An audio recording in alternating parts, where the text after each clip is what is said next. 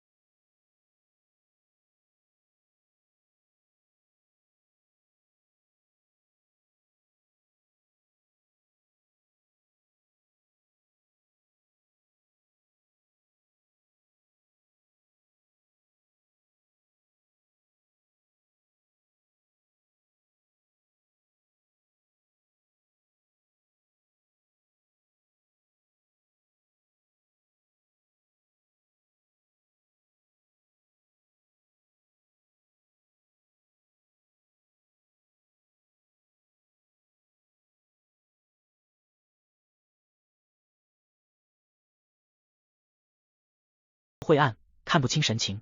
待乔九抬眸时，谢尔西满脸真诚，请问小姐，您想要夺回庄园的继承权吗？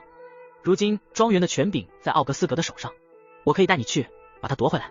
眼前的少女眼前一亮，似乎对这件事非常感兴趣。有了权柄，她岂不是可以在庄园里面作威作福，做天做地了？就连难缠的奥格斯格也要乖乖听她的话。你知道权柄被藏在哪里？那还等什么？我们快走吧。乔九急匆匆地拉住少年的手，谢尔西眼眸划过笑意，是。两人鬼鬼祟祟地来到奥格斯格的房间，准确点，鬼鬼祟祟的只有少女一人，毕竟她真的很害怕奥格斯格突然醒来，把他们俩抓个正着。寝室内寂静幽暗，奢华的吊灯悬挂在上方，床上有个黑色的修长身影，那是奥格斯格。乔九心中紧绷，如此幽静，连针掉落的声音都可以听得一清二楚。他蹑手蹑脚的在屋内走动，特别小心。谢尔西冷不丁出声：“小姐，您在想什么？”突兀的声音在房间内响起，乔九被吓了一跳，手指放在唇边，连忙做了个嘘声：“嘘，你小声一点，不要把男人吵醒了。”乔九紧张兮兮：“我在想，若是奥格斯格突然醒了，一不小心当场把我俩给逮住了，可怎么办呀？”眼睛时不时往床上的身影瞄去，就怕男人突然诈尸。谢尔西温和：“小姐别怕，还有我在呢。”少女完全没有注意到谢尔西此时的变化，她目光贪婪的在他的身上扫视。乔九的心勉强平稳下来，也是，他和谢尔西又没做什么亏心事，他不用害怕被奥格斯格的。乔九心中默念着，不断给自己加油打气。不知何时，奥格斯格的房中突然出现了个硕大的金色鸟笼，极为精致奢华，摆着各种精美的家具，看起来极为怪异。但这个金笼在乔九的眼中赫然就是一个长相奇怪的玩具屋。乔九有些疑惑，之前这里有这个吗？也不知道什么时候搬进来的，但既然这东西出现的古怪，就说明有问题。庄园的权柄应该会在这里吧。打开金笼，乔九小心翼翼地探着脑袋，打量这里面的一切，里面被布置得井条有序，给人一种优雅奢靡的感觉，显然是用心了的。乔九走进了奢华的笼子中，四处转头寻找权柄的踪迹。忽地，一双手猛然从身后抱住了他，强制的禁锢让乔九被吓了一跳，差点原地起飞。淡雅的植物清香从身后传来，不用想他都知道是谁在恶作剧。谢尔西，你在做什么呀？乔九皱眉，随后意识到自己的声音似乎有点大了，立马捂住自己的嘴，偷偷看向床上沉睡中的奥格斯格。还好男人没有被惊醒。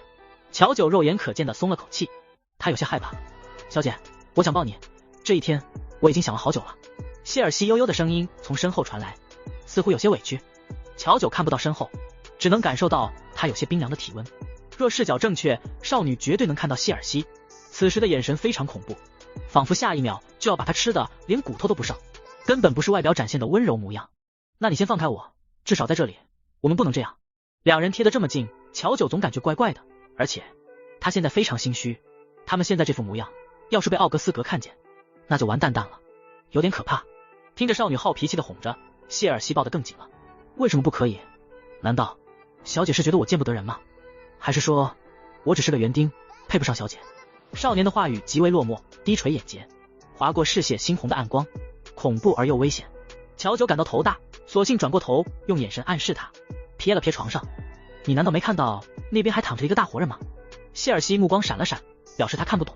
乔九无语扶额，极为小声道，奥格斯格还在那里呢，若被他知道我们两个人在这里瞎搞，他绝对会生气的。似乎怕少年听不懂，少女学了下凶猛的老虎，就是这样的，嗷呜，他非常可怕的。奥格斯格似乎已经在少女的心中留下阴影。谢尔西原本还想继续伪装，但他看着面前近在眼前的绝色少女，不懂世间的残酷，整个人透露着懵懂。狐假虎威，眼眸灵动流转，盈盈一握的纤腰，水汪汪的眼眸瞪起人来，完全没有杀伤力，娇软可爱，粉嫩的唇瓣一张一合，仿佛在勾引他一般。他忍不了了。谢尔西牵起少女的手指亲吻了一下，大手摩擦着小手，很软。谢尔西，你别这样。在金色笼子的衬托下，少女显得更加娇小。谢尔西的眼眸加深，哑声道，小姐，您的衣服怎么变成这样了？注意到她的白裙上沾染着的血浆，乔九仿佛快要被欺负哭了，鼻尖微微泛红，生气道，不用你管。在阴暗的灯光下，他看不清少年此刻的表情，只能感受到腰间的手在缓缓收紧，仿佛要把他融进身体。黑暗中，谢尔西强势地吻了上来，乔九瞳孔一缩，整个人都呆住了，而后开始挣扎起来。他没有想到谢尔西居然也是这样的人，真的是看错他了。气氛逐渐暧昧，周围粉红泡泡飘起。呼地，你们两个在做什么？蕴含危险的低沉嗓音在房间内响起，很是突兀，是奥格斯格的声音。乔九受到了惊吓，立马推开了少年。当看到床上似笑非笑的男人时，他瞬间变成缩头乌龟，把头埋进少年的胸膛中，开始装死。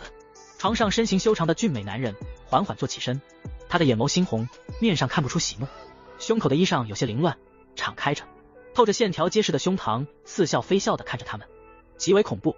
见两人这么快就分开，他似乎感到无趣了一声，怎么不继续了？难道是我撞坏了你们的雅兴吗？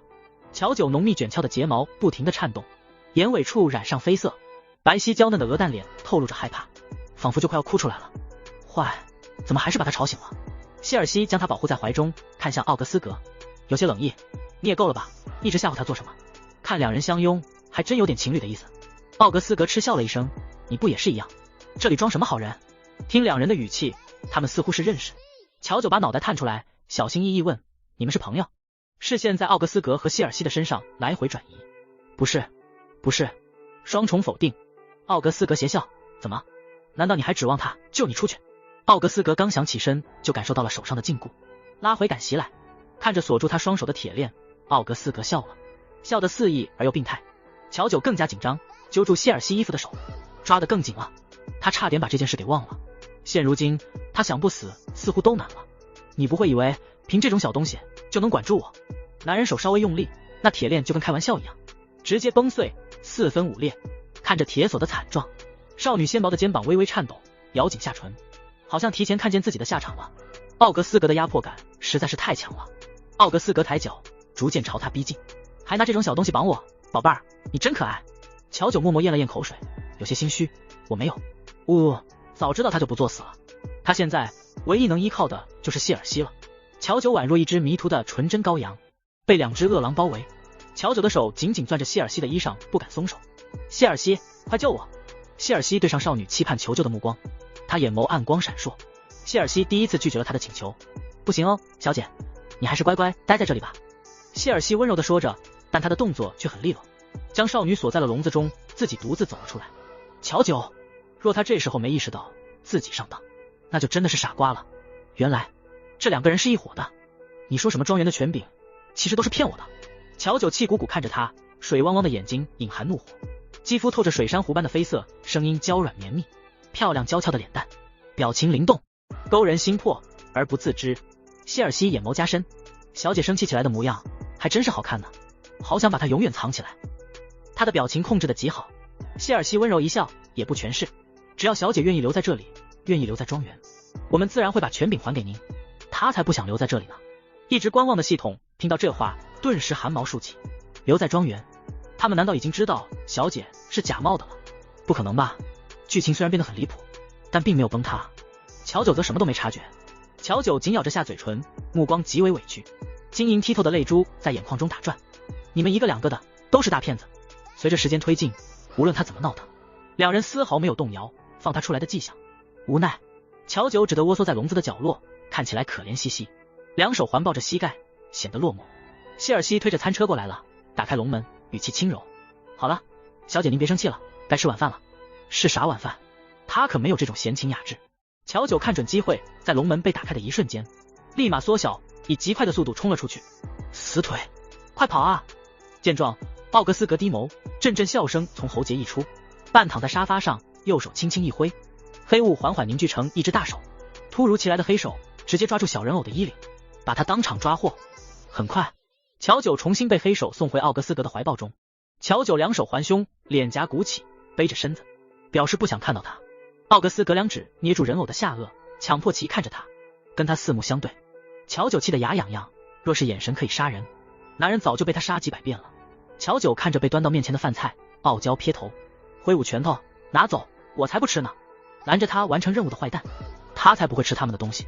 奥格斯格手指摸索着他的脸颊，指尖轻轻一按，少女白皙的脸上立马出现红痕，非常娇嫩。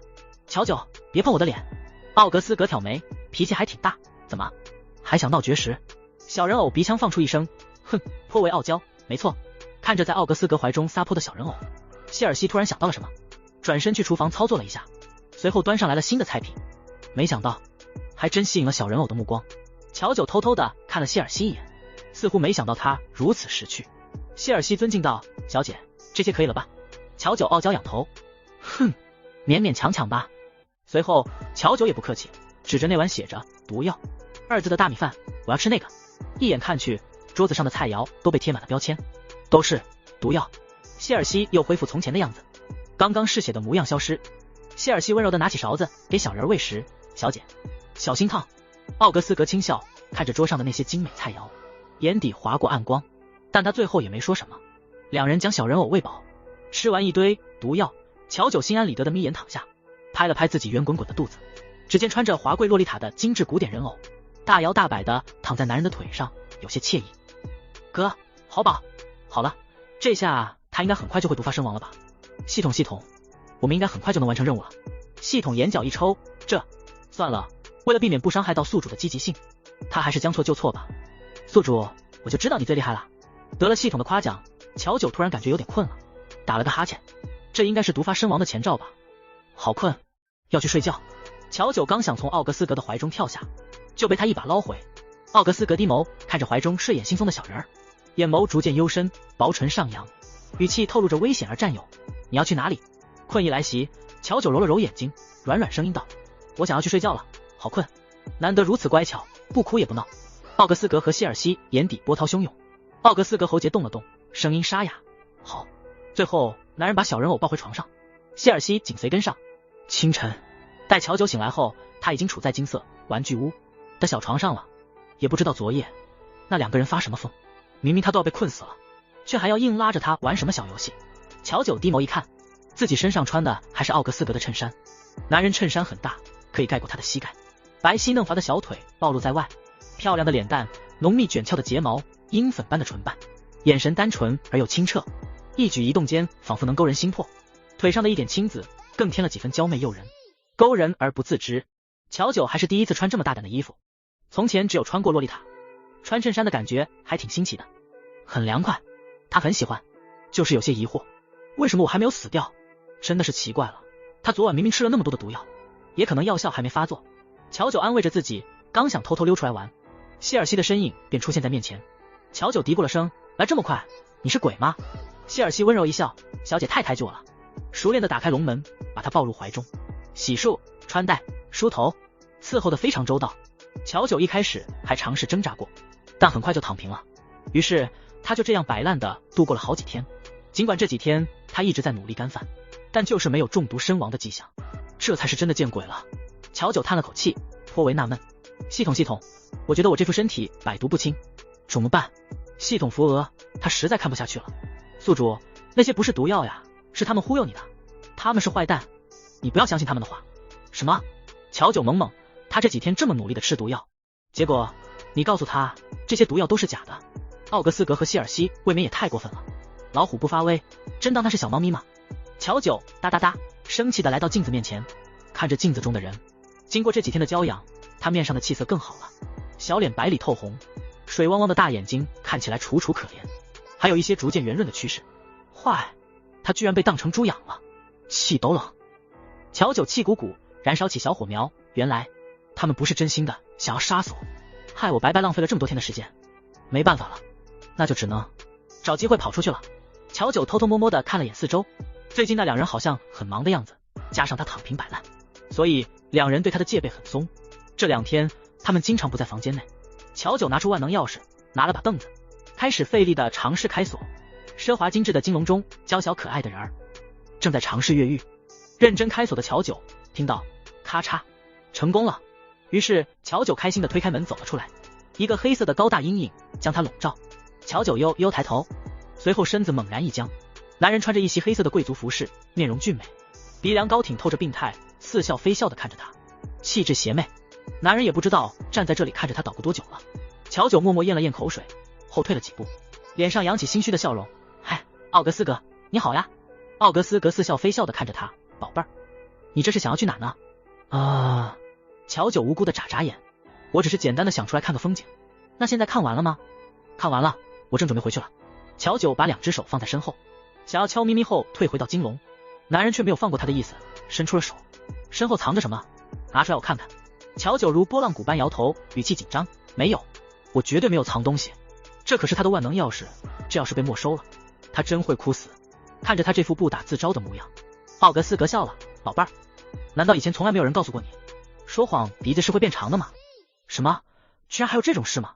乔九下意识摸了下自己的鼻子，胡说，我的鼻子才没有变长。男人低沉的笑了起来，呵呵，似乎从未遇到过这么有意思的事。男人的身高很高，哪怕他站起来，也得要仰头才能看他。他感觉到男人的视线在他身上集中。乔九有些紧张。奥格斯格看着面前的少女，清澈而纯净，脆弱漂亮的小脸，身上的每一处都长在了他的心尖上似的。明明以前他最讨厌、最厌恶的就是这种，但现在他的想法变了。奥格斯格逼近，俯下身子，眼眸的寒光令人害怕，声音有些沙哑，宝贝儿，你若再不把东西拿出来，就别怪我不客气了。给人的压迫感极强。乔九眼眶红彤彤，委屈道，给你还不行吗？宿主别难过，等会我可以用积分再帮你换一把钥匙。系统安慰的声音在脑海中响起。少女细溜了下鼻子，闷闷不乐。行吧，这柄钥匙他就当拿去喂狗了。奥格斯格随意的接过钥匙，把钥匙放进口袋就没管了，上前一步，熟练的抱起乔九走向大床。乔九依靠着男人宽阔的胸膛，眼睛灰溜溜转动，他在思考下一步的逃离计划。呼地，还未想到，男人突然捏住了他的下巴，他只得被迫抬起头。别再试图逃跑，惹我生气，你不会想知道后果的。话落，奥格斯格在他的眼角落下一吻，轻柔似羽毛。乔九掐算着时间，现在是白天，奥格斯格的力量被削弱，等会他就要陷入沉睡，恢复和补充力量。乔九爽快答应，我保证哪里也不去。奥格斯格将少女灿烂的笑容映入眼中，没放过他眼中的狡黠。呵，小骗子。也罢，待乔九从金龙逃出来，已经是3天后的事情了。今日，奥格斯格和希尔西都不在，乔九意念一动，附身在外面的壁画上，顺利出逃。今天老的不在家，小的当大王。顺利出来，乔九的心情明显不错。他花了几分钟时间观察四周，确定没有人，才解除附身，恢复人形。他觉得他现在的装扮不行，白衬衫似乎有点奇怪。乔九嘀咕着，看来得换一件衣服了。乔九的动作很快，也害怕奥格斯格或者希尔西突然回来。路上碰到的佣人满眼惊艳之色，纷纷尊敬地朝他行礼。乔九没有时间打招呼，略过他们，迅速回房间换了个奢华的裙子，便急匆匆地朝1楼大厅赶去。白天，庄园的佣人们都恢复了往常的模样。乔九还未下楼，就听到楼下的吵闹声。不行了，我要离开这里。乔九走下来时，就听到了一声锐利的尖叫。罗成的神情有些疯癫，这几日的事情已经快要把他逼疯了。他觉得他不能继续待在这里等死了，他要离开，他必须要离开这里。其他人冷眸，没有管他，就连斯莱克也只是微笑。罗成不管不顾地摔门而出，离开庄园，冲进了迷雾之中。斯莱克最先看到少女，尊敬行礼，小姐。庄园中的人都知道，小姐已经被主人关押在4楼的房间中了，里面具体发生了什么，他们不得而知，但这丝毫不妨碍他们对少女的敬畏之心。乔九朝斯莱克点点头，提着裙摆缓缓下楼，优雅地坐在了主位上。极为漂亮的脸蛋，小巧精致的五官，穿着华丽的黑红色洛丽塔，尽显贵气，一举一动间仿佛能勾人心魄，让人沉迷其中，无法自拔。少女的出现又爆出了一大堆弹幕。我老婆真的好美，我要为你打 call。我已经好几日没有看见娇娇老婆了，夜神几乎都要把庄园翻个底朝天了，都没找到人影，我以为都没希望了呢。今天的老婆还是这么的美丽，感觉怎么看都看不够。大家似乎才刚刚吃完饭，女仆有序地撤掉桌面上的食物。咚咚咚，庄园顶楼的钟声响起，远古悠扬的钟声似乎代表着某种力量，透过耳帘仿佛敲打在人们的心脏上，庄重而又恐怖。他们已经紧张到能完全听到自己的心跳声了。叶奇的目光从乔九出现开始，便一直停留在他的身上，没有转移过。胡泽宇和昌永心中警惕，钟声，这可不是什么好预兆。大厅的灯光忽然闪烁，坐于高位的乔九看着他们，宛若地狱而来的使者，粉唇勾起。不如我们来玩场国王游戏，如何？这已经是他能想到的最后一招了，还是在系统的提醒下才想到的。国王游戏，玩家四目相对，看着情形，似乎不允许他们拒绝。叶奇毫不犹豫，好。他的目光紧紧粘在少女的身上，生怕她下一秒又消失不见。他的目光灼热而又病态，乔九想不注意都难，只得努力让自己忽视他的视线，先把这些人引上钩再说。周围的佣人们都依着少女，对他提出的要求毫无意见。很快，莉莉安将扑克牌端上来，面无表情的介绍，每个人可以抽取1张作为安排，抽中国王的人需要亮牌。国王可以随意点一位，要求他做任何事情，若不做到，那就……莉莉安一改平静，眼神嗜血疯狂，舔了舔唇，目光扫射玩家，似乎在寻找他的下一个目标，极为恐怖瘆人。胡泽宇和昌永，开始吧。他们可没有罗成那么天真，他们知道没有完成任务是逃不出庄园的，所以还不如拼一拼运气。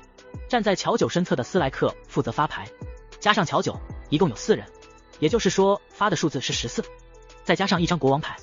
没抽牌之前，乔九胸有成竹，他运气一向是最好的，而且再不济，他还有管家呢。管家肯定是向着他的，只要他抽到一次当国王的机会，不论是谁，他只要命令其动手杀了他。这些人是无法抵挡命令的。乔九眼巴巴地看着斯莱克，碱水秋眸，我见犹怜。斯莱克带着笑容朝他微微扬手，小姐放心，得了暗号。乔九悬着的心放下，这次绝对没有问题了。好了，大家可以开始抽签了。斯莱克率先递给乔九一张卡牌，剩下的才轮到那些玩家抽取。这样的行为无疑告诉大家他在偏袒少女，并不公正。胡泽宇和昌永皱起眉头，看来没有他们想的那么简单。明眼人都看得出斯莱克在帮着少女作弊，但他们敢说吗？周围的佣人可都在盯着。待所有卡牌发完，乔九极为自信地看着手中的卡牌，一张大大的2印入眼帘。乔九一脸问号，瞪大眼睛，差点把手中的卡牌看出个洞，左翻右看，势必要把他的国王牌找出来。不可能呀，斯莱克应该会给他国王牌才对啊。斯莱克主持，请国王亮牌。叶奇举着手中的牌，那正是乔九心心念念的国王牌。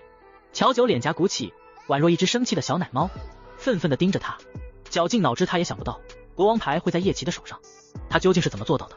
斯莱克略微诧异，他方才明明桌面上还剩下一张牌，归国王所有。斯莱克继续，请国王现在指定一个数字接受惩罚。叶奇直勾勾的少女，我选择2号。乔九，他连忙心中呼叫系统，系统，我要举报，这里有人开挂了。哪怕乔九心中万般不愿，也只能开口问道，你想要惩罚我什么？他还真是搬石头砸自己的脚。身前穿着黑衣劲装的男人，眼睫如鸦羽，根根分明，眼眸漆黑的有点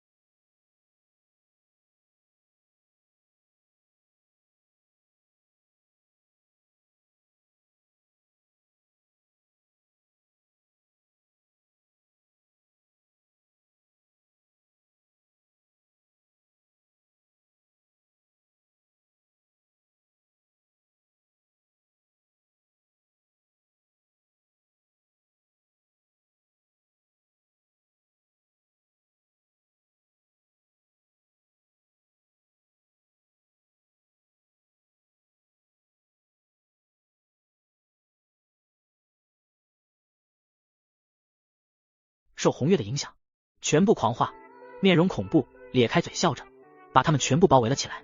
奥格斯格态度强硬，直接从谢尔西的手上抢人，将乔九揽入怀中。叶奇冷静，你就是庄园主。奥格斯格扫视他们一圈，轻笑了声，今天也该结束了，若不是我家宝贝儿想玩，早在第一天我就应该把你们都杀掉的。男人毫不掩盖杀意，宝贝儿。叶奇脸黑了，想要杀我？哼，你大可以来试试。叶奇凭空照出长刀，流星弯月，两人动手。乔九没有想到事情怎么就发展成这样了，系统着急出声，宿主，你快阻止他们啊！这个副本位面马上就要被他们打崩了，一旦副本崩溃，你也会死掉的。什么？牵扯到了自己的小命，乔九心中才紧张起来。看着打得极为凶残的两人，连忙上去劝架，你们都住手呀，不要再打了。乔九见自己完全拉不住两人，求救的目光看向谢尔西，谢尔西，你也帮我劝劝他们吧。两人打得有来有回，一下比一下狠，几乎都是朝对方的致命点攻击。奥格斯格毫不留情，你还是死了这条心吧，他是我的。叶奇回怼，你配吗？奥格斯格的眼眸更加猩红，周围的诡异身上爆发了更大的能量波动，他们的战力都在上升，纷纷朝叶奇攻击而去。若再这样下次，叶奇绝对要死了，包括其他玩家，就连他也活不成了。乔九拉了拉谢尔西的衣角，谢尔西，求求你了。看着面前可怜兮兮的少女，白嫩的面容染上泪光，让他看得愣了几秒。谢尔西微笑，小姐，交给我吧。谢尔西没有拒绝他，步入战场。乔九松了口气，他真的很担心谢尔西拒绝，好在他还有点良心。结果下一秒，乔九就看见一条粗壮的藤蔓袭击两人。谢尔西的声音响起，小姐，明明应该是我的才对，一同加入了混战，下手毫不留情。乔九，奥格斯格似笑非笑，早知道你打的是这种主意了，怎么这回连装都不装了？谢尔西冷面，都到这种决胜局了，他还需要隐藏什么？叶奇对谢尔西早有防备，藤蔓袭来的时候利落躲开。原本的两人对打，现在直接变成了三人混战，更混乱了。直播间弹幕疯狂刷屏，666，没想到这个副本的 BOSS 居然都为了少女打起来了，果然也只有我家娇娇老婆可以惹得这么多男人为她争得头破血流。哈哈，夜神你要加油啊，我们看好你。好激动，没想到有生之年居然能在恐怖副本看到这种场面，确定没有弄错副本吗？莫名有种恋爱副本即视感。看着三人凶猛的打斗场面，乔九欲哭无泪，这下好了，他还不如不劝呢。系统红光闪烁，宿主不好了呀，这个副本位面马上就要崩塌了。系统急得团团转，但他也没有什么更好的办法。乔九哭了，这一下真要完蛋了。三人似乎察觉到了什么，就当位面即将崩塌，乔九感觉自己要死掉的时候，面前突然出现了一抹高大金贵的身影。看着面前的男人，乔九愣愣出声，奥格斯格。谢尔西也来到了他的身边，小姐别怕，副本位面即将崩塌，剧情崩坏，系统错乱，正在传送中。冰冷的机器音在玩家们的脑海中响起。叶奇听到这电子音，明显愣住了，他脸色一变，猛然朝少女这里赶来。他将道具束缚铃拿出，他今日一定要带走少女。在被传送走之前，叶奇毫不犹豫使用1亿积分兑换而来的道具，正在使用道具，道具使用失败，正在传送中。叶奇慌了神，怎么可能会失败？他不愿意走。下一秒，系统强制性传送，玩家们都被传送离开了这个副本，叶奇也不例外。无论他有多么不甘，只能眼睁睁看着自己被传送走。乔九感觉到有两股温暖的力量在环绕着他，是奥格斯格和谢尔西。他们看向他的目光极为复杂，又有点无奈。奥格斯格轻笑了声，宝贝儿，我真不知要拿你怎么办才好啊。因为害怕，乔九的泪珠跟不要钱一样，一滴滴落下，柔弱纤细的身影，看上去非常惹人怜爱。奥格斯格无奈摇摇头，好了，不闹你了，我们送你离开。这庄园的权柄其实被分成了两部分，一半在他的手中，一半在谢尔西的手中。由于副本剧情崩塌，倒是让他想起了一些事情。谢尔西也是一样。乔九有些犹豫，吸了吸鼻子，可是我走了，你们要怎么办？没想到到了这种地步，少女还在关心他们。奥格斯格脸上的笑容扩大，唇角上扬，带着几分邪气，放心，宝贝儿，我一定会再去找你的。谢尔西认真，没错，无论天涯海角，我们都会找到你。乔九懵了，他没有想到这两人竟然会愿意送他离开。奥格斯格身上散发红光，与谢尔西的绿光交汇，缓缓形成一道大门，两人合力将乔九送了出去。乔九在离开之前，谢尔西突然出声，小姐，差点忘记告诉你了，其实那些藤蔓是我的本体哦。谢尔西脸上微笑依旧，眼眸加深，语气中带了几分的恶劣，这才是他的本性。乔九还未等少女回神，少女就消失在了两人的面前。奥格斯格眯着眼睛看着少女离开的地方，低沉轻笑了声，别让我失望啊，只能期盼少女能够尽快收集他们的灵魂碎片了。谢尔西眼眸闪烁，恭喜宿主顺利通关，成功完成新手副本，猩红庄园通关等级评分为 E， 请宿主继续加油。系统没想到居然还能混到一个1级的通关评分，乔九有些失神，还未从上一个副本的情绪中脱离出来。谢尔西的最后一句话，难道那些夜晚缠绕着他的藤蔓全部都是？乔九的脸顿时爆红，完全没注意到系统的提示音。系统继续，宿主，你有在听我说话吗？乔九回神，有的。系统兴奋，宿主你知道吗？我们这次居然完成任务了，而且还有1级的评分，勉强混了个低保。毕竟主线任务没完成，全靠那2位副本 BOSS 施舍通关，至少已经比他预料的结果要好很多了。乔九好奇1级，这是等级最高的评分吗？应该，或许，可能是的吧。得到系统的肯定答复后，乔九高兴，太好了，他悬着的心终于可以放下了。乔九刚准备回到自己的展柜中休息，才发现他没有回到古堡，而是出现在了一个陌生的环境中。这里是哪里？人来人往，他有些害怕。其余路过的玩家见到穿着华丽的精致少女，纷纷侧目，宛若惊鸿一瞥，仅仅只是看了他一眼，便深深的被吸引住了，当真人间绝色。待他们回过神的时候，少女已经消失在了原地。奇怪，刚刚这里是不是有位非常漂亮的少女？怎么一眨眼的功夫人就不见了？那些玩家奇怪，还是被压抑太久导致他们出现幻觉了。系统把乔九传送到角落，连忙从商城中兑换了一个斗篷，让他牢牢穿戴在身上。宿主，因为副本剧情崩塌，所以导致传送有些差异，我们被传送到了玩家城里。宿主你千万要记住，头上的斗篷不能摘下来啊！只有在副本中能够幸存的玩家才能选择进入玩家城或者返回现实世界，这里的玩家几乎都不是善类，把他家单纯的宿主放在这里，这不就等于把羔羊送进了狼窝吗？他要看得紧一些，不能让少女被那些坏人拐走了。此时的乔九披着一个硕大的斗篷，完美的遮挡住了他的身形，就连那绝色的容颜也藏在了斗篷下。乔九有些懵懂，但他知道听系统的肯定没有错。好，我知道了，玩家城中的人打扮也都很时髦，光是跟他一样穿斗篷的他都碰到了好几个，所以哪怕他穿戴斗篷也不会引起其他人的注意，旁人最多看一眼就收回目光了。乔九闲逛了起来，对这里的所有事物感到好奇。乔九，原来那2人说的玩家城就是长这副模样。很快他停下了脚步，看着甜品店的图片招牌挪不开眼睛。好想吃，可是他木有钱。少女眼巴巴地看着招牌，走不动路，长睫毛扇了扇，宛若一只小馋猫，一脸可怜兮兮的。系统道，宿主，虽然我们没有钱，但是我们有积分啊，积分在玩家城中就是通用货币，走，你看看你想吃什么，我全买了。系统小手一挥，非常的财粗大气，刚通关成功，可是奖励了好多积分呢，够少女吃的了。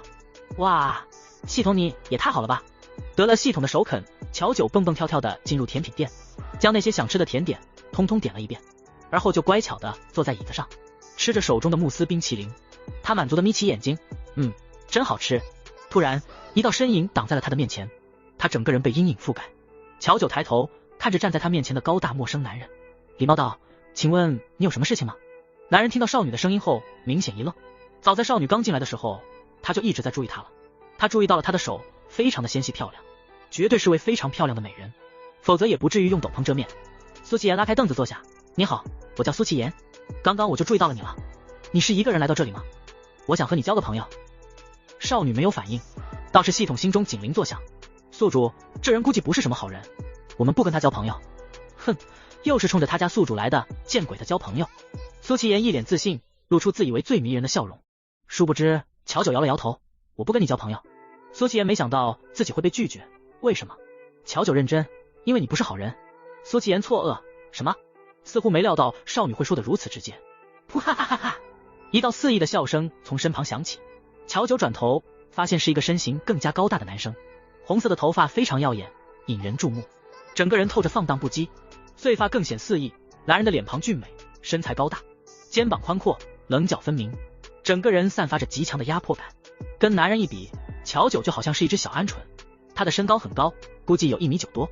乔九看了男人一眼，便回收目光，默默地往后缩了缩身子。这种人一看就惹不起。黎阳忽视少女的目光，他对这种小弱鸡没什么兴趣。披着黑色的斗篷，身形娇小，细胳膊短腿，估计是侥幸逃脱副本的新人吧。黎阳嘲笑，有谁不知道星辰公会的会长最喜欢到处招蜂引蝶，如今你的名声连新来的小菜鸟都知道了。苏琪妍脸顿时黑了，没想到会有人来这里拆台。黎阳，你在胡说八道什么？而且你这货怎么在这里？你不应该去找叶琪吗？我听说他刚从副本回来，你们赤羽公会不是一心想要招他入会吗？黎阳，别提了，那人从新手副本回来，就像是变了个人一样，整天失魂落魄的，还花费5000万积分去悬赏一个副本 NPC， 我看他是真的疯了。听到了熟悉的名字，乔九耳朵抖了抖。叶琪，原来他也在这。黎阳也看到了那副本 NPC 的照片，说实话，原本的他对女人完全提不起一点兴趣，但那张照片他仅仅看了一眼便动心了。他之前还很看好叶琪的，毕竟是战力巅峰榜第1的顶尖玩家，甚至想要拉齐入会，没想到他居然没有把那名 NPC 成功从副本带出来，真是个废物。苏琪妍对于黎阳没什么好脸色，你若闲着没事就去刷副本，别在这里阴阳我，坏他好事。他可是难得这么中意一个新人。苏琪妍转头想要跟少女继续说话，我们不用搭理他，他就是个神经病。对了，你还没告诉我你的名字是什么呢？苏琪妍自顾自地说话，随后他发现面前的椅子上空无一人。哎，人呢？黎阳嗤笑，估计是被你吓跑了吧。两人完全没注意到少女突然消失。正在进入副本，系统正在加载中，加载成功，正在传输剧情，请宿主稍等片刻。副本剧情传输完毕，恭喜宿主成功进入副本寂静山村。在这个副本中，您需要扮演的角色是被献祭给新娘。本次副本难度不高，您只需要成功完成结婚仪式，被恶鬼杀死便可完成任务。乔九打量周围，外面的灰白烟尘融入晨雾，雨水滴洒，顺着腐败破旧的屋檐落下，寂静阴森，宛若危房在风中摇摇耸立。他现在应该在一个破旧的屋子里，这间屋子连窗户都是用纸糊的，屋顶破了个好几个小洞，看起来十分破败，环境是越混越差了。突然门外进来了几个人，乔九看着领头的老者，乖巧道：村长好。他已经接受了副本剧情，所以很快认出了面前人的身份。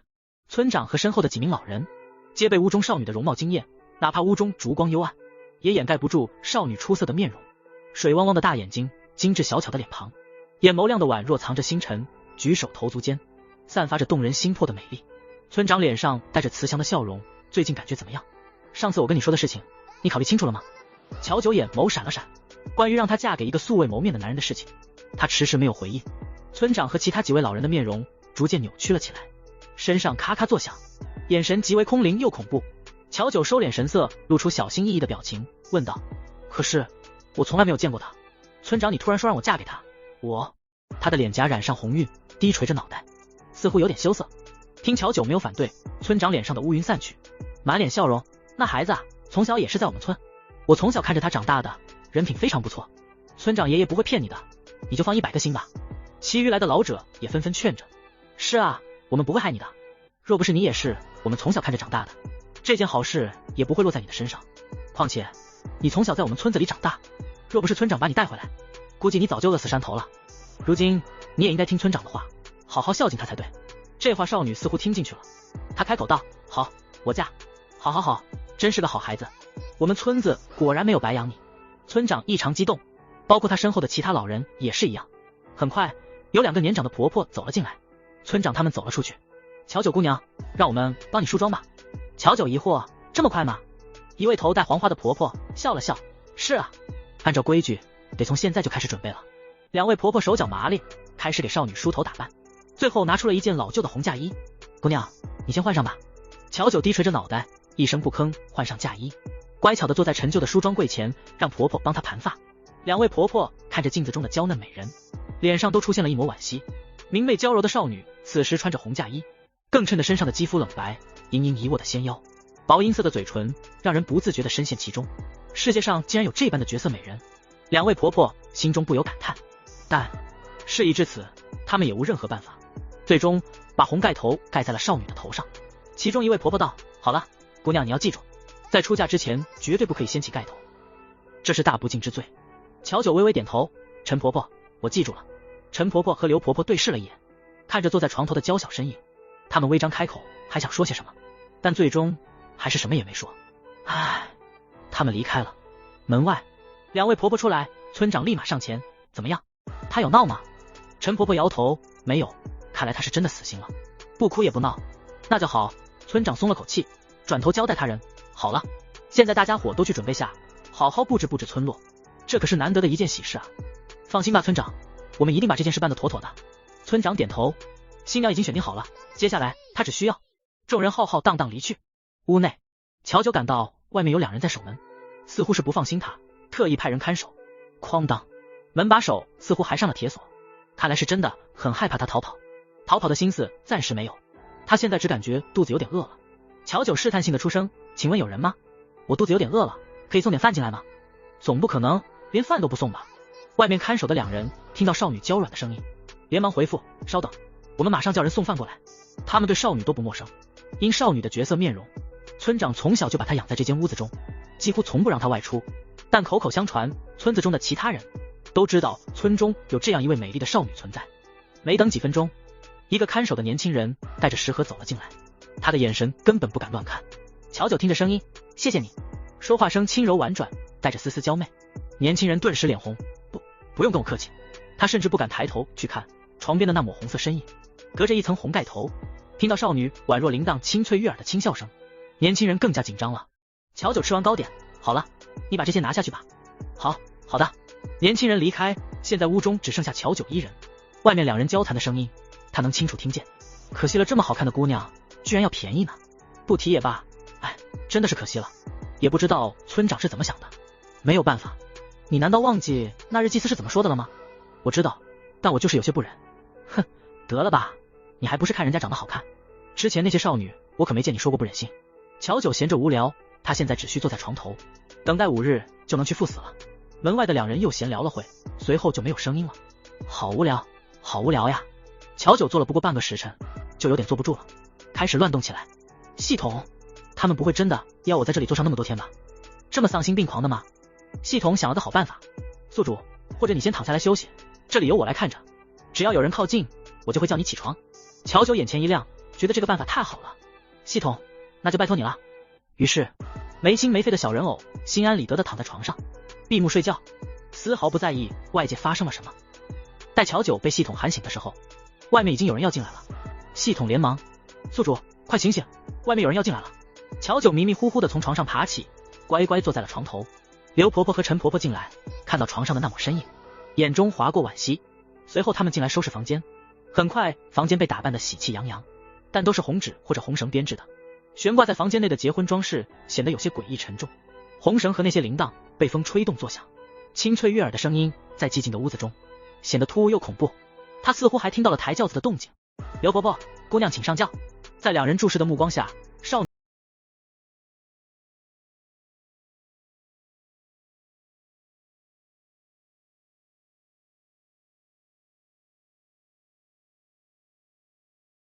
难得的大喜事，自然得让全村的人都知道，大概要游上半日。坐在轿子中不舒服，还请姑娘先忍受一下吧，这些都是祖宗定下的规矩。好。夜晚中，一行人浩浩荡荡地扛着红轿子在路上行走。不远处，10几号人看着这一切，他们脸上的表情各异，有的一脸好奇，有的看起来游刃有余，有的则满脸惊恐。大部分人惊慌失措，看着周围，不知自己为何来到这。这些都是被传送进来的玩家，周围的大雾阻碍着他们的视线，他们只能依稀地看到一些东西。幽暗的环境下，大红色的轿子显得格外突兀，抬轿的人死气沉沉，丝毫没有结婚应该有的热闹。在漆黑的山头看到这红轿子，玩家们感到一股寒意，大气步都不敢出，生怕惊扰了轿子中的人。有谁大晚上在这里结婚啊？人群中突然有人说道。该不会是鬼吧？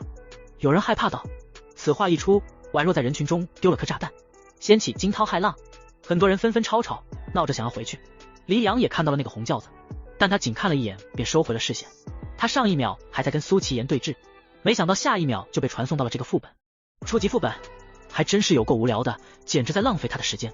黎阳嗤笑了一声。陈安生在看到黎阳的时候明显一愣，试探，会长，你也被传送进来了？显然他也不是自愿进入副本的。黎阳，是啊，没想到你们也在。他看了一圈，至少有4人是他工会的，也不知道这匹配系统是不是抽风了。众人吵吵闹闹的时候，突然有人从大雾中走了出来，是一位头发花白，看起来很面善的老人。请问你们是在这里迷路了吗？我是寂静村的村长，我们的村子就在这附近，要是不嫌弃的话，各位今晚可以来我们村子先休息。原来他是村长，但是这么一个大雾弥漫的地方，突然出现一个人，怎么看都不对劲。众人心中万千思绪，黎阳随意，那就麻烦村长了。第一个站出来跟着村长走了，还有4人紧随其后，都是赤羽工会的成员。这我们要跟上吗？很多老玩家已经跟上了，但还有一些新人站在原地不知所措，最后还是硬着头皮跟上去了。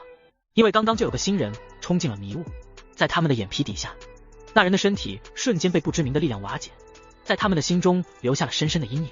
还是不要乱走，眼瞧离村子越来越近，他们大致能看到村子的全貌，是一个非常破旧落后的村庄，似乎在迎接喜事。村子的房顶都挂满了红色的纸扎，还有红灯笼。黎阳随口问道：村长，你们村子今日是有人要结婚吗？村长笑着摇了摇头。黎阳，但我们刚刚在外面看到了新娘乘坐的红轿子，难道不是今日吗？村长解释，那是我们村子里的习俗，新娘出嫁之前的游街仪式，待游街结束，新娘就会回到自己的屋子，安静等待出嫁。原来如此。黎阳眸光闪烁，他继续不动声色问道：村长，为何那些装饰的东西都是用红色的纸扎做的？村长神秘一笑，有些诡异。我们村子历年来都是这么做的，你们是外来人，自然不懂这里面的门路，跟你们这些外来人说太多也无用，你们只需要记住，不能乱碰这些东西。有人听到，表情不屑一顾，不就是一些纸做的灯笼吗？有什么不可以碰的？啊！那人的手刚碰到旁边的灯笼，灯笼突然开始燃烧，火焰飞溅在衣服上，整个人被烈火焚烧，周围的人害怕的后退了2步。救我！救我啊啊！老玩家冷眼相看，很快这名玩家就被烈火活活烧死。村长看着那漆黑的尸身，挥了挥手，好了，快把这处理掉，看着也是晦气。2位村民上前，很快便把这尸身处理了，无视众人脸上的恐慌。村长继续笑着道：只要你们安分守己，不去触碰我们村子的禁忌和那些纸扎，就不会有什么事情。好了，你们就暂时借住在村民的家里面吧。村长稍微带着他们转了一下村子，他就离开了，似乎手上还有事情要忙。黎阳挑眉，看来这个副本比我想象的有意思很多，至少不会无聊了。黎阳的直播间人气也非常的高，毕竟黎阳的颜值和实力成正比，哪一项拿出来都极为吸引眼球，而且他还是第一工会的会长，平时极少参与副本，没想到黎阳居然也来闯副本了。但是这怎么是一个初级副本，总感觉里面有诈。楼上的，你是夜神的直播间看多了吧？我觉得就是系统崩坏了，否则夜神进入的新手副本里面的副本 BOSS 怎么可能有那么高的战力？这不是害怕了吗？会长大人，你要加油啊，不要跟夜神一样翻车了。黎阳看到弹幕嗤笑了声，别把他和那个废物相比，连个新手副本的 NPC 都带不出来，要那个废物有什么用？说到这，黎阳又不禁想起那一日他在帖子中看到的那一张图片，眸如狐媚，眼底却清澈干净，白皙娇嫩的肌肤，仿佛稍微用力就会在上面留下暧昧的痕迹，看起来就很爱哭，当真是惊为天人的相貌。如若是他绝对可以安然无恙地利用道具把少女从副本带出来。应该不会吧，又不是每个副本都那么特殊。我已经开始想念我的娇娇老婆了，希望老婆是流动的副本 NPC。 是啊，如若只是单单那一个副本，未免也太过分了。呜呜，会长会长会长，你能听见我说话吗？陈安生连叫了好几遍，黎阳接走神，最后一句他听见了，将他从回忆中拉回。什么事？会长，那些村民喊我们过去帮他们干活了。黎阳抬头，那些看着朴实的村民，他们脸上都带着友善的笑容。我知道了。半日的游行结束，在村子里晃晃荡荡摇了一路，前面他还觉得挺好玩，后面就有点无聊了。乔九回到屋内，待那些人全部离开后，好累哦，不想动了。乔九直直倒下，躺在了床上，很快就陷入了睡梦中。当他睡醒的时候，外面看守人的声音传了进来：乔姑娘，你想吃点什么吗？一听这话，乔九揉了揉眼睛，带着几分困意。我想要吃桃花酥。好，我现在就过去拿。外面有一人离开，村长曾有交代，少女除了不能离开屋子外，其余的什么事情，比如想要什么，他们都要尽力给，不得怠慢。毕竟少女对他们整个村子来说太重要了。由于这几日黎阳一直帮着村民干活，很快就和他们熟络起来，也获得了他们的信任。这一天，据说新娘又想吃桃花酥了，但之前采摘的桃花已经用完了。他这边很快收到要采摘桃花的消息。黎阳皱眉，这么腻歪的东西，也不知道有什么好吃的。话是这么说，黎阳除完草后，帕子擦了擦头上的汗，随后身手利落地爬到树上摘取桃花。大部分玩家此时都还在耕地除草。这个副本是怎么回事？我看这里的村民都好友善，只是叫他们干活，一点危险都没遇到。是啊，毕竟只是一个初级副本嘛，危险肯定不多。村长不是说了吗？只要不触碰那些纸扎的东西就可以了。村长居然会直接把副本的禁忌告诉玩家，看来这回是真的遇到好人了。我感觉都可以把这里当成那种农家乐了。玩家们干活一点紧绷感都没有，纵然有，也在村民们的热情招待下，逐渐放松了警惕，跟村民聊天有说有笑。你们要的桃花我摘来了。黎阳拿着篮子走来，你把这些拿进厨房吧，里面专门有个老婆婆在做饭。黎阳把一篮子桃花拿进去，过了10几分钟，便带着装有桃花酥的饭盒出来了。黎阳想把饭盒交给这名村民时，他一脸苍白，捂着肚子，似乎很不舒服。我突然感觉肚子有点痛，要不今日就先麻烦你了。黎阳一副无所谓，也行，来到这里几日了？他对那个新娘很好奇，说不定在那里也能找到一些有关村子的线索。黎阳远远就瞧见那间破旧的屋子，看到门口还有人看守，这还需要派人守门，看来是有问题了。看守的村民把他拦了下来，你是什么人？黎阳举了举手中的饭盒，刚刚那人说身体不舒服，让我帮他来送饭。村民点头，原来如此，那你进去吧，记得不能打扰到新娘，待新娘吃完饭就要出来了。他的表情很严肃。黎阳，行，推门走了进去。黎阳一进屋就感觉屋内的温度很低，一阵阵冷风透过纸窗吹了进来。一位身穿红嫁衣的少女，身材玲珑有致，头上的面容被盖头全部遮挡，正端庄地坐在床头，对于他的到来没有一点反应，似乎没什么不同。黎阳在新娘身上停滞了几秒，随后转移目光，还挺有料。黎阳把饭盒放在桌上，吃饭，等待片刻，少女鸟都没鸟他，黎阳也不管他，自顾自地在屋子中查看搜索起来了，动作散漫，丝毫不担心被外面的人发现。也许是他待的时间太长了，外面的人开始催促，新娘吃完了吗？还没。黎阳看向桌上，饭盒依旧是放在那里，还未被打开，新娘依旧一动不动。黎阳皱眉，你怎么不吃？乔九听着他的话依旧没有回话，抿了抿嘴。系统说了，他只要沉默寡言就可以了。2次问话，新娘都毫无反应，依旧端庄地坐着。黎阳气笑了，你该不会是哑巴吧？他又道，难道你还要我帮你打开饭盒？这么矫情。盖着红盖头的娇小人儿这才有了反应，只见其点了点头，见鬼，没想到还真是让他帮忙打开饭盒。他有些无语，他刚刚已经把这里都搜查了一遍，没发现什么有用的，看来只是个简单的配角 NPC， 不值得他在这里浪费时间。黎阳不耐烦地把饭盒打开，行了，快点吃吧。乔九伸出手拿起糕点，小心翼翼地掀起一点点盖头，慢慢地吃着，生怕把盖头给弄飞了。黎阳越等越不耐烦，不是，吃个饭而已，磨磨唧唧的，你能不能快点啊？少女好像遭受到了惊吓，身子颤了颤，连手中的糕点都被吓得掉在了地上。乔九听着他的话有些委屈，他还是第一次遇到这么凶的人。系统，他好凶啊。系统心疼，连忙安慰，没事没事，你不要理会他，这个人估计是个傻缺。乔九懵懂点头。黎阳没想到他就吼了一下，少女就被吓到了，而后又恢复了一动不动的模样。他最烦的就是这种娇滴滴的女生了。这下好了吧，把人家新娘吓到了，人家干脆直接不吃了，这下不好和外面的村民交代了。话说，你们有没有注意到新娘的手很好看？估计又是一个大美人，可惜被盖头挡住了，什么也看不到。楼上的，你们都是拿显微镜看直播的吗？外面负责看守的人声音越催越急。黎阳没有办法，只好带着饭盒出去了。看守的人，新娘怎么没有吃？脸色阴沉，似乎下一秒就要发作。黎阳，他说他现在不想吃桃花酥。看守人的面色稍微好转，那你还不快去拿新的菜品过来，不论如何一定要令新娘满意。行，算他倒霉。他很想知道这屋子里头的究竟是待嫁的新娘还是祖宗。屋内，乔九感觉自己都快饿扁了，都怪刚刚那个坏人，不但凶他，而且还把饭盒端走了。他原本还想等一会再吃的。正当乔九有些生气的时候，又有人进来了。那个男人又回来了，快点吃，别挑战我的耐心。又是这种不耐烦的语气，要不是他现在视野被遮挡，绝对要记住这个人的样子，再把他狠狠痛扁一顿。虽然他可能打不过，他也确实很饿了。乔九没跟男人继续耗着，乖乖的吃起热乎的饭菜。红盖头遮盖下，动作轻柔优雅，十分乖顺，很容易让人心生怜悯之心。没过一会就吃完了。估计是看他终于吃完了，男人轻啧了一声，拿着空的盒饭走了，看也没看坐在床头的新娘一眼。待男人离开，乔九气呼呼道，系统，这个人怎么这么讨厌啊？不知道，他可能是超雄吧，我们不要搭理他就好，反正等到任务结束我们就回去了。也是，虽然他有点没理解超雄是什么意思。系统，我想看动画片了。好的，这就开始播放。这几日若不是系统在他的脑海中播放动画片，乔九觉得他肯定会被无聊死的，只能待在这间屋子，什么也不能干。乔九注意力都在动画片上，完全没注意到周围的温度迅速降低，屋内冒起一缕缕的灰烟，阴沉湿冷，整个村子被一层浓浓的黑雾笼罩，非常诡异。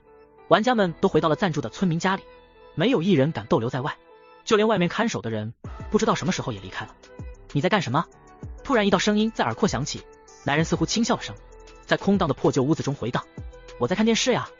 毫无防备的乔九下意识回复，随后发现不对劲，这屋子里怎么除了他还有人？乔九下意识想摘下盖头看看来者是谁，他的手刚碰到盖头就被另一只冰凉的大手覆盖。别动！小手被大手牢牢包裹，甚至还被抹撒了几下。他似乎在品味。乔九疑惑，你是谁？剧情里好像没有这一段吧？男人低声轻笑，怎么连我都不认识了？乔九乖乖摇头，他是真不知道这人是谁。下一秒他感觉男人贴了上来，轻松地将他抱了起来，放在大腿上，动作非常亲密。乔九顿时慌了神，快把我放下来，不然我要喊人了。男人垂睫，手上抱得更紧了，别动，让我抱一会，我的小新娘。乔九气鼓鼓，圆溜溜的眼睛燃烧小火苗，这是什么登徒子？他要嫁的人才不是他呢。乔九不安分地挣扎起来，头盖掉落的一瞬间，他抓住男人的手臂，狠狠地咬了下去。男人有些吃痛，但他也不曾放手。乔九立马朝外面大喊，快来人啊，这里有人。话还未说完，一只大手便捂住了他的嘴巴，不让他继续说话。乔九只能愤怒的用水汪汪的眼睛瞪着面前的男人。面前的男人身穿一袭青色长衫，长相俊美，哪怕吃痛皱眉，脸上的表情也是极为好看生动。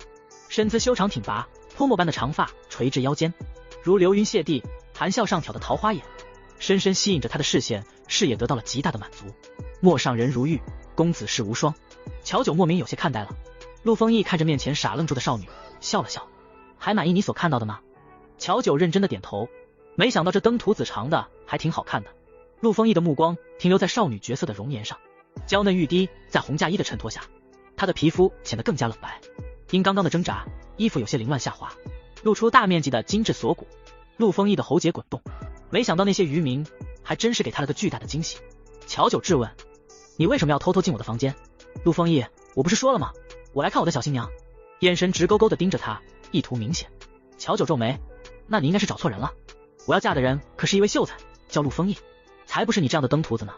少女认真的神情看得陆丰毅心中直痒痒，但他知道他若继续唐突，绝对会把他的小新娘吓坏的。陆丰毅压下心中的万千思绪，手腕一翻，一只极为精致好看的木雕粉蝴蝶出现在他的手中，递过来，那我把这个送给你，算是刚刚冒犯你的赔礼，如何？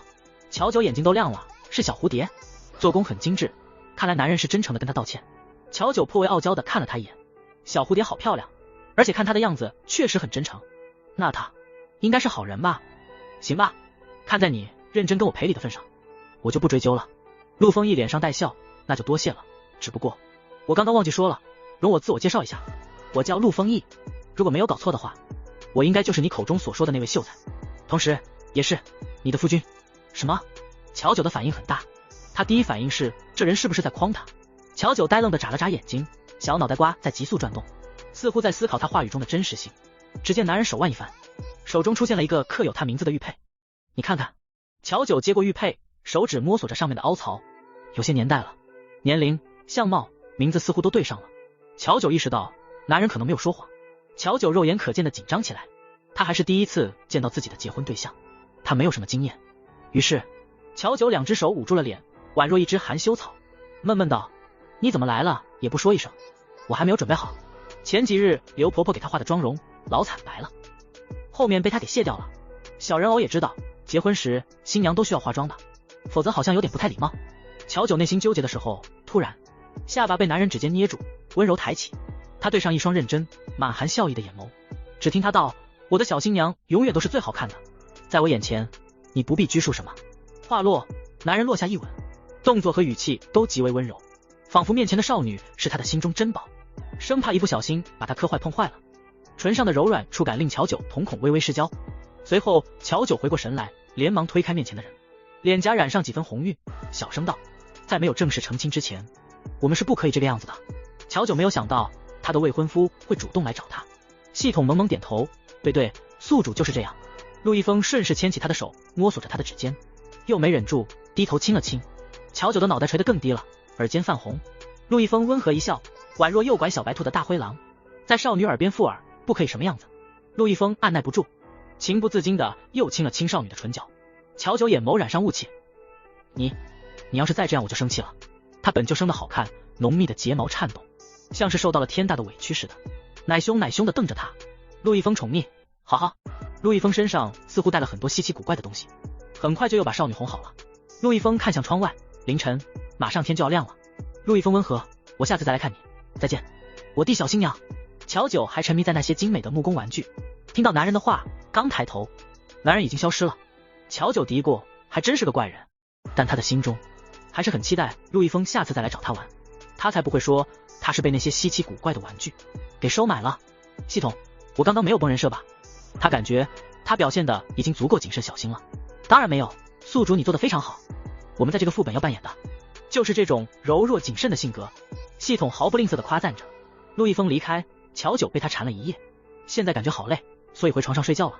叩叩，2声敲门声响起，少女睡得正香，并未听见。砰砰砰，外面的人似乎失去了耐心，敲门声变大。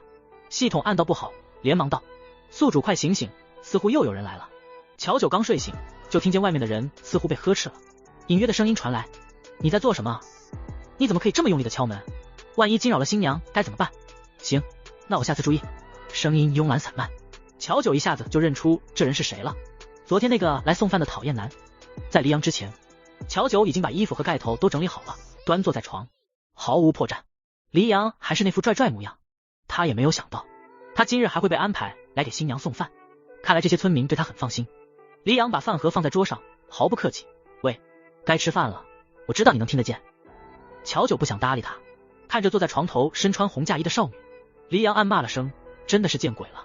说着他打开饭盒，这下行了吧？谢谢。黎阳诧异，你居然还会说话？他都要以为这新娘是个哑巴了。娇软的声音宛若轻轻的羽毛拂过他的耳帘，让他的心不自觉地颤了颤。少女的声音极为好听，悦耳动听。哇，新娘的声音好好听呀，我敢发誓这绝对是一个大美人。这是声控的福利吗？感觉要沉醉在里面了。可惜新娘不爱说话，呜呜。新娘的声音我不知道为什么听起来有点耳熟，这种音色之前好像在哪里听到过。楼上的又开始异响了是吧？少女没有继续说话，而是专心的吃起饭菜，小口小口的。不同的是，这一次黎阳一直在旁边注视着她进食，没有开口催促。少女的胃口很小，饭菜也不多，没过一会就空盘了。黎阳突然靠近，你怎么又不说话了？少女不说话。黎阳挑眉，这一次他没有着急离开，反而探究的看着她。乔九感受到了一股灼热的目光，他心中嘀咕，这讨厌鬼怎么还不走啊？一直看着他做什么。黎阳注意到了桌上的木头玩具，这些昨天他来的时候还没有的，估计是别的村民怕他无聊给他送来的。他起了逗弄的心思，真不说话，那我就把这些东西都收走了。乔九顿时急了，没想到这人竟然能无赖到这种地步。不行，娇软的声音染上几分怒气，但丝毫没有威慑力，在男人的耳朵里听着如同小猫撒娇般。黎阳唇角上扬，原来真的不是小哑巴。我突然有点好奇你长什么样子了，该不会是丑八怪吧？他故意用激将法，他知道少女应该长得很好看，他也注意到少女的手很白很娇嫩，一看就是没有做过什么粗活，在这种村庄里面可以说是很少见了。声音又如此娇媚，挺会蛊惑人心的。乔九委屈，我才不是丑八怪呢。黎阳，那就让我看看你长什么样。黎阳伸手刚想掀起他的红盖头，只稍微撩开了一点点，一张精致完美的下半张脸映入他的眼底。黎阳微微有些愣神，不料少女直接把他推开，仿佛受到了惊吓，喊道：快来人啊，救命！乔九没有想到他居然这么大胆，敢直接掀他的盖头。几乎同一时间，外面看守的村民就冲了进来，2个年轻人连忙走到乔九身边。怎么了吗？乔九指向黎阳，语气委屈，他刚刚想调戏我。什么？2个村民的脸色顿时变了，阴沉的看着他。这幅场景下，黎阳百口莫辩，但他也没丝毫慌乱，漫不经心的看了村民几眼，眯起眼眸，怎么，他是什么宝贝吗？碰都不让我碰一下。这番话也无疑承认了他方才调戏少女。2个村民眼睛染上猩红，下一秒他们身体变得扭曲，逐渐变成了一个4肢爬行的怪物，猛然扑向黎阳。有意思，但在这里打斗会引起很大的动静。黎阳躲避怪物的夹击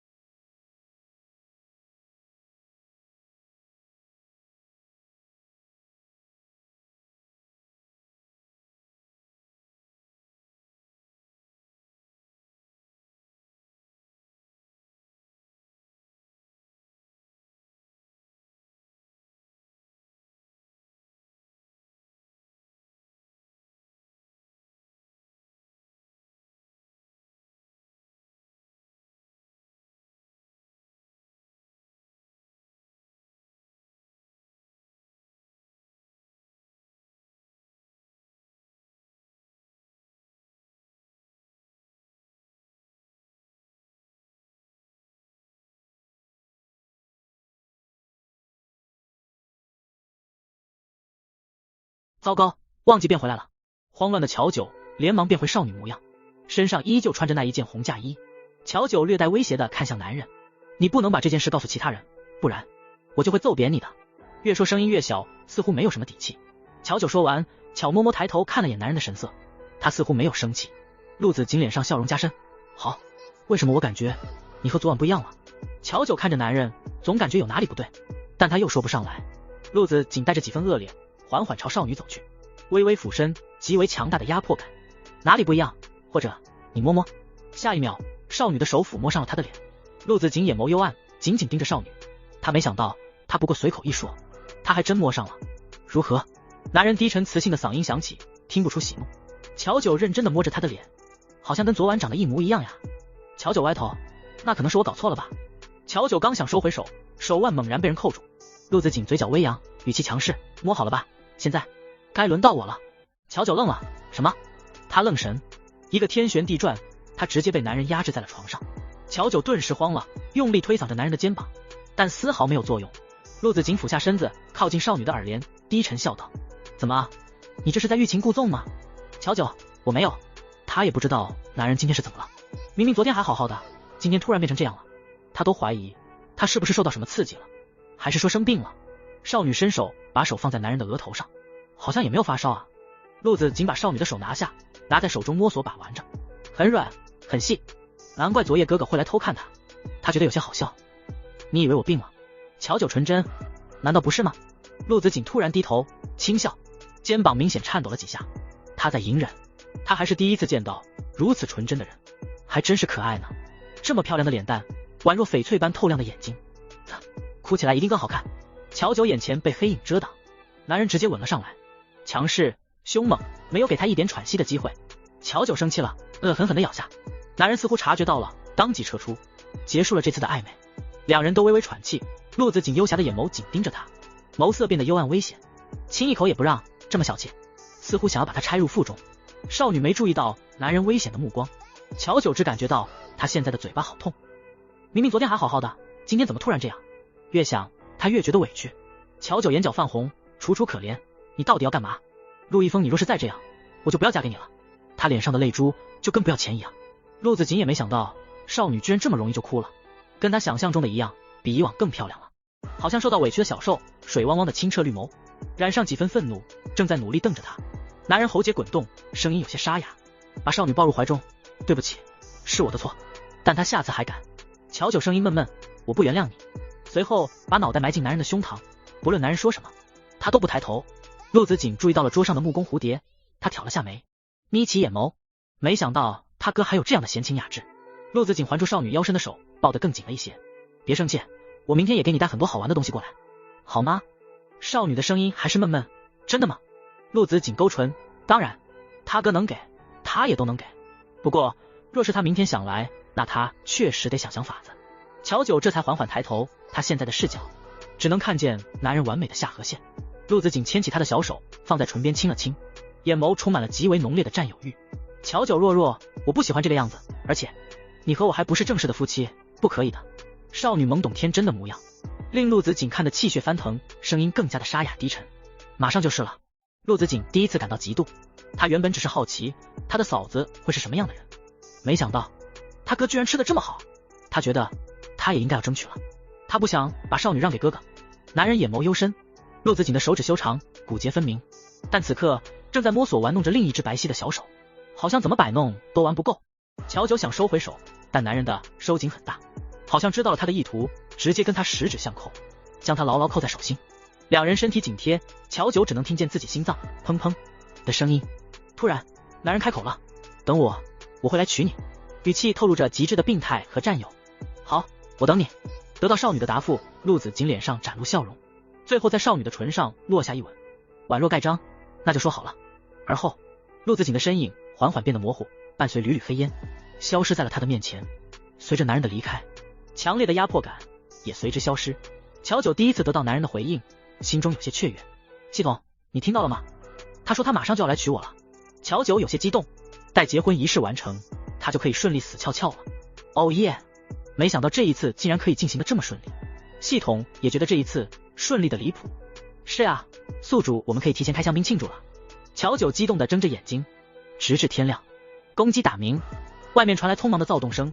乔九乖乖把盖头盖上，坐回床头继续扮演。村长推门而入，当看到床头的人儿还在时，他松了口气。你没事就好。乔九，是发生什么事情了吗？村长，有人在山上发现了看守之人的尸体，看来最近村中又有不干净的东西混进来了。不干净的东西？他想到了陆一峰，他就是不干净的东西吗？但那日看守的两人好像追的是一名玩家。乔九抿了抿嘴，没想到那名玩家居然有能力反杀村民。村长，我好像知道是谁杀了他们。村长脸色阴沉，是谁？那日我好像听到了一个年轻男人的声音，听起来很陌生，应该不是我们村子的人。声音听起来颤抖，似乎有些害怕，陷入回忆中。乔九虽然也很想让村长待人教训下讨厌男，但若说太多反而不好，会把他自己也暴露出来。毕竟他一直待在屋里，怎么可能见过那些玩家？村长似乎想到了什么，我明白了，乔九啊，你就安心待在这里等待出嫁，其他的事情我们都会安排好的。乔九，好。少女十分乖巧，倒省了他们费心思。村长看向他的目光染上慈爱。你们两个留下来看守。村长又指派了两人，看来还是不放心他呢。看来他的存在对整个村子真的很重要。是。被指到的两人面露欣喜，仿佛这是一件非常光荣的事情。村长带着其他人离开，房间内又只剩下了乔九一人。乔九想，村长应该去查那些玩家了，看来那讨厌鬼是活不过今晚了，真是活该。令乔九没想到的是，到了傍晚，那个讨厌鬼居然又来送饭了，他居然活了下来。门外的两人对他很熟悉，朝着黎阳打招呼。黎阳，今天怎么是你们在这里？其中高寿的人这就说来话长了，前面守门的两个倒霉蛋出事了，所以这好事才轮到我们，说不定运气好还能见到新娘的模样呢。可这是他们村鼎鼎有名的绝世美人啊，凡是见过的人说过，仅仅一眼，你的魂魄仿佛就会被她勾走，沉迷其中无法自拔。可惜了，若不是因为那件事。黎阳，原来是这样，看来最近村子里不太平啊。还请节哀，我先进去给新娘送饭了。几人又客套了一会后，听起来两人对他极为放心。乔九好奇，他到底用了什么办法，居然能在这么快的时间内跟村民熟络并获得他们的信任。看来村长是没有查到了，线索估计都被这男人销毁了。乔九思考着的时候，黎阳进来将饭盒放在桌上，熟练的打开。直播间的弹幕飞速划过，这新娘也是可怜人，根据昨晚主播找到的书籍，没想到这个村的村民那么可恶。是啊，冥婚什么的听起来好吓人啊，我们能不能想办法救救新娘啊？楼上的人是圣母吗？新娘儿是副本的 NPC 啊，说不定还是个隐藏的诡异。而且你觉得按照主播的性格，他会救人吗？确实，以往副本中想要靠近黎阳的女人都没有什么好下场。乔九拿起一个糕点吃了起来。你的手很好看。黎阳冷不丁一声，差点把乔九手上的糕点吓掉。吃？你怎么胆子这么小？别人说句话也能被吓到。黎阳看着他的纤细白皙的小手，不由自主地想到了那名拥有绝色容颜的 NPC， 魂牵梦绕，他大概是疯了。黎阳摇摇头冷笑，这种普通副本的 NPC 怎么能和他相比？男人好像又失去了耐心，吃完了没有？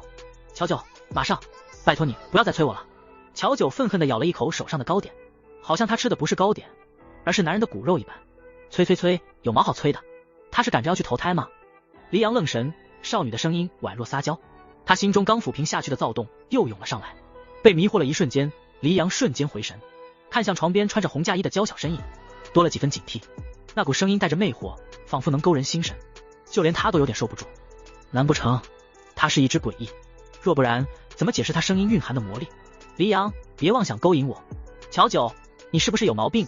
自作多情？有病就去找有医生，他可不会治病。黎阳一脸冰冷，上前扣住少女的手腕。你说什么？力气极大。乔九感觉他的手腕要被捏青了。乔九吃痛，你快放开我，不然我可要喊人了。声音带着害怕，仿佛下一秒就会哭出来，娇娇软软的，很是可怜。此时黎阳的直播间观众嗷嗷鬼叫，不许欺负副本 NPC 啊，说不定人家还是一位小美人，主播快住手。新娘的声音又娇又软，身材也好好，我决定她已经是我的新任老婆了，不许欺负我的新任老婆啊。主播算了吧，有什么冲我来，别欺负小姑娘啊，人家小姑娘的手都要被你弄青了。黎阳恶劣一笑，那你喊吧。乔九生气了，你这人怎么能这样？黎阳微微靠近，两人的距离还不到一个拳头。少女温热的气息当他眼眸逐渐加深，肆意的目光在他的身上横扫探究。突然间他想起那日看见的下半张脸，宛若惊鸿，乔九感受到男人炙热的呼吸声，他毫不客气地下了逐客令：你快出去，以后不许进来送饭，我要跟村长说我要换人。这句话像是惹恼了男人。黎阳，哦，那你想换成谁？乔九，反正只要不是你这样的讨厌鬼就行。黎阳觉得好笑，原来他在他眼中就是这样的。黎阳，你很讨厌我吗？乔九不想搭理他。黎阳没有什么耐心，见少女迟迟不说话，黎阳轻啧了一声，手上用力。乔九吃痛，乔九真的生气了，随后抓起旁边的东西就丢了过去。黎阳侧头躲过，是一个软趴趴的枕头，哪怕打中也毫无杀伤力。乔九眼眸含着水雾，眼尾染上水色珊瑚的绯色。委屈，你抓疼我了。又是这样魅惑人心的声音。黎阳下意识松手，乔九立马把手收回来，身体往后缩了缩，生怕男人又突然动手。黎阳也看到了少女手腕上青色的淤血，皱眉，怎么这么弱？他明明没怎么用力。乔九不准备搭理他，下次不许用这种语气跟其他人说话。男人冷声警告的声音在他耳边响起。凭啥？乔九有了反骨，不让他说他就越要说。男人脚步声逐渐走远，他似乎准备走了。正当乔九松了一口气的时候，男人冷硬的声音再一次响起，似乎站在门那边。你要不要跟我走？乔九没忍住，他又不是受虐狂，就连观众也都傻眼。都说智者不坠入爱河，主播你这是在干什么？你敢说你的目的单纯吗？不是吧，这真的是黎阳的主播间吗？我该不会走错了吧？若是带走新娘被村子中的人发现，这完全是死路一条啊！冷静啊，会长。乔九有些懵，没有想到男人会说出这样的话。他不是玩家吗？乔九没有多想就回绝了，我不要。他现在完全不用在玩家身上费心思，他只需要等待陆一峰过来娶她就好了。而且他才不想跟这个讨厌鬼走呢，他又不是笨蛋。被少女拒绝在黎阳的意料之中，但他还是忍不住想问，为什么？哪有那么多为什么？他讨厌他呗。但话肯定不能这么说，他可是还要走剧情的。只见床上的少女似乎陷入了某种回忆，痴情而又娇柔的声音缓缓说道，我不能离开这里的，而且我马上就要嫁人了。村长说他是个极好的人。他是？黎阳不屑。原本他还不想把话说的那么绝，但听到少女对那人的憧憬时，黎阳脸色很差，缓缓朝乔九靠近，一句一句道，你知道你要嫁的人是个什么样的人吗？乔九，我当然知道了，用不着你来提醒，反正他绝对比你厉害，也比你优秀。黎阳笑了，他优不优秀我不知道，我只知道你要嫁的人似乎已经死了。伴随一声冷笑，在阴沉湿冷的屋中显得寒意更甚，红绳飘动，铃铛作响，很是阴森恐怖。黎阳微弯腰，语气恶劣，看来你是真的不知道，他们想把你嫁给一个死人，也就是配冥婚。所以听到这，你还想嫁给他吗？黎阳紧紧盯着少女，想要看她是什么反应。惶恐、害怕、无助，他唇角微微上扬，准备等待少女反悔。就算是这样，我也愿意嫁给他。什么？黎阳脸上的笑容僵住，不可置信地看着他。面前的娇小人儿在听到这个消息时，肩膀微微轻颤，好似对这个消息受到了巨大的惊吓，但他很快平复下来，似乎接受了这个事实。黎阳感到不可思议，你疯了？明知山有虎，还往虎山行。他真的很想掰开他脑袋看看，里面都装了些什么。乔九摇了摇头，我现在非常清醒。黎阳紧皱眉头，你难不成觉得我在骗你？乔九，就算你说的是真的，那我也愿意嫁，因为我相信村长爷爷他们都是有苦衷的。黎阳被气笑了，带着几分讽刺的意味。所以呢，他们自己犯下的错，你就要牺牲自己来帮助他们。男人已经在气头上了，少女像是没意识到。呆木，黎阳，你真的是无药可救了。好端端的少女，没想到是个恋爱脑。楼上说的不对吧？我怎么看怎么觉得这有点像巴黎圣母院住的那位圣母。但新娘也是可怜人啊。黎阳也没想到，他都把真相告诉少女了，少女居然依旧死心塌地，还说什么要报答村子。呵呵呵，当真是可笑。他也是有病才会在这里浪费时间。黎阳生气地摔门而出，惹得看守的人不明所以。屋内又只剩下乔九一人。总算把这人打发走了。乔九自然清楚他要嫁的人是谁，不仅是个死人，还是一个恶鬼，看起来似乎还是色鬼。一切的一切全部都是为了完成任务。系统出声，宿主加油啊，我们可不能被那个玩家蛊惑，说不定他心里打的是更坏的心思。他现在看谁都像是不怀好意，想要接近少女的坏人。乔九傲娇地拍了拍胸膛，放心吧，我刚刚表现的可好了，我才不会跟他走呢。宿主真棒。被夸赞乔九有些不好意思，嘿嘿笑了2声。就在他洋洋得意想要继续听系统夸奖，突然身后一个冰冷的身体贴了上来。乔九受惊，是谁？熟悉的声音，带着几分邪笑，是我，原来是陆一峰。乔九紧绷的身体渐渐放松下来，他没好气的转过头看向男人，你怎么每次过来都是静悄悄的，这样很吓人的。陆子锦轻笑，轻咬了下少女的耳尖，不然呢？我还得敲锣打鼓让所有人都知道我来了吗？他起了逗弄的心思。乔九头上的红盖头已经被他拿下，耳尖被咬住，酥酥麻麻的感觉缓缓蔓延至全身。乔九抿了抿嘴，我不是这个意思。在正式澄清之前，两人其实是不被允许见面的。乔九，若你真的那样干了，我可能就要被他们抓走进猪笼了。陆子锦瞬间发狠，他们敢？陆子锦环抱着少女，低头在她的脖颈上蹭了蹭，眸光猩红。他们若是敢这么做，那我会把他们通通杀掉。反正这些人也只是他们留下用来消遣的东西。别蹭了，好痒啊！乔九推了推男人的脑袋，却被他抱得更紧了。陆子锦目光悠悠，别动，再让我抱一会。不行。陆子锦忽略少女的拒绝，他的那点挣扎他也不放在眼中。他牵起乔九的手亲了亲，摸索着，很滑很细嫩。陆子锦的视线也随着大手不断移动，猛然间他的脸色阴沉，似乎即将进入暴怒。少女冷白色的手腕上多了一抹青紫，极为明显，看起来触目惊心，十分恐怖。陆子锦忍着怒火，这是怎么弄的？乔九顺着他的视线低头，原来是他手腕上的淤青被看见了，他差点忘记告状了。乔九依靠着他的胸膛，委屈道：你都不知道，你刚刚不在，我差点被人欺负死了。少女清澈的绿眸宛若璀璨星光，此刻却染上了委屈。告状时，粉嫩的唇瓣一张一合，漂亮的粉色长发盘在头上，衬得小人儿更加优雅美丽。精致小巧的完美五官看得他屏住了呼吸。少女的一言一行在他眼中都是极致的诱惑。谁欺负你了？他没想到还真有人上赶着找死，居然敢把他的手弄成这样。乔九，我也不认识，我只知道他是外来人，不是我们村子里的人。陆子锦，我知道了，交给我处理吧。陆子锦眼眸闪烁寒光，呵，敢欺负他的人。突然感受到一只小手扯了扯他的衣角，陆子锦低眸，乔九一脸期待，昨天说好的那个，把手伸了出来，这是在跟他讨要礼物。少女的心眸中满含期待，极为漂亮的脸蛋带着小猫般的娇憨，就这么看着他。男人眼底快速划过一抹暗红，真的好想把他一口吃下。陆子锦眼眸黝黑，看起来极为可怕，可某人似乎没意识到。陆子锦低沉一笑，闭上眼睛。乔九毫无防备，乖乖闭眼，有些期待是什么了。嘴上传来柔软的触感，乔九睁眼吓了一跳，连忙推开他，你在干嘛？陆子锦耸耸肩，你不是说要礼物吗？这不就是吗？乔九有些生气，陆一峰。陆子锦脸上的笑容更甚，哎，同时靠了过来，娘子，你说吧，我在听呢。看着面前的无赖男人，乔九越想越觉得不对劲，狐疑的打量他。陆子锦，我的脸上是有什么东西吗？乔九看了许久，没错啊，是这一张脸，但是仅仅隔了一夜，性格怎么差得天翻地覆。乔九有些怀疑，你真的是陆一峰吗？陆子锦勾起唇角，如假包换，怎么还要继续摸摸看吗？他极为主动的凑了过来，甚至还想拉住他的手往他胸膛上靠。男人的意图明显，乔九缩手，总感觉你似乎变了很多。陆子锦面色如常，那应该是你的错觉，我不是一直都是这样的吗？乔九回想了下，好像也是。第一晚他过来也是直接就亲了他。少女脸颊微微有些红，陷入回忆。陆子锦脸色阴沉，两指捏住他的下巴，动作有些粗鲁，直接抬起质问，你在想谁？乔九觉得有点好笑，你觉得呢？你怎么狠起来，连自己的醋都吃啊？陆子锦脸色很差，果然他是在想哥哥。呵，他眼眸幽暗，看着面前一脸天真的少女，毫不犹豫直接吻了下去，一举一动带着强势和无尽的占有欲。他感觉他要疯了，要极度疯了。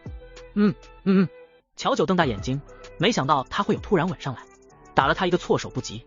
男人的吻技很好，逐渐他感觉到有些迷离，快喘不上来气，直至他感到快要窒息了，男人才堪堪停下。陆子仅看着面前娇娇喘息的人儿，喉结不自觉地滚动，眼底压抑着极为恐怖的情绪。乔九眼尾泛红，带着一丝哭音，够了，你到底在发什么疯啊？真是的。委屈的泪珠不由自主落下，陆子仅笑着亲了亲少女的眼角，擦去眼泪，随后把她拥入怀中，下巴抵着她的秀发蹭了蹭。我真的好喜欢你，我的新娘，我一定会把你抢过来的。听着他突然的告白，乔九有些懵，但为了能成功嫁给他，乔九闷闷道，我也一样。陆子锦，我不信。乔九还蹬鼻子上脸了。陆子锦继续道，除非。乔九好奇道，除非什么？陆子锦轻笑，指了指自己的脸，意思明确，戏谑的目光看着他，宛若一步步引诱小白兔的大灰狼，不怀好意。乔九瞪了他，你刚刚都亲那么多下了，还不够吗？男人无言。见状，乔九掰着手指算着账，你看，你第一天来找我的时候，你就亲了我。陆子锦脸上的笑容瞬间减淡，冷冷道，不够，张口闭口永远说的都是他哥，还真的是一步步在挑战他的底线呢。乔九不听，继续喋喋不休的算账，你还好意思说，你第一天偷偷溜进我的房间就亲了我，还说明天会带新的小玩具，哼，都是骗人的。陆子锦实在忍受不了了，看着近在眼前的绝色人儿，带着惩罚意味，轻咬了下他的耳尖，算是一种警告，够了，不许再说了。你是狗吗？男人松口的瞬间，乔九两只手捂住耳朵，对他充满了戒备，怎么一言不合就咬他，他都有点害怕会得狂犬病了。他看出来这是一条很疯的狗。乔九觉得快撑不住了，心中呼唤系统，系统怎么办呀？这人老是咬我，呜呜，他该不会是想吃了我吧？系统汗颜，宿主你理解错了，这鬼是想吃了你没错，但是系统不好明说，只得支支吾吾。宿主，我们换个思路想，若是被恶鬼成功吃掉，那我们不就成功完成任务了吗？乔九眼前一亮，好像也是哦。想到如此，乔九对陆子锦的行为没有那么排斥了。怎么又在发呆？陆子锦刚说完话，就见少女抬头，声音娇软，你能现在就吃了我吗？陆子锦，他脸上的笑容加深，眸子闪烁渗人的红光，看着面前漂亮单纯的小人人，你确定？他呼吸变得急促，似乎没想到少女会这么说。陆子锦再次确认，你是认真的？乔九骄傲，当然了。看着面前一脸认真的少女，陆子锦逐渐逼近，他实在是控制不住了。就在他的手即将触碰到少女的脸时，一道恐怖的气息在屋内迅速蔓延。陆子锦脸色一变，我得先走了，今天就到这里吧，我改日再来找你。话虽如此，但他还是亲了下少女的脸，随后化作缕缕黑烟消失在了原地。这就走了？乔九懵懂地坐在床上，看来他是真的有急事，我还是第一次见他溜得这么快呢，也不知道发生了什么事情。乔九有些担心，毕竟这位举动虽然流氓了一点，却是他通关的大腿啊。系统安慰，宿主别担心，按照副本剧情，他应该是这里的 BOSS， 除非说他想要自行毁灭，否则单靠外力是杀不了他的。那就好。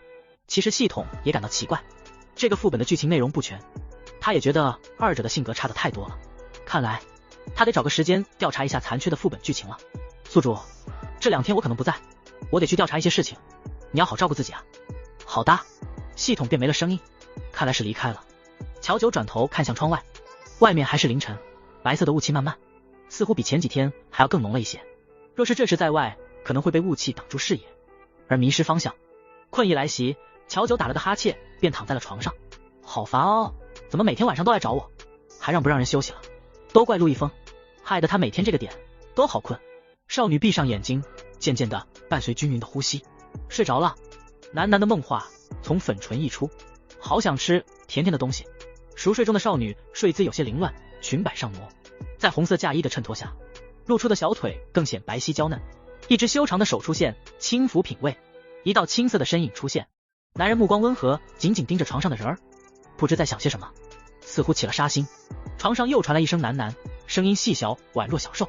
陆一峰就是一个大骗子。男人沉默，走上前，轻轻地抚摸着他的脸颊，杀意消散，轻叹了声，我到底该拿你怎么办？房间内的烛光悠悠闪烁，照映在男人的身上，却没有影子。很快，随着烛火耗尽，一片漆黑，似乎能听到一点索索沥沥的声音。清晨，乔九泛着迷糊，现在什么时间了？手撑着床板想要起身，结果触碰到了一个冰凉的东西。啊！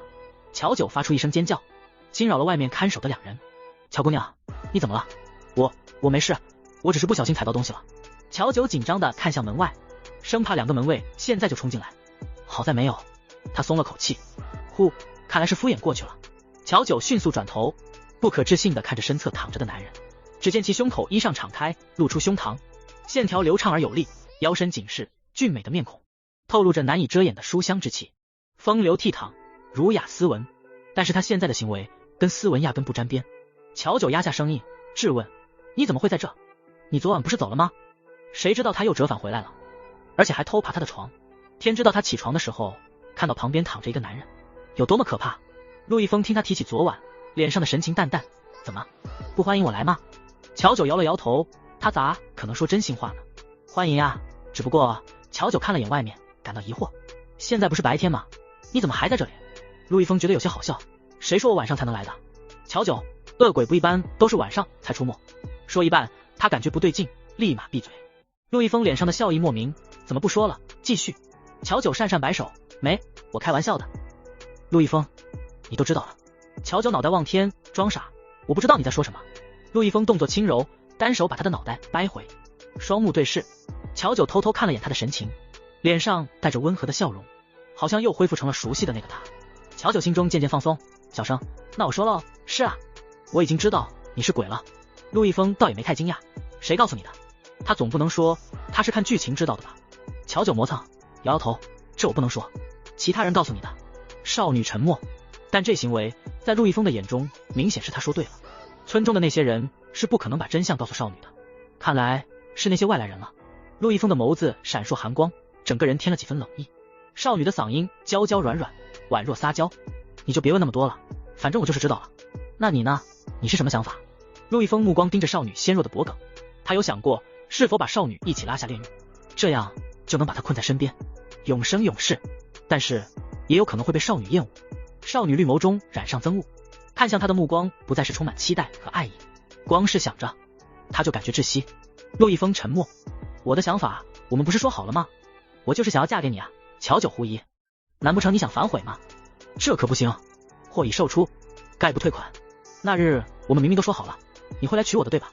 乔九眨着水灵灵的大眼睛，扯了扯男人的衣袖。陆一峰明显有点意外，你难道真的不介意吗？你知道这样做的后果是什么吗？他将会和他一起被葬在棺木中，永眠地底，永无出头之日，大好的年华也将被埋没。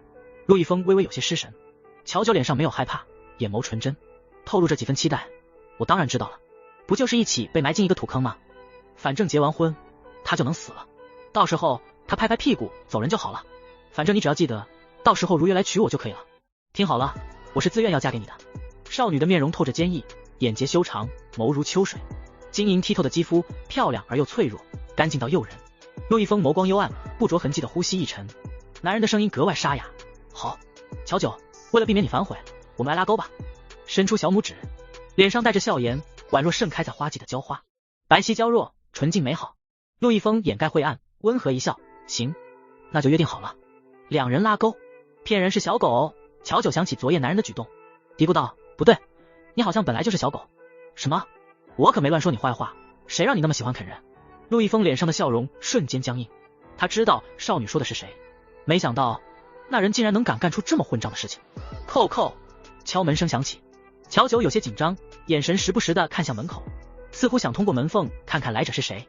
要知道，可他的屋子里还有位不速之客，这若是被人抓到，那就糟了。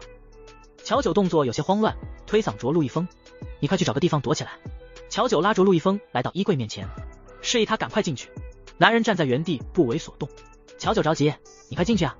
只见其容貌俊朗如玉，从容不迫的笑了笑，静静的站在那里，清雅淡然而又优雅高贵。怕什么？而且我来看我的新娘，我凭什么要躲起来？伴随敲门声，乔九内心紧张。话虽如此，但现在这种情况明显坏了规矩，若是被村里的人知道，他可就难办了。若是名誉受损，村长他们说不定还会选择另外的少女陷阱，那他不就不能死了？这太可怕了。乔九面色有些慌乱，眼眸闪烁，好像急得快要哭出来了，宛若一只惊慌失措的小鹿。陆一峰抬脚走来，一把将人抱入怀中，举止亲密，怎么这么害怕，非要我躲起来？我就那么不可见人吗？难不成外面要进来的人其实是你的情郎？玩笑般的语气。乔九好看的眉头微蹙，这怎么可能？似乎里面一直没有回应，门又被反锁。黎阳站在门外皱眉，你在里面吗？听着外面人的问话，陆一峰挑眉，你和他认识？男人的目光莫名让他倍感压力。乔九下意识说道，不，我不认识他。房间里还是没动静，外面的人继续说道，开门，我给你带了你喜欢吃的桃花酥。他真的很想冲出去堵住这人的嘴，早不来晚来，偏偏这个时候来。陆一峰，哦，不认识，但他连你喜欢吃什么都知道。男人似笑非笑，似乎在等待他的解释，表情依旧是那么温润，可他却感觉到了阵阵寒意。他似乎生气了。乔九磕磕绊绊，我也不知道他是从哪里知道的，可能是听其他人说的。心虚的手指交缠着，耷拉着脑袋，绿眸染上几分委屈，浓密卷翘的睫毛扇着，好似知道自己做错了。是吗？乔九如小鸡啄米，萌萌点头。外面的人似乎等烦了，更加用力的敲门。喂，没人在吗？负责看守的人制止了他，行了行了，乔姑娘说不定还在睡觉呢，你别吓到人家。你先把东西放下吧，一会我们帮你拿进去。你先走吧。乔九竖起耳朵听着外面的动静，男人似乎真的把东西放下就离开了。乔九紧张的神情缓缓放松。陆一峰害怕他做什么？乔九，我才不害怕他呢，只是那个家伙不是个好人。陆一峰笑容依旧，怎么说，难不成他欺负你了？乔九认真，是啊，你都不知道他有多凶，可让人讨厌了。乔九气鼓鼓的跟他继续告状，用言语描述那人究竟有多么的可怕。因激动白皙的脸颊染上一抹绯色，樱粉的唇瓣一动一动，眼眸灵动流转，更多了几分生气。陆一峰勾着唇角听着他的倾诉，这样似乎也不赖。过了一会，乔九把事情都托盘告知，就是这样了。虽然少女告状的模样很可爱，但听着她的讲述，陆一峰脸上的笑容已经快挂不住了。身形修长笔直，身穿一袭青衣，五官俊朗，让人挪不开目光，半垂着眸，遮挡着猩红的红光，杀意尽显。我知道了。陆一峰伸手将他抱起，动作轻柔地放在了床上。啊！男人突如其来的动作，乔九发出一声惊呼。黎阳的声音瞬间从门外传来：怎么了？你是已经醒了吗？他居然还没走，这是他没想到的。乔九捂住嘴，有些害怕地缩了缩身子。这下糟了。呵，陆一峰低沉地笑了声，脸上依旧保持温润如玉的微笑。在少女面前，他永远是这样。乔九还笑，都怪你。拍门声还在继续，看守的人阻拦已经不起作用了。哎，你先冷静点，里面就乔姑娘一个人，不会出什么事情的。男人似乎没有听劝，有恃无恐。陆一峰贴近他的耳朵，轻声：我去替你杀了他。最温柔的语气说着最瘆人的话。乔九没反应过来，什么？陆一峰的身影便消失在原地。黎阳还在敲门，脸色很差，他心中十分的不爽。他方才分明听到少女的声音了，居然不给他开门，不知怎么心中莫名有股怒火。再不开门，我可就要破门了。男人冷声威胁道。忽地，一阵危险的气息正在迅速朝他靠近。黎阳有感，反应极快，迅速躲开一个黑色的雾刃，雾刃越过他，打在地面，深深的划痕出现。若是被打中，必定会被当场鲜血四溅，可见出手之人的狠辣。黎阳眯起眼睛，打量来者：你是什么人？面前的男人身穿长袍，俊逸的脸庞透着棱角分明的杀意，冷傲孤清，宛若冰山雪莲般不可接近。陆一峰面容冰冷，看他的目光宛若看向一个死人。我是谁？你还不配知道。黎阳盯着他，声音冷冽：你跟乔九是什么关系？男人分明是从他的房间出来的。根据这几日找到的线索和村民的口中，他知道了新娘的名字。陆一峰眼中的杀意更重。乔九，呵，叫的可真亲热啊。他的名字也是你可以叫的吗？陆一峰轻抬右手，天突发异象，被一层厚厚的乌云笼罩，狂风肆意，阴湿的黑雨骤然落下，洗洒大地。整个村庄被白茫茫的雾气笼罩，一双双猩红的眼睛闪烁贪婪的亮光，死死地盯着黎阳，似乎有种嘶吼声正在靠近，瘆人而又惊悚。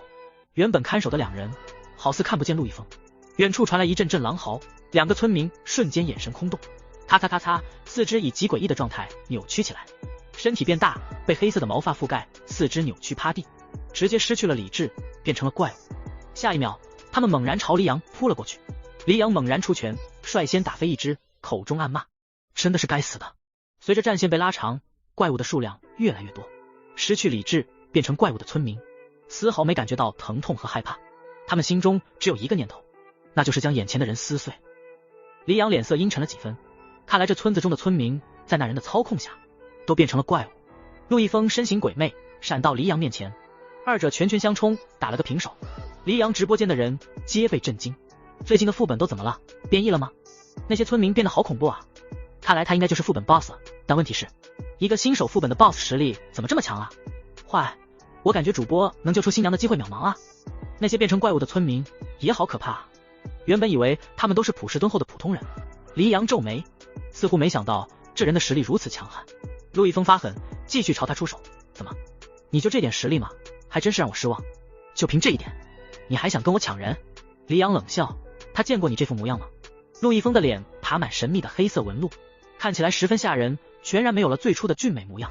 陆一峰眼眸猩红，温润消散，周身的戾气压制不住，几乎让在场的所有人都喘不上气。温润的假面被撕碎，这似乎才是他的真面目。你是真的在找死？屋内，乔九听到了外面的动静，好像是陆一峰在大开杀戒。他觉得乔九微诺，你们居然把我的门给砸坏了。陈安生和刘敏瑶没想到会惹恼屋中的新娘，他们原本是收到会长的消息，让他们赶过来带走新娘的，不曾想看到了毕生难忘的场景。身着嫁衣，宛若仙人之姿的娇柔新娘，正一脸温柔地抚摸那些怪物的脑袋。那些瘆人恐怖的怪物在新娘面前，纷纷乖的和什么一样，他们仿佛见鬼了。陈安生被少女水汪汪的眼睛瞪了，立马回神，连忙说明自己的来意。你别害怕，我们不是坏人，我们是奉会长之命来救你出去的。他原本还觉得会长是疯了，居然要他们来救一个 NPC， 直至看到了这位，他才知道他之前的想法有多么肤浅。刘敏瑶也是一样，天知道他在看到少女的一瞬间，宛若被丘比特用爱心箭射中，是心动啊。但是他越看乔九越觉得眼熟，他们两人都是赤羽工会的成员，又是玩家城战力偏高的老人，直播间的人气也不低。当少女的容貌出现在屏幕上时，弹幕停滞了几秒，随后疯狂爆发。等一下，救命救命，我没有看错吧？啊，真的是我的娇娇老婆啊！一日不见如隔三秋，没想到有生之年还能再一次看见娇娇老婆。就我一个人注意到，为什么老婆会出现在这个副本吗？难不成她是流动 NPC？ 楼上的，我觉得你说的有可能。如果真的是这样，那就太好了。上一个副本结束，我还以为永远都看不到美人了，好激动。刘敏瑶也看到了弹幕，瞳孔一缩，眼前的面容和帖子中疯传的那张照片对上了。刘敏瑶激动，没想到她居然也有和女神见面的机会。刘敏瑶努力控制，让心情平复下来。是啊，那些村民都不是什么好人，你还是跟我们走吧。乔九一脸狐疑，上下打量了他们几眼，没印象，没见过，还把他的门弄坏了。坏人？娇娇软软道，坏人从来不会说自己是坏人的，而且你们还砸坏了我的门。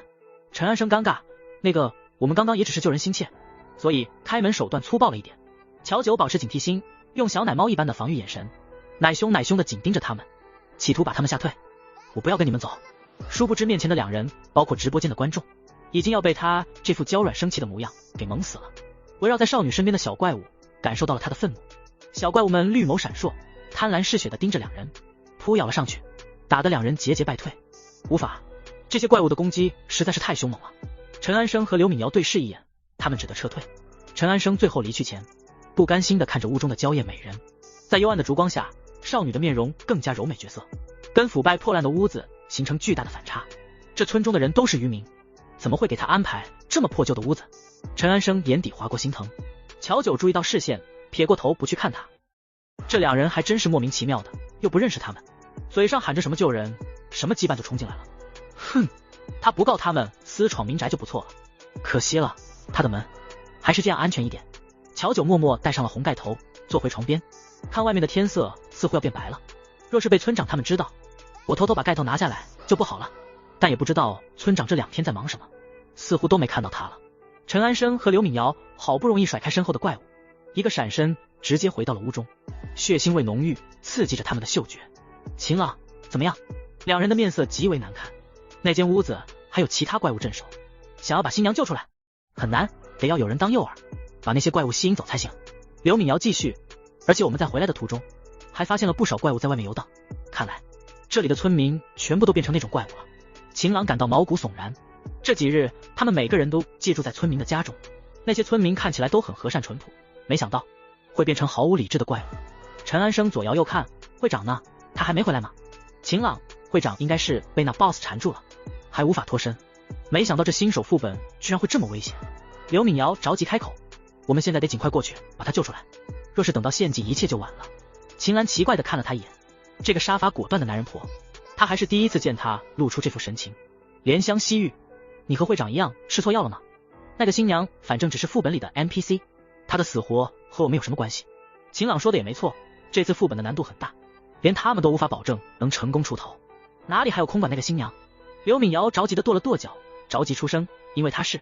你们站在这做什么？人带回来了吗？是黎阳回来了。他皱眉横扫一圈，没看到那抹心心念念的红色身影。会长你还好吗？还好你没事。看到黎阳，所有人都松了口气。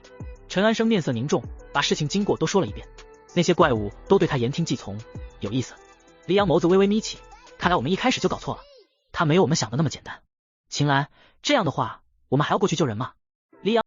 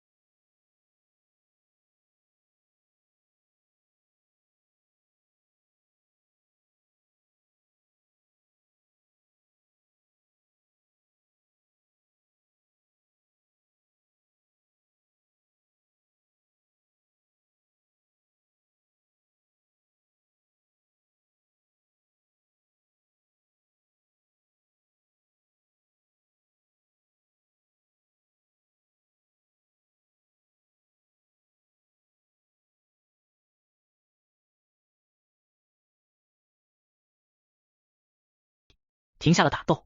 黎阳也是一样，只见少女长长的睫毛如蝉一般脆弱的颤抖，湿漉漉的绿眸楚楚动人，我见犹怜。乔九吸了吸鼻子，哽咽道：你快把我放下来，你们不要再打架了，我好害怕。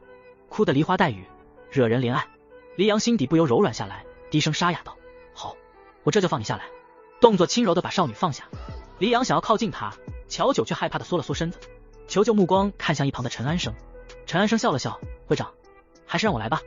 黎阳阴沉着脸，但看到了少女眼眶中流转的泪花，似乎真的害怕到了极点。一时间，他所有冷嘲热讽的话都被堵在了喉间。见状，乔九便知道自己的办法奏效了。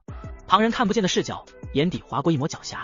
他想到了个逃出去的好办法，一直待在这也不是个事，他还得去找陆一峰呢。就算厚着脸皮，他也必须得把自己嫁出去。乔九扯了扯陈安生的衣角，有些可怜。尾音不自主上挑，宛若撒娇：我不想见到他们，我们走吧。而且我有些话想单独跟你说，可以吗？极为小心翼翼。陈安生看得呼吸不由加重：当然可以了。黎阳什么都没说，只是面色冰冷，看着两人从他身旁走过。是。进到房间，灯光有些幽暗，照映在少女的身上，朦胧之间更添了几分美感。陈安生微微失神，纵使他已经见过少女很多次了，但还是忍不住被她绝色的容貌惊艳。哎呦，老婆还是这么的美，我的老婆长得这么好看，多玩点男人咋地了？楼上，我觉得你说的非常有道理，既然如此，我觉得多我一个应该也不算多。娇娇老婆盛世容颜，天下无双，真的是怎么看都看不够。陈安生看着这些弹幕，第一次觉得烦躁，想不想直接关闭了直播间？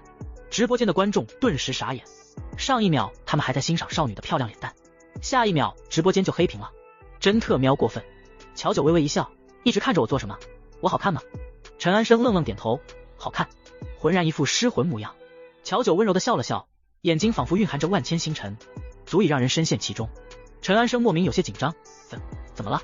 乔九依旧身着嫁衣，身姿窈窕，水汪汪的看着面前的男人，粉嫩的唇瓣，娇艳欲滴，眼尾轻挑，唇这儿又娇柔，当真是一个尤物。软声道：我不喜欢刚刚那个人。陈安生，别怕，我会护着你的，不会让他再欺负你。乔九粉唇嘟起，似乎有些不满，生着闷气坐在了椅子上，闷闷道：可是你又打不过他。陈安生无奈的摸摸鼻子，虽然很扎心，但他说的是事实。陈安生，怎么说我和黎阳也认识很多年了，他确实有几分实力，但他若真起了杀心，刚刚我早就死在他的手上了。他的性格从来都是那样我行我素，但本性其实不坏的。他的眼眸闪了闪，缓缓开口说道。乔九有些诧异，没想到他竟然也会为那人说好话，但这阻碍不了他借题发作。乔九努力控制着脸上的表情，低垂眼睫，委屈道：说了这么多，还不是你没用？他都那样欺负我了，你也觉得无所谓吗？我怎么跟了你这么没用的男人？纤瘦的肩膀微微颤抖，白嫩如玉的肌肤透着绯红，似乎气极了，看起来楚楚可怜，不由让人心生怜悯。陈安生哑口无言：难道你对我只是玩玩而已吗？陈安生着急：不是的。乔九漂亮白皙的脸蛋上挂着泪珠，撇过头不想看他，眼眸透露着无尽的失望，言语中充满着失落。我怎么会跟了你这么个没用的男人？闻言，陈安生眼眸染上晦暗，无力的闭上眼眸，声音有些沙哑：你想要我怎么做？乔九顿时停住擦眼泪的动作，唇角微微上扬，终于说到重点了，软软道：你在说什么？我听不懂。不需要你做什么啊，只是若是我们能在一直这样独处，永远不分离，那就好了。乔九眨了眨眼睛，期待的目光看向男人。屋内视线幽暗，陈安生的表情被遮挡去了一半，双手紧紧握拳，过了一会才渐渐松开。坐在那里的少女莞尔一笑，粉唇勾着一抹好看的弧度，白皙的肌肤，盈盈一握的腰身，红润的阴唇，像是致命的毒药，深深地吸引着他，让他无法自拔。我会解决他的。陈安生眼底的情绪复杂，但很快就下定决心。乔九眼前一亮，蹦蹦跳跳的来到陈安生面前：要加油哦。陈安生笑着点头，转身离去的瞬间，眼眸闪烁异样光芒。啪嗒，陈安生离开，反锁上了门。乔九偷笑了两声，嘻嘻，总算把人引开了。从最开始他就没指望过他能杀了黎阳，毕竟黎阳的实力摆在那里，他好像真的是一只很坏很坏的人偶呢。反正这群人类的死活跟他木有关系，事不宜迟，也不知道陈安生什么时候会回来，他得要抓紧时间了。乔九闭眸，心念一动，瞬间附身在了外面悬挂的风铃上。因为附身的距离有限，只能勉强将就一下了，总算是溜出来了。乔九刚感叹了声，一道高大黑红色的身影似乎有感回头，突然掉头朝这里走来。是黎阳。破旧的大门悬挂着2个风铃，随着风声摇摆，发出清脆悦耳的声音。在幽深的环境下，风铃的声音有些恐怖瘆人。乔九有些紧张，不会这么倒霉吧？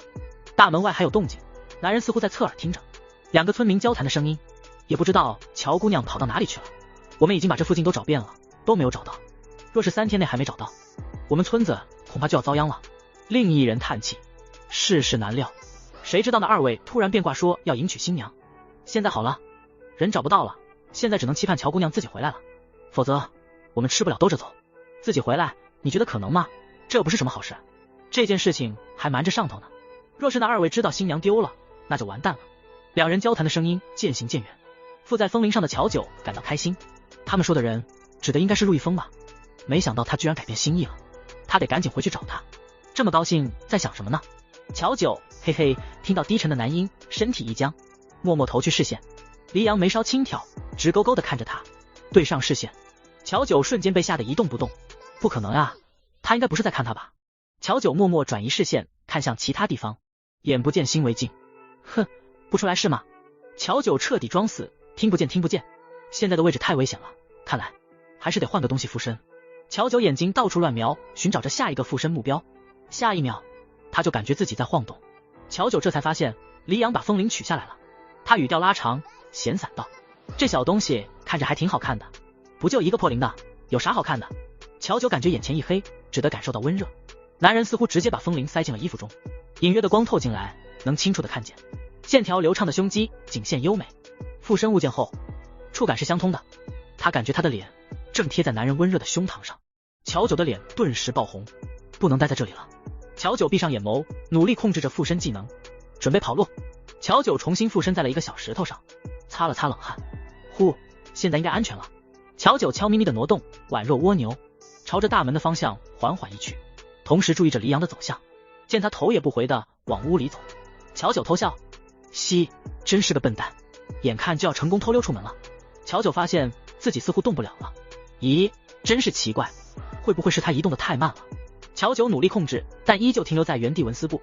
突然间有种不好的预感，乔九抬头，直接对上一双平静的眼眸，是陈安生。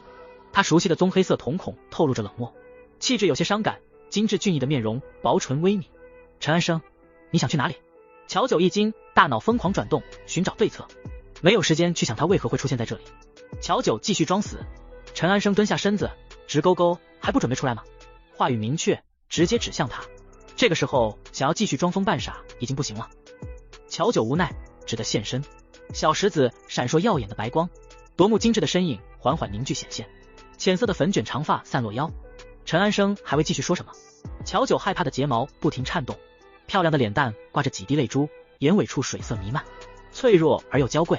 怎么哭了？我没有想要怪你的意思。陈安生有些慌乱。乔九，对不起，我不是故意要骗你的。遇事不决，先道歉。一滴滴泪珠落下，衬得少女更加弱小而又可怜。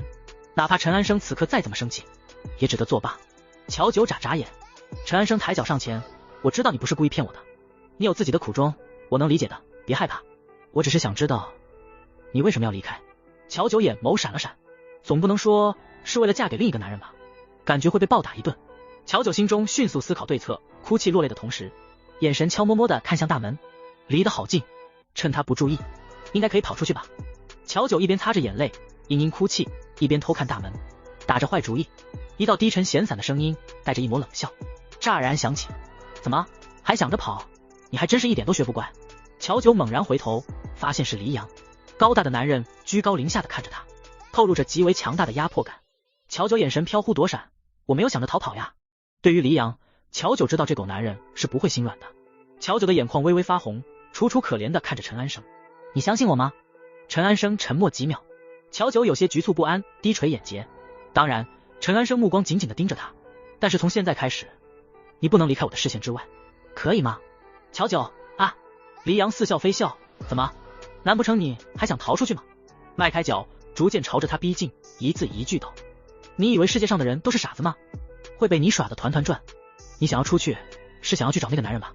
一开始被他抛弃的还不够吗？现在他反悔了，你还要准备眼巴巴的凑上去。越说他的声音越冷，带着警告。你到底有没有点羞耻心？当真是不知廉耻。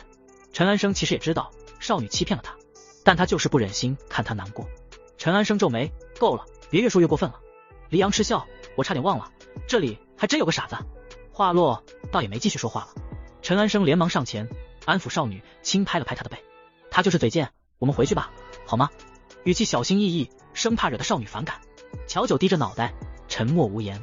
在陈安生靠近的时候，他轻轻靠在了男人的胸膛上，轻声陈安生高兴，少女能自己想通，跟着他们回去自然是最好。话不多说，陈安生横抱起乔九，路过脸黑的黎阳，朝屋内走去。男人的手臂紧实，颇为有力，非常有安全感。乔九不哭不闹，乖乖的被抱着。路过黎阳时，乔九立马转头，看都不想看他，眼眶还有些泛红，蜷缩着身子，咬紧粉唇，十分委屈，宛若真的被黎阳的话语给打击到了。看他委屈落泪，黎阳心中有些动容。其实在刚刚说出那些话后，他就开始后悔了，但说出的话依旧带着嘲弄意味，就像狗改不了吃屎。黎阳，我最后再警告你一次，别妄想着逃出去，若是再被我发现你想出去找野男人，就不是今天这么简单了。乔九两手捂着耳朵，不听，王八念经。同时在两人看不见的视角，他翻了个白眼，心想，哼，世界上可没有哪一条规定说人偶必须遵守妇道，但这话他肯定不敢当面说的，容易惹祸上身。乔九极为小声道，我们走吧。陈安生低眸尽显温柔，好。看着两人离去的身影，黎阳双手紧紧握拳，充斥着内心的不平静，但他的表情控制极好，眼底迅速划过一抹落寞，很快就消散了。乔九被抱着，看着熟悉的房间，撇了撇嘴，嘀咕道，忙忙碌碌，最后还是回来了，真的是白忙活了。陈安生笑了笑，待在这里不好吗？那个人就这么值得你喜欢？乔九感受到腰间的手似乎微微收紧，还行吧，莫名有些心虚。陆一峰有时正常，有时发疯，至于喜欢，单纯喜欢他那一张脸算吗？见少女似乎不愿多说，陈安生也不逼迫她，将她放在椅子上，目光温柔，是那些村民逼迫你嫁给那人的吗？乔九摇摇头，小声道，我是自愿的呀。陈安生眼眸染上怜悯，经过这几日的搜查，他们也大致知道了村中的一些密事，比如少女被配冥婚，即将嫁给一个恶鬼。想到这，陈安生面容冰冷，周围散发着冷意。乔九认真，我真的是自愿的。陈安生掩盖眼中的杀意，温和地摸了摸他的头，好，我知道了，但看这副模样，他不信。陈安生看向窗外，夜幕降临，不远处还有几个村民提着灯笼，在四处寻找着什么。房间内已点燃蜡烛，幽暗的灯光下，男人的半张脸藏入黑暗，让人看不见其的神色。陈安生，今日也累了一天了，早点休息吧。乔九打了个哈欠，困倦的泪花在眼眶打转，宛若一只呆萌的小羊，懒散地趴在桌上，是该睡觉了。陈安生盯着他的红嫁衣，有些紧张，克制着自己的神情，不动声色道，穿着这种衣服睡觉应该不舒服吧？我帮你换衣服吧。你还挺贴心的，但是这样似乎有点不好。乔九摇摇头，我不想再麻烦你了，你帮我拿件衣服进来就好，我可以自己换的。陈安生见计谋没有得逞，有些失落，但很快恢复过来，你在这里等着，我帮你去拿。陈安生离开，似乎还锁上了房门。乔九单手托着脸，打量屋内，房间里的窗户都被封上了锁，看来想要离开只能从门口出去了。可那两个人又看得紧。等待片刻，乔九无聊地趴在桌面，在桌上画圈。陈安生到底什么时候才回来啊？猛然间，屋内的蜡烛似乎被风吹灭，眼前顿时一片漆黑。咦，怎么灭掉了？乔九起身，小心翼翼地摸索着，想要寻找柴火，重新点燃蜡烛。摸着摸着，就摸到了一个温热的东西。啊，是什么东西？乔九身子猛然一颤，有双大手忽地抱住了他，将他紧紧禁锢在怀中。乔九尝试挣扎了下，这人的力气出奇的大，根本挣脱。乔九有些害怕，肩膀忍不住颤抖。你究竟是谁？无人回话。乔九只感觉他的手指被男人相扣，食指紧紧纠缠，男人似乎低下了头，炽热的呼吸喷洒在他白皙的脖颈，有点痒。乔九缩了缩脑袋，企图躲避。男人看出了他的意图，动作狂野却又带了些轻柔。别碰我。乔九的身子顿时软了下来，奇怪的感觉在身体四处蔓延，变得软绵绵的。快住手！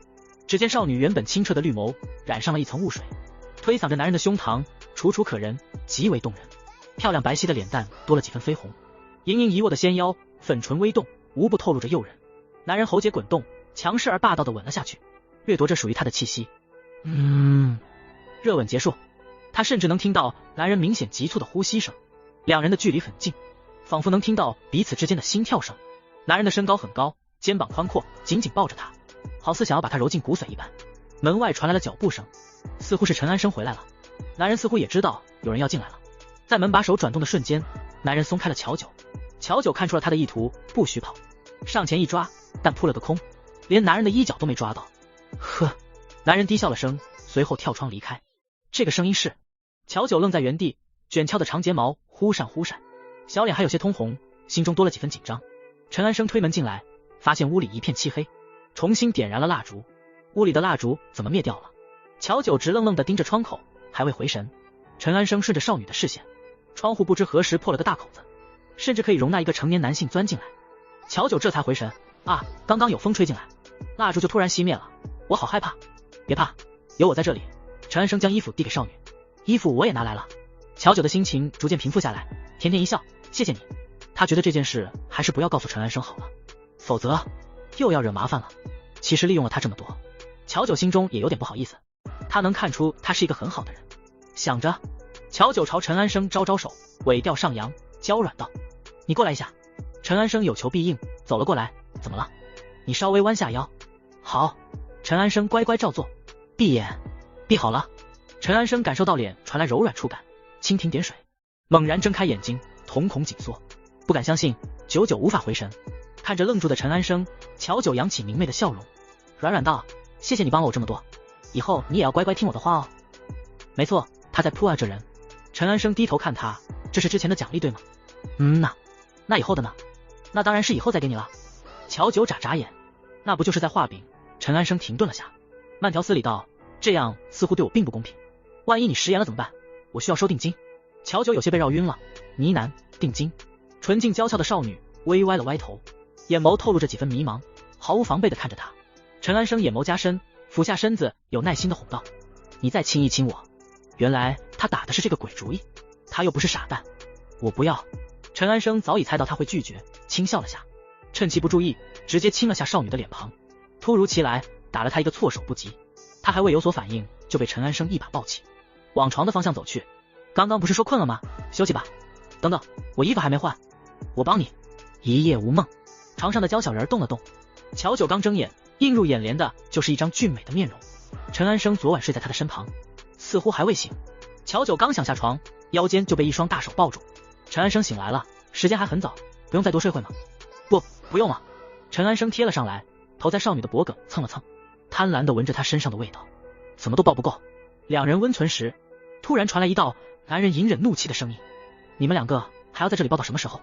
乔九看着站在门口的高大男人，对道：关你什么事啊？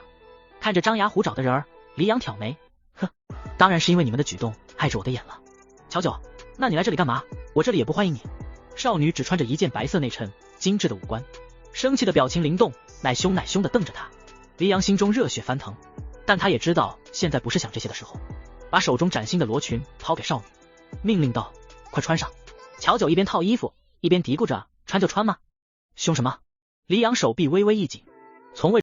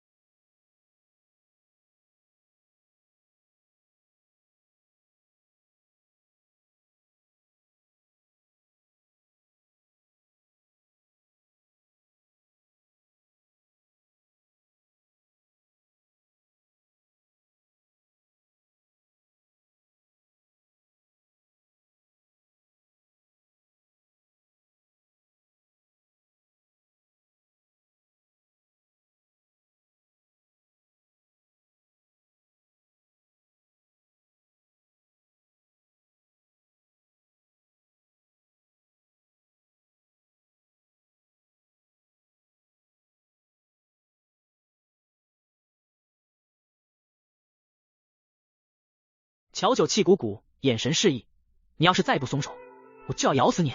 黎阳刚想说什么，忽的身侧一道黑影窜出，直接将少女抢走，一道邪魅低沉的男音。可算是抓到你了。乔九一阵天旋地转，晕乎乎抬头，一张熟悉的俊脸映入眼帘。陆一峰，哎，高兴而后又有点小疑惑。乔九看了看面前的人，又看了看不远处的那道青色身影，怎么会有2个陆一峰？有些发懵。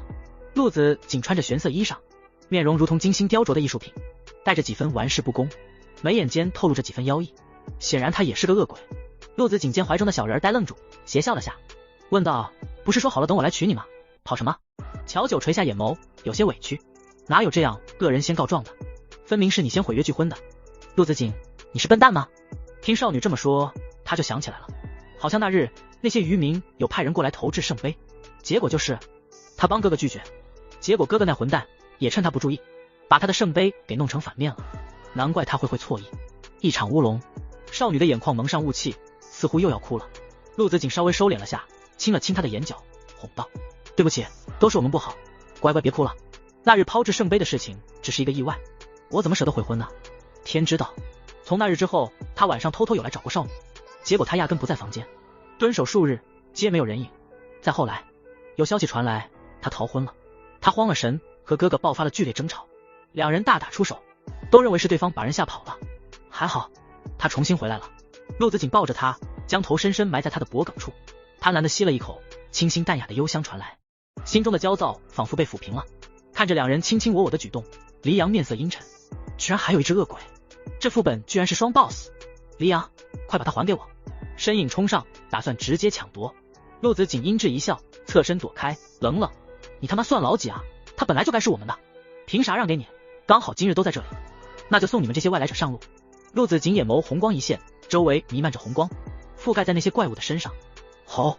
怪物们痛苦地嘶吼了一声，身形猛然变大，力量得到了强化，冲了过来，团团围住他们。秦朗面色难看，没想到这副本居然有2个 boss。 陈安生艰难地拖着陆一峰，转头：你们快去把怨灵的封印解开。秦朗带着雪山公会的人一同进入神庙，释放怨灵。黎阳和陆子锦打得不可开交，突然间他感受到了结界松动的气场，看来是秦朗他们得手了。黎阳刚想挑衅，回头却见陆子锦笑得灿烂。猛然间黎阳想到了什么，封印解除，怨灵被释放，任务完成，他们就会被系统强制传出副本。不好，该死的！黎阳意识到中了这2只恶鬼的圈套。黎阳脸色极为难看，他们是故意放秦朗等人进去的。黎阳转身健步想要进入神庙，阻止秦朗等人释放怨灵。陆子锦的身影宛若鬼魅，猛然出现在他面前，将他拦下。秦笑，这么着急走做什么？不是很想打架吗？来，小爷我今天就陪你好好玩玩。一股温暖的黑色雾气围绕乔九，下一秒他就感觉身体飘了起来，被送到了另一个人的怀抱中。陆子锦和黎阳2个疯狗已经打起来了，气势凶猛，仿佛不死不休。被陆一峰抱着，乔九还有些懵，为什么会有2个陆一峰？你们2个怎么长得一模一样？他都快被搞晕了。少女的声音软绵绵，宛若烤焦的棉花糖，轻轻拂过他的心间，清澈的绿眸透露着懵懂和单纯，十分疑惑。陆一峰一改刚刚的冷漠，轻声解释道：他叫陆子锦，是我的双胞胎弟弟，他的性格比较恶劣，我替他向你道个歉。乔九恍然大悟，原来是这样，难怪你俩长得一模一样，我说呢，怎么性格变化会那么大？原来不是他的错觉。陆一峰原以为他会生气，微微有些紧张的身体放松。我说，乔九开口。陆一峰又有些紧张，要来了吗？那你还会娶我吗？陆一峰一顿，一种喜悦感蔓延全身，认真道：当然。乔九甜甜一笑，那就可以了，管他是弟弟还是哥哥呢，反正系统说了，只要嫁给恶鬼就可以了。乔九用脑袋蹭了蹭男人的胸膛，点燃某人心中的邪火。先别闹。陆一峰盯着陈安生，眸光沉了几分，杀意涌现。乔九弱弱，能不能别杀他？陆一峰盯着他看了很久，乔九感到害怕，缩了缩脑袋。陆一峰，给我一个理由。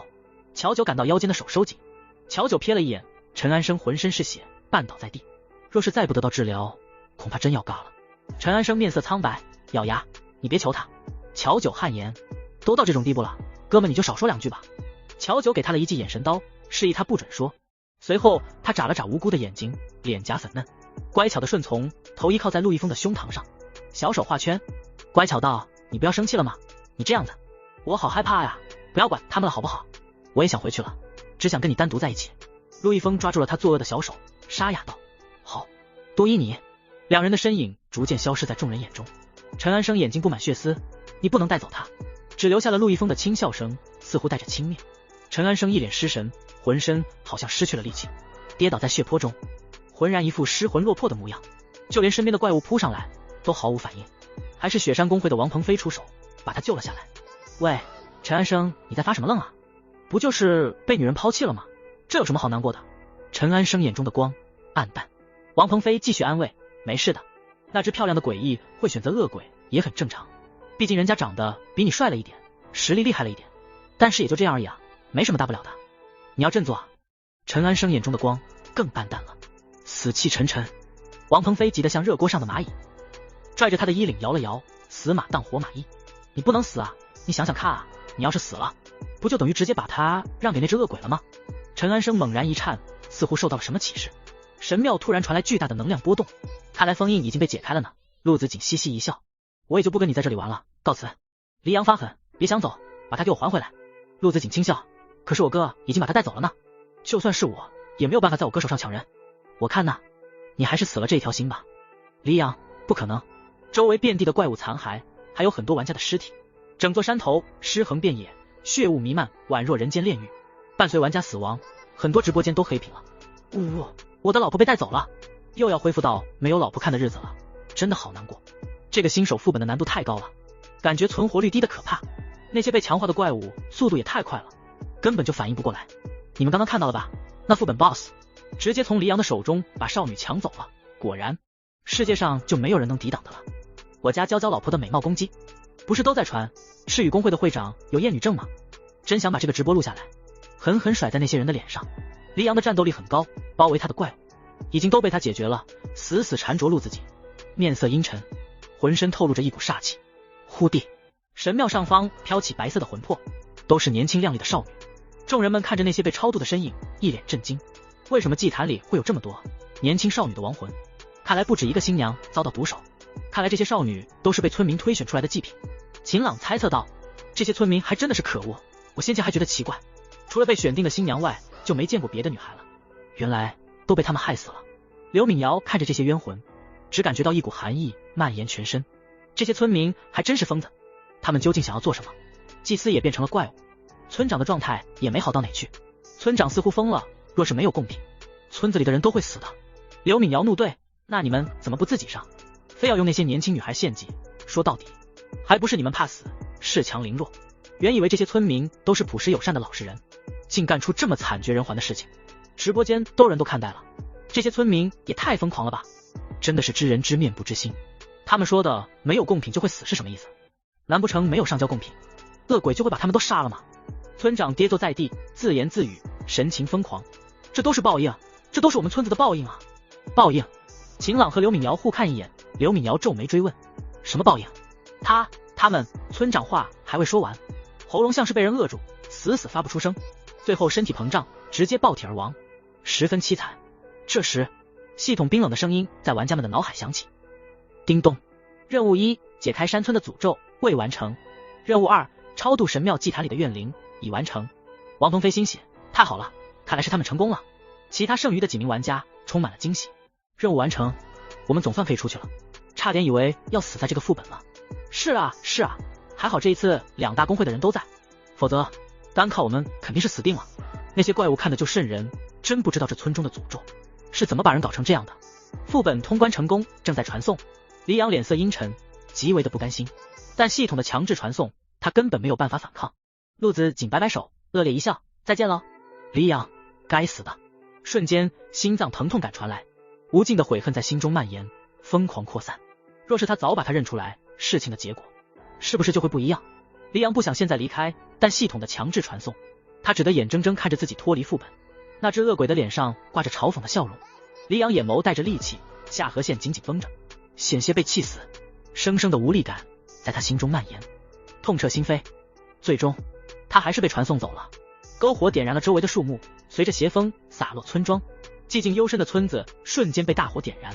淅淅沥沥的小雨落下，火势不减反增，星火燎原，在烈火的燃烧下，村子很快就被烧成了灰烬，一切都化为虚有，鬼气森森弥漫，寂静荒凉。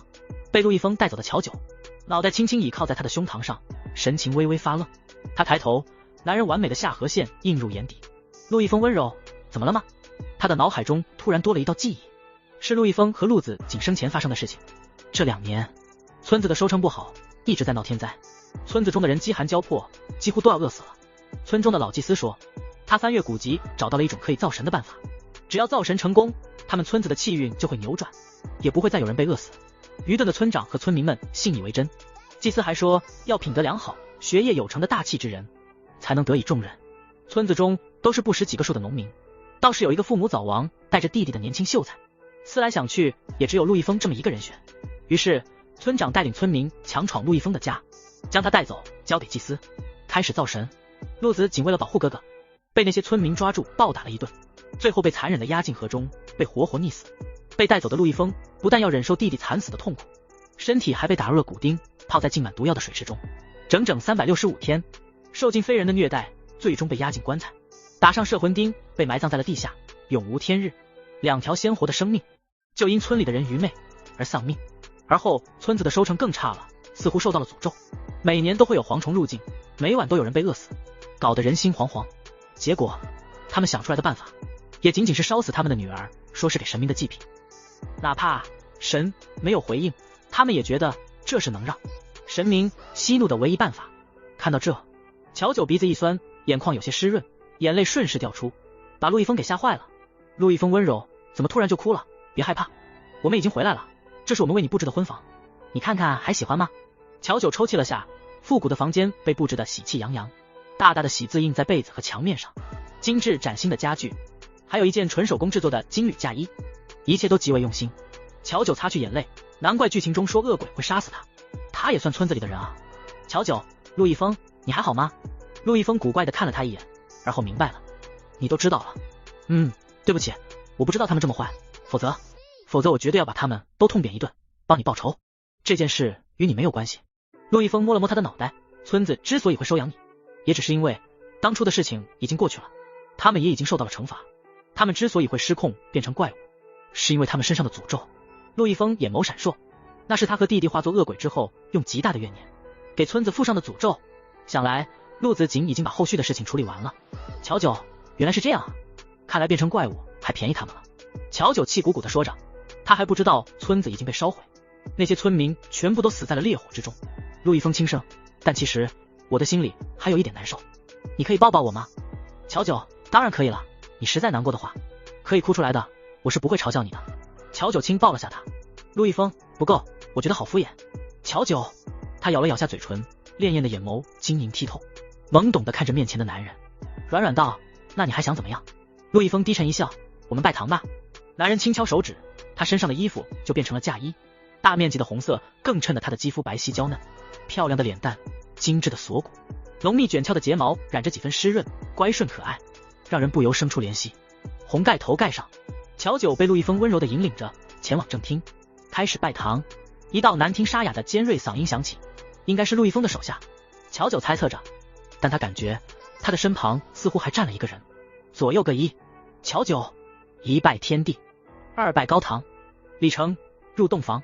当乔九来到卧室时，才想起来系统不在，似乎没有人帮他关闭痛觉屏蔽了。那死掉是不是会很痛？乔九紧张时，红盖头被人掀起，2张相似的面容呈现在他的面前，两人放在一起对比，乔九才能感到一些细微的差别。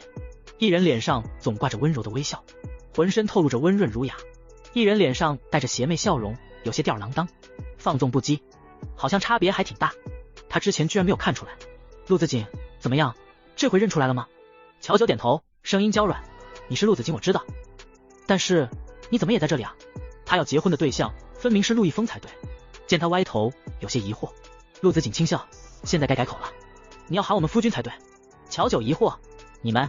一脸懵，显然还没搞清楚情况。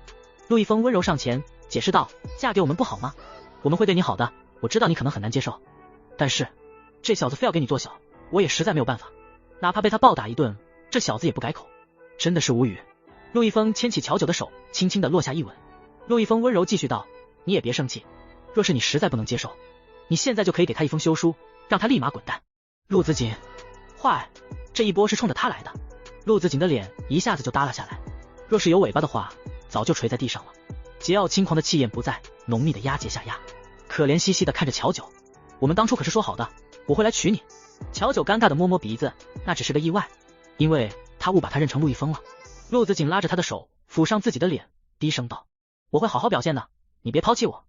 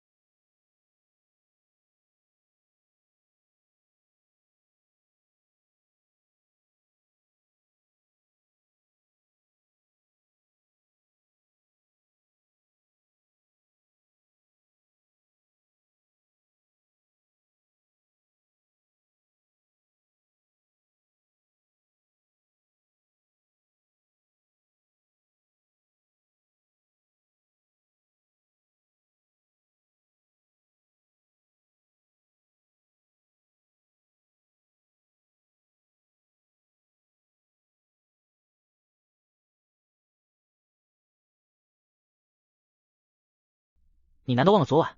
乔九脸色瞬间爆红，明显底气不足，说话有些磕磕绊绊，嘴硬道：那也不好说，说不定你们背着我偷偷嗑药了呢。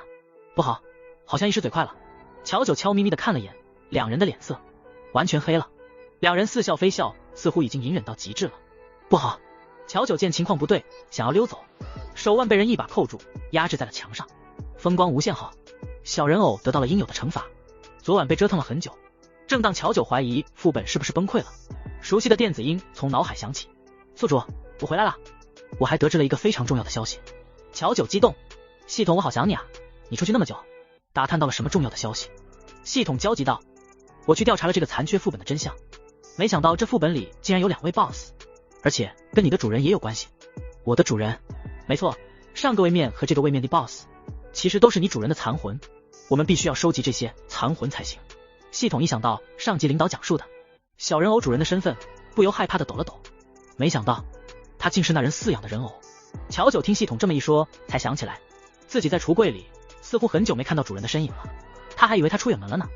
系统继续道：因为一些特殊原因，所以导致你主人的魂魄分散在各个副本，我们需要在完成任务的同时收集这些残魂，你的主人才会回来。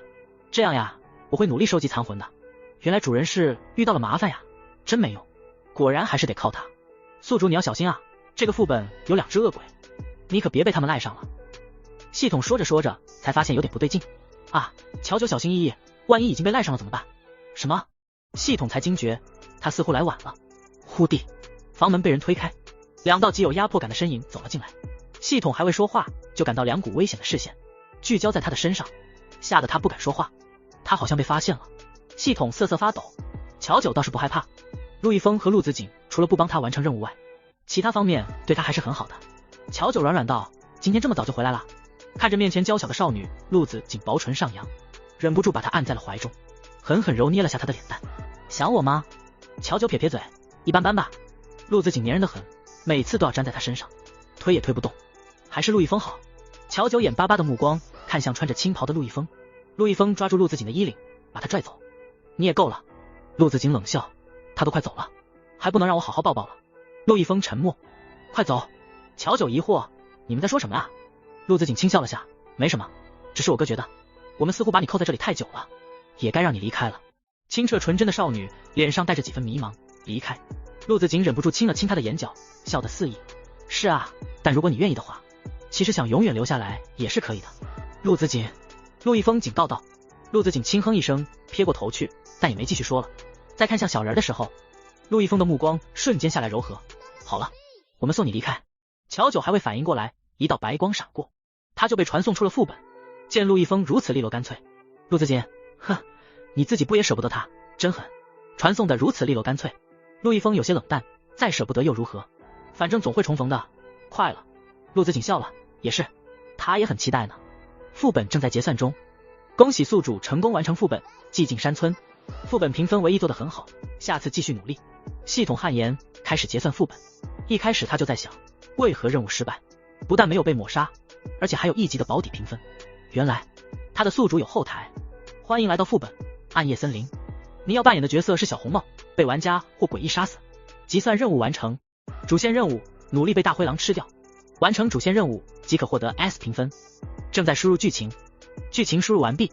小溪流水，风景秀美，不远处有一个精致的木房子，漂亮的蝴蝶忽闪着翅膀停在娇嫩的花朵上，偶尔还能看见几只小鹿趴在小溪边喝水。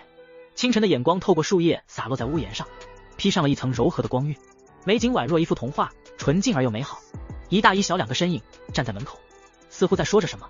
一个娇小可爱的身影披着红斗篷，白生生的小脸精致而又美丽，洋溢着甜甜的笑容。阳光洒落在露出的发丝上，清澈纯真的绿眸，懵懵懂懂，看起来很好被拐骗，整个人似乎都在发光。妈妈你放心吧，你说的路我都知道，我一定会把这些糕点带给外婆的。妈妈目光无神，似乎没有眼珠，咧开嘴笑道。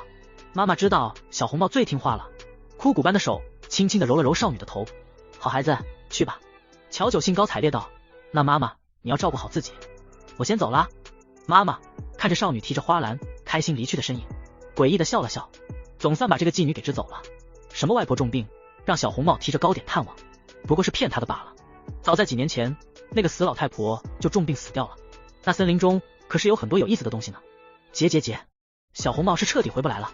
妈妈阴森的笑着，望着小红帽离去的身影，最终缓缓地关上了门。在关门的瞬间，外面乌云密布，狂风忽然大作，电闪雷鸣，倾盆的黑色大雨落下，一切都透露着不同寻常。某个精致可爱的小人儿正开心地哼着歌，蹦蹦跳跳地提着篮子往前走去。遇到了分岔口，一条大路，一条小路。乔九努力思考了下，妈妈的交代好像是让我走小路，依稀记得妈妈用嘶哑难听的声音交代，说走大路会碰到大灰狼，千叮咛万嘱咐他一定要走小路。既然如此，那我就走大路吧，希望能碰到大灰狼。很快，乔九做出选择，走上了大路。再往前走就是森林了，围绕着一层的迷雾，诡异而高大的树木似乎在晃动着，透露着异样，幽幽的蓝光如同鬼火般闪烁。乔九思考要不要进去的时候，天色突然昏暗下来，乌云密布，阴沉沉的，带着雷雨的轰隆声，滴答滴答，黑色的倾盆大雨落下。怎么突然就下雨了呀？他的衣服几乎都被打湿了，无奈之下只好跑进了森林中，想要寻找一个能够躲雨的地方。乔九寻找着树洞，但是找不到，忍不住吐槽，这附近怎么连个能躲雨的地方都没有呀？真讨厌，害我的衣服都湿透了，偏偏他还就只有这么一件红斗篷。系统，你说我现在就把这件红斗篷脱下来，算不算 OOC 啊？宿主，我看我们还是忍耐一下吧。小红帽没了秒点，算啥小红帽？好像也是哦。系统说的有道理。乔九轻叹了口气，感叹生活不易。突然，他感觉没有雨滴落在身上了，奇怪，是雨停了吗？乔九抬头，惊讶地发现那些鬼术用树枝帮他搭建了一个简陋的雨棚，脸上露出明媚笑容，声音娇软：“谢谢你们。”他身上的衣服被淋湿了一半，头发也有些湿润，脸上挂着水珠，衬得更加精致可人。诡异的苍天大树丝丝缕缕的扭动，枝叶的沙沙声作响，仿佛奏响幽暗阴森的乐曲，似乎在回应少女。幽蓝色的鬼火出现，小心翼翼的燃烧，释然热源。看着面前的鬼火，乔九猜测你是想让我烘干衣服。鬼树丝丝扭动，哇，你们也太好了吧！乔九小心翼翼地坐在了鬼树的根上，这样衣服就不会被泥土弄脏了。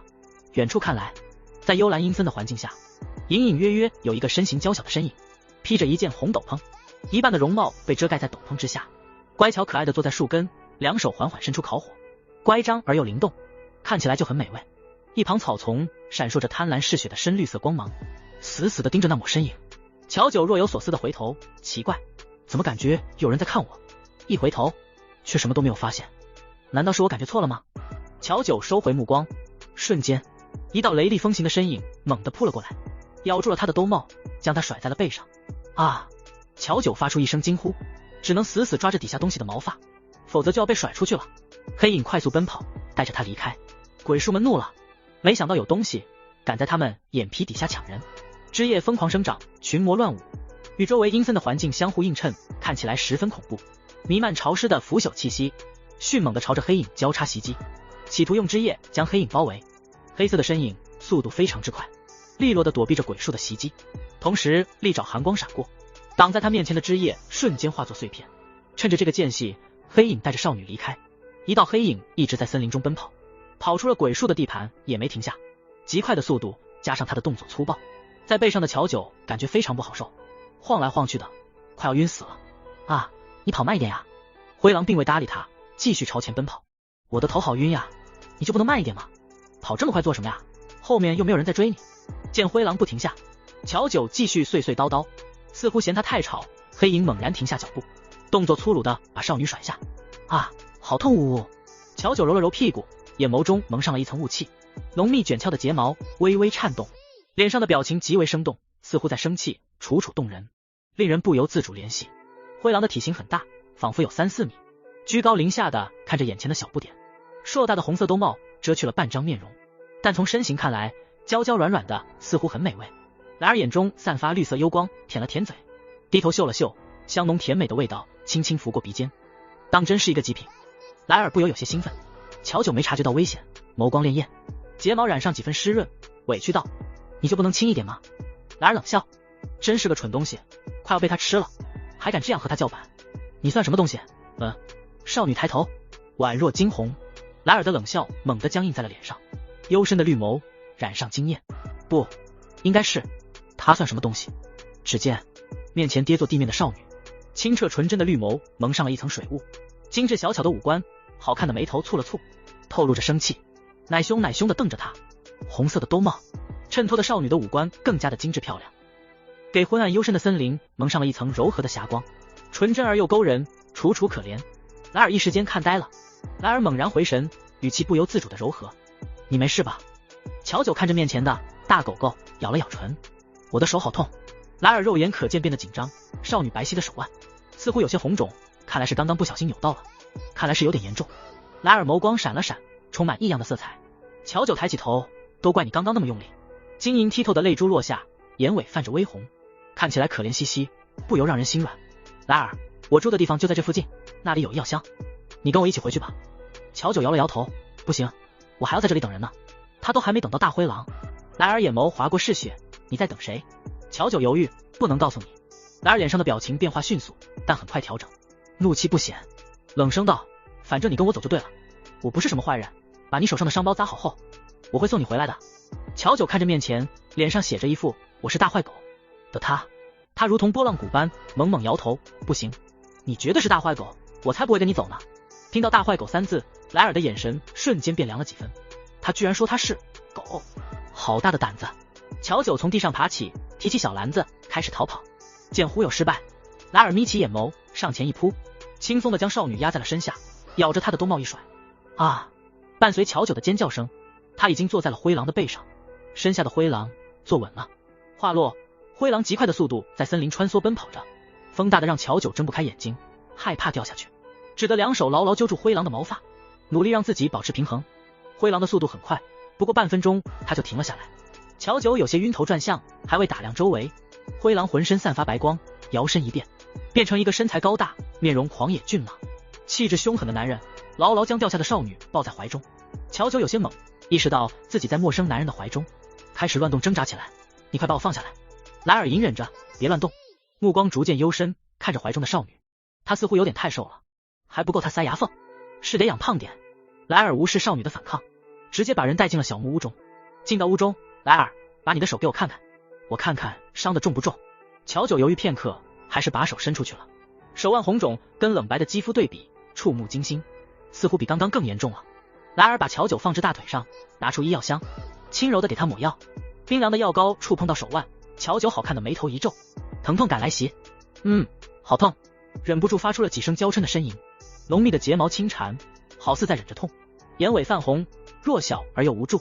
莱尔，马上就好了，这种药要把它揉开，效果才会好，忍着点。听着男人的命令，乔九忍不住回怼，你说的倒轻松，又不是痛在你身上。莱尔淡淡的瞥了他一眼，透露着一股无形的威慑力。乔九缩了缩脑袋，有些委屈。莱尔，好了，你试试看。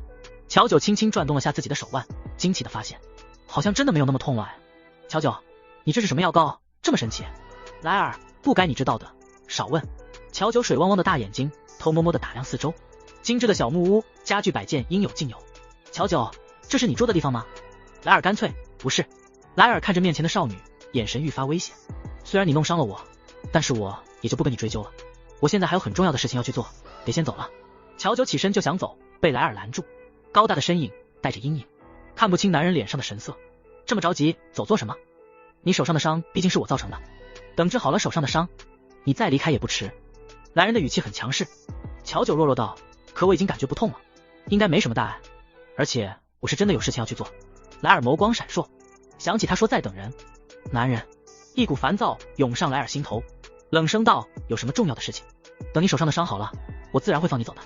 乔九犹豫。莱尔两手环胸，你不会以为自己长得国色天香，等你伤势好了，我会把你扣在这里吧？哼，如果是这么想，那你想多了。听他的语气，似乎真的不屑。乔九压睫下垂，模样可怜。殊不知他其实是松了口气，看这只大狗的模样，似乎真的对他没兴趣。那就好。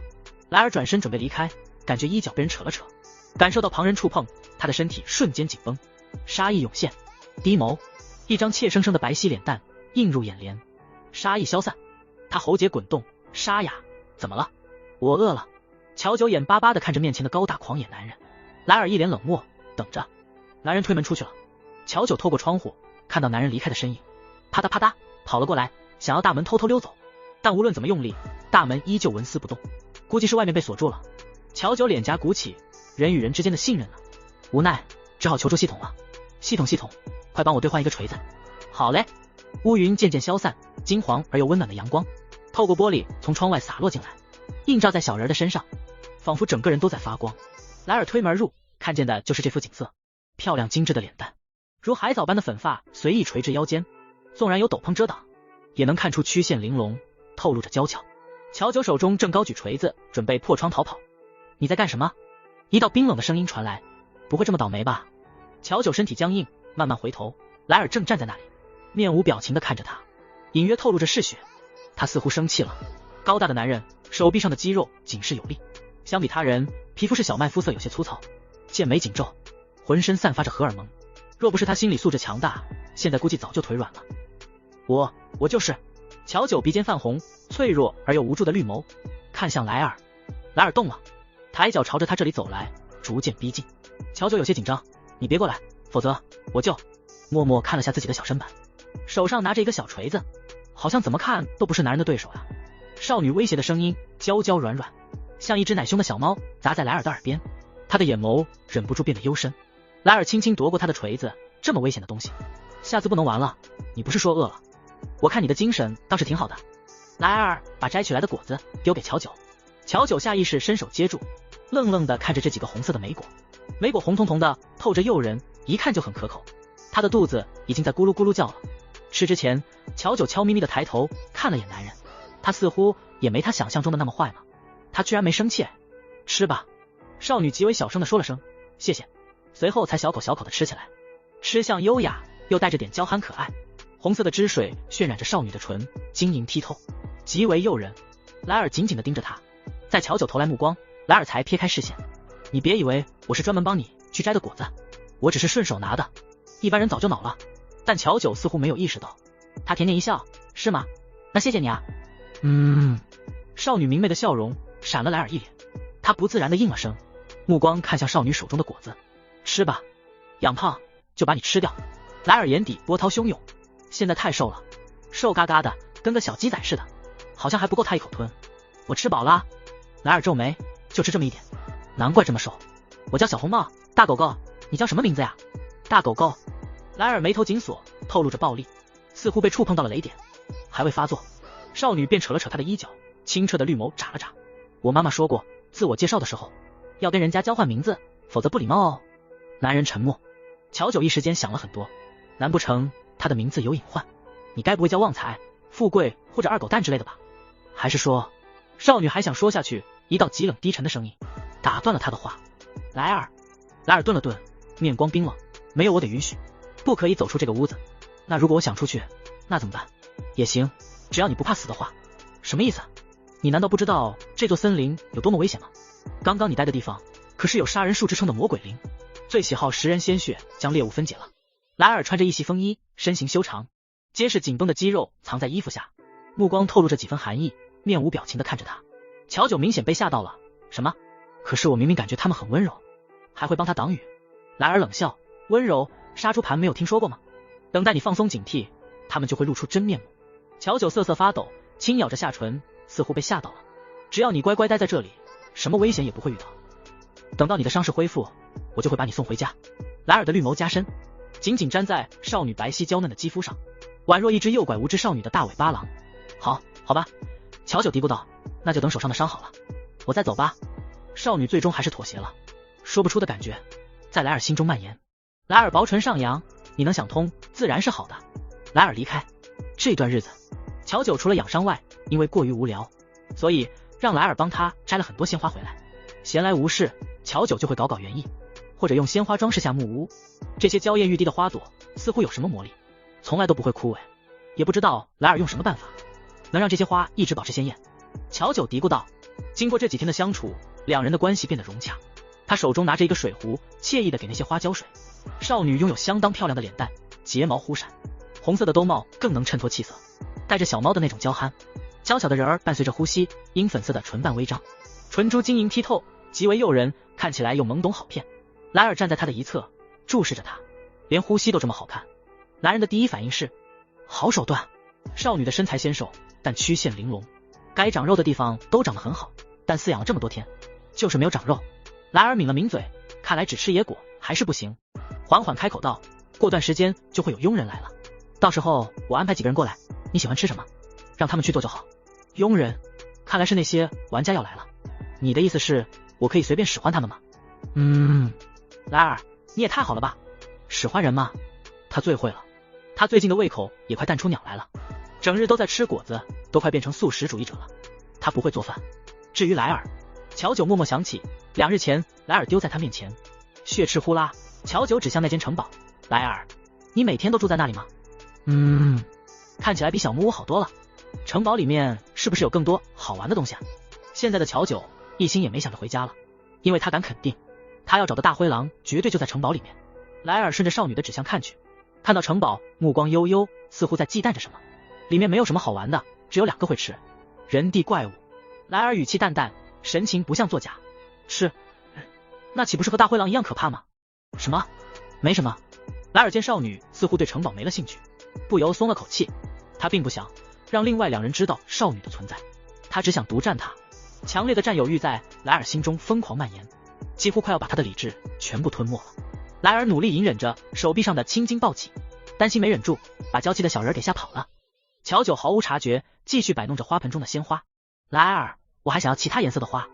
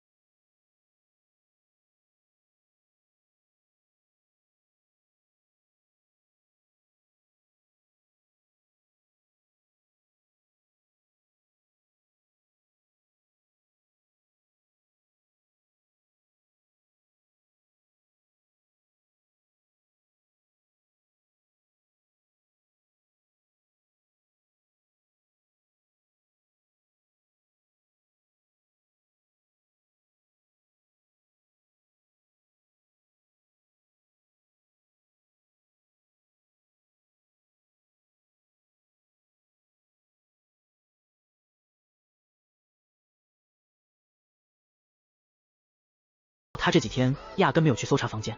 唉，江浩将昨夜镜子中的描述全部告诉叶琪，没有一丝隐瞒。他知道，若是叶琪想要去查的话，根本瞒不过，倒不如趁现在卖个人情。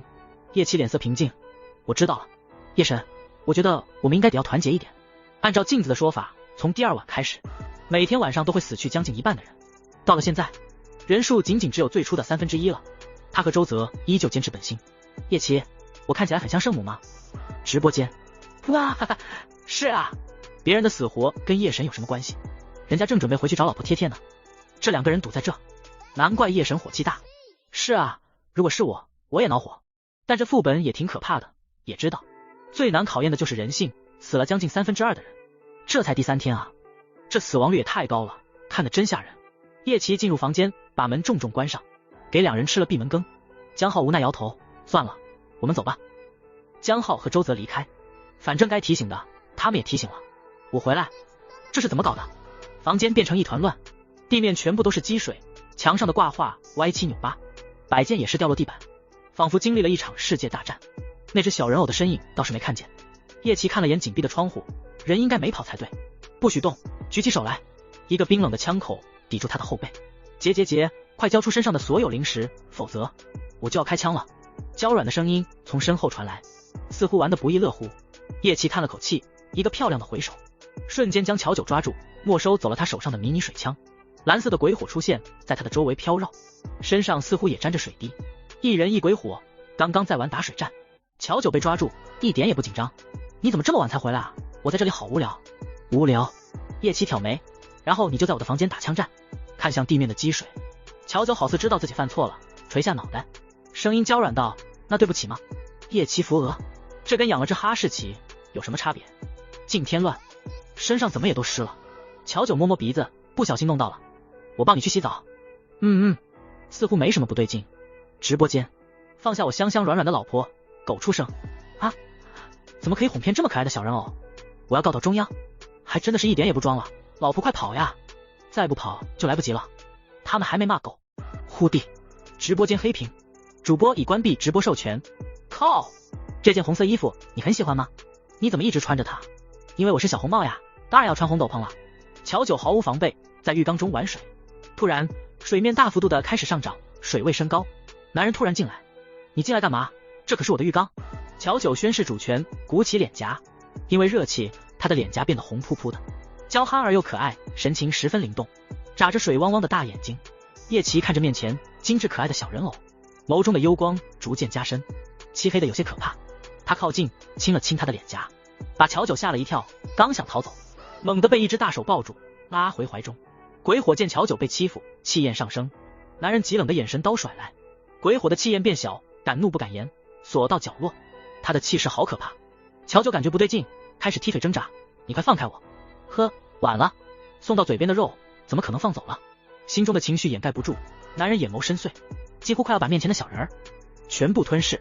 他觉得他已经忍耐到极限了，声音沙哑，快变回来！我不啊，你是狗吗？乔九眼角泛红，蒙上雾气，刚准备硬气，耳尖就被男人轻咬了口。无奈，白光一闪，变了回来。真乖。乔九还没喘口气，铺天盖地的深吻朝他袭来，带着强烈的占有欲，将他尽数吞没。结束后，叶琪抱着怀中的人儿坐回沙发，温柔的给他擦头发。乔九一点力气提不起来，白皙细腻的肌肤染上青紫，清澈的绿眸蒙上雾气，仿佛下一秒就要哭出来了，楚楚动人。叶琪忍不住又亲了亲，乔九推了推他，你还亲？他都快累成狗了。少女宛若樱粉的嘴唇丰满，因生气，唇微微嘟着，唇珠晶莹剔透，一看就非常好亲。那让你摸回来行吗？乔九扭头不想搭理他，闷闷道，那这还不是我吃亏，一个两个都是这副德行，唯一不同点可能就是叶琪更温柔些。叶琪不满少女的无视，两指捏住她的下颚，强迫她抬头，又亲了亲嘴角，大手放在她柔软的腰上，好细。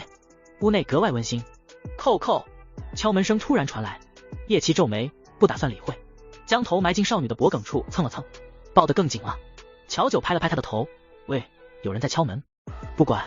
叩叩叩，比刚刚更急促的敲门声传来，似乎有什么急事。叶琪脸黑，你乖乖坐在这。乔九，哦，他也看出男人生气了，叶琪打开门，看清门外的人时，眸子冷若寒霜。有事吗？周泽站在门口，迅速扫了眼周围，急切。有急事，可以让我进去说吗？叶琪身形修长，门只打开了一半，有他人挡着，几乎看不见房间里的景色。叶琪冷冷，你在看什么？周泽身子一僵，没想到被发现了。滚！周泽依旧停留原地，似乎不肯罢休。叶琪直接出手，甩出刀刃，寒光闪烁。周泽瞳孔一缩，身上带着的护心道具直接破碎。男人出手果决，带着杀意，一出手就是朝着他的致命而来。周泽落荒而逃，叶琪挥了几道刀刃，刀刃打中背部。周泽发出一声惨叫，但他不敢停下，忍痛逃走了。叶琪一脸冰冷，并没有选择追上，而是回到了屋中，继续跟娇娇软软的老婆贴贴。乔九，刚刚有人过来找你。叶琪，有只老鼠路过而已。周泽跌跌撞撞跑回屋中，由于失血过多，脸色苍白，他忍着痛，他也没想到叶琪出手会这么狠，把陈文优吓了一跳，连忙扶着。你没事吧？怎么会伤得这么重？背上的几道伤痕还在往外冒血，触目惊心，可见下手之人的狠辣。没想到只是去探查一下，就受了这么重的伤。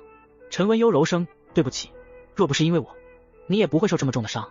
周泽，这不怪你，我也没想到他的性格如此阴晴不定，但我敢肯定，那名诡异小姐有很大的概率被藏在那间屋中。说话间扯到了伤口，周泽吃痛，冷汗从额头冒下。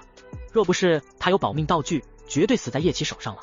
不愧是巅峰排名第1的玩家，他甚至都没有还手的余地。陈文优抱着医药箱过来，我来帮你上药。两人情投意合，身旁的江浩突然出声，快到晚上了，你也该走了吧。朝陈文优下了逐客令。江浩两手环胸，眉头紧皱。陈文优似乎有些害怕他，躲在了周泽身后。周泽疼得龇牙咧嘴，忍不住出言，江浩，不如今晚就让他留在这里吧，人家一个小女生，让他回去多危险啊。江浩看着陈文优，冷声，不要让我说第二遍，快滚。周泽怒了，陈文优可是他看上的人，江浩这是什么意思？这么不给他面子。江浩似乎准备动手，陈文优见形势不对，急忙，周泽，既然你室友不欢迎我，那我还是先走了，我明天再来看你。陈文优急匆匆的离开，似乎很害怕江浩。周泽，江浩，你这是什么意思啊？凭借他们两个人的实力，保护一个陈文优不在话下。江浩冷静，哼，你觉得这种突然送上门的女人可信吗？江浩继续道，我看你就是被猪油蒙了心，他突然上门让你去打探消息，你还真去打探了。刚刚江浩不在房间，他回来的时候，周泽已经被忽悠走了，否则他是绝对不可能放任周泽去叶琪房间探查的。周泽沉默，江浩冷笑，别最后死在女人手里了，我可不管你。周泽反驳，文优不是你说的那种人。江浩一脸失望的看着他，你自己看着办吧，我也管不了你了。因为那名诡异小姐丢失，城堡里的氛围变得更加沉重诡异，那灰狼和乌鸦似乎喜欢杀人找乐，导致他们被折磨的精神都要开始失常了。江浩和周泽因为陈文优的事情闹得有些不愉快，鬼知道周泽出去一趟又把那个女人带回来了，气得江浩浑身发抖。看着陈文优怯生生的模样，他忍不住来气，你怎么又把这女人带回来了？能活到现在的人有几个是真的单纯的？呵呵呵。陈文优抿抿嘴，周泽随意敲响房间门，谁啊？屋内传来声音，是我。江浩淡淡道，江哥。里头的声音似乎很欣喜，打开门。江浩走了进去，随性的坐在地上，倚靠着墙，开始闭目养神。周正方，周泽呢？你怎么这么晚了，还一个人在外面走？难不成你们房间被人霸占了？江浩心烦，你别提他，他非要护着一个女人，到最后怎么死都不知道。现在他已经跟我没关系了。林海泉和吴光对视一眼，看来两人闹矛盾了。正好。周正方眼神闪烁，笑道，既然如此，江哥不如今晚就在我们这里休息吧。江浩站立不弱的，没想到周泽这么蠢，在这个节骨眼上居然把江浩气走了，倒是便宜他们了。突然，江浩，你们杀人了。几人身子一僵，气氛有些寂静。江浩了然，看来是了。几人不说话，他索性闭眸继续养神。周正方等人紧绷的身子慢慢放松，看来江浩不准备过问。期间周围的房间时不时传来惊悚的叫声，让人无法安稳入眠。第4日，每个人脸上的神情都有些恍惚，伴随大门开启，浓郁到令人作呕的血腥味从里面缓缓飘来，大部分人的额头上蒙上了诡异的黑烟，但他们是看不见的。江浩顺利在他们房间度过了一夜。第4日，突然有人敲门，江浩懒散，谁啊？周泽声音传来，闷闷，是我。江浩翻了个白眼，神经，这人又回来找他做什么？周泽的声音继续传来，你能开门吗？我有些话想要跟你说，昨晚的事情，是我欠缺思考了。其实你说的没错，好歹是同生共死过的关系。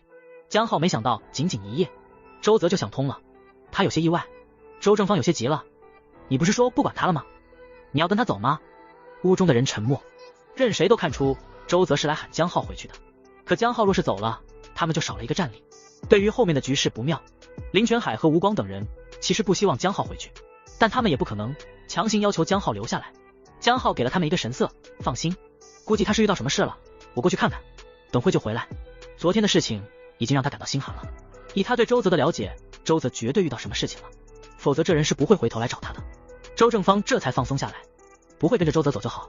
江浩开门，周泽正站在门外，见到他，周泽一脸欣喜，江浩，你愿意原谅我了。江浩摆摆手，先不说这个，究竟发生什么事了？你怎么会突然想通？两人走在路上，周泽似乎觉得难以启齿，不太敢说，回去再说吧。江浩点头，进入房间，房门被关上，啪嗒，似乎还锁上了。江浩有些不耐烦，你倒是说啊，发生什么事了？周泽苦笑，江浩，你说的没错，那个女人是不是什么好人？我被她给骗了。肩膀颤抖，人似乎都变得颓废，整个人恹恹的，眼睛布满血丝，似乎这件事对他的打击很大。江浩皱眉，他骗了你什么？周泽，我的那些道具都被他骗走了，而且他还差点要杀了我。江浩，我现在一无所有了，你能不能帮帮我？看着伤心的周泽，江浩有些不忍，毕竟他们之前也是兄弟。但江浩没有第一时间表态。我昨天是不是跟你说了，那女人有古怪？你还不相信我？现在知道了。江浩，我知道错了，你能不能原谅我这一回？我保证不会再有下次了。江浩叹了口气，算了，这些东西给你，以后你好自为之吧。拿出了几个道具，随后江浩想要离开，周泽接过。在江浩转身的瞬间，周泽眼神变了。江浩的手刚摸上门把，一道危险的气息从身后传来。江浩反应过来后迅速躲开，但还是被刺了一刀。吃痛一声。周泽，你是疯了吗？江浩捂着受伤的手臂，不可置信地看着他。周泽拿着匕首，面容有些阴冷。面对江浩的质疑，周泽抿了抿嘴，似乎不敢去看他的眼睛。对不起。哈。江浩只觉得好笑。身后又走来一个人，是张吉。张吉，跟他废话这么多做什么？赶快把他杀了，不仅能拿到道具，还能获得护身符。周泽，你该不会心软了吧？若是让他跑走，你觉得他会放过我们吗？陈文优也走了出来，揽住周泽的手臂。是啊，我们不是说好要一起活着出去吗？江浩咬牙，眼睛布满红血丝，看着眼前的一幕，他愤恨道：原来你们三人早就同流合污了。江浩看向周泽，你若是现在回头，还有机会。说不失望那是假的，原以为他真的想通了，没想到这一切的一切只是做局。周泽想要杀了他，江浩真的死心了。听到陈文优的话，周泽不再迟疑，拿着匕首朝江浩走来。江浩也不是吃素的，但由于刚刚被偷袭，而且双拳难敌四手，他落了下风。张吉和周泽都在朝他攻击，江浩的手上、背上被刺了很多刀，血红色的血液染红了他身上的衣裳。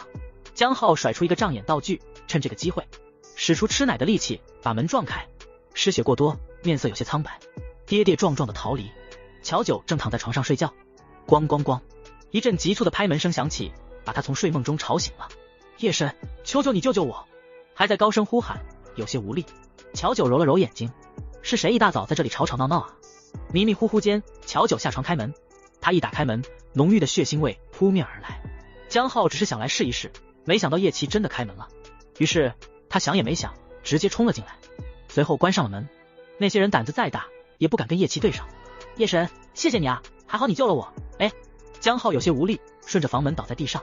话说一半，映入眼帘的是一位极为漂亮的少女，面容有些模糊，她这是遇到仙女了吗？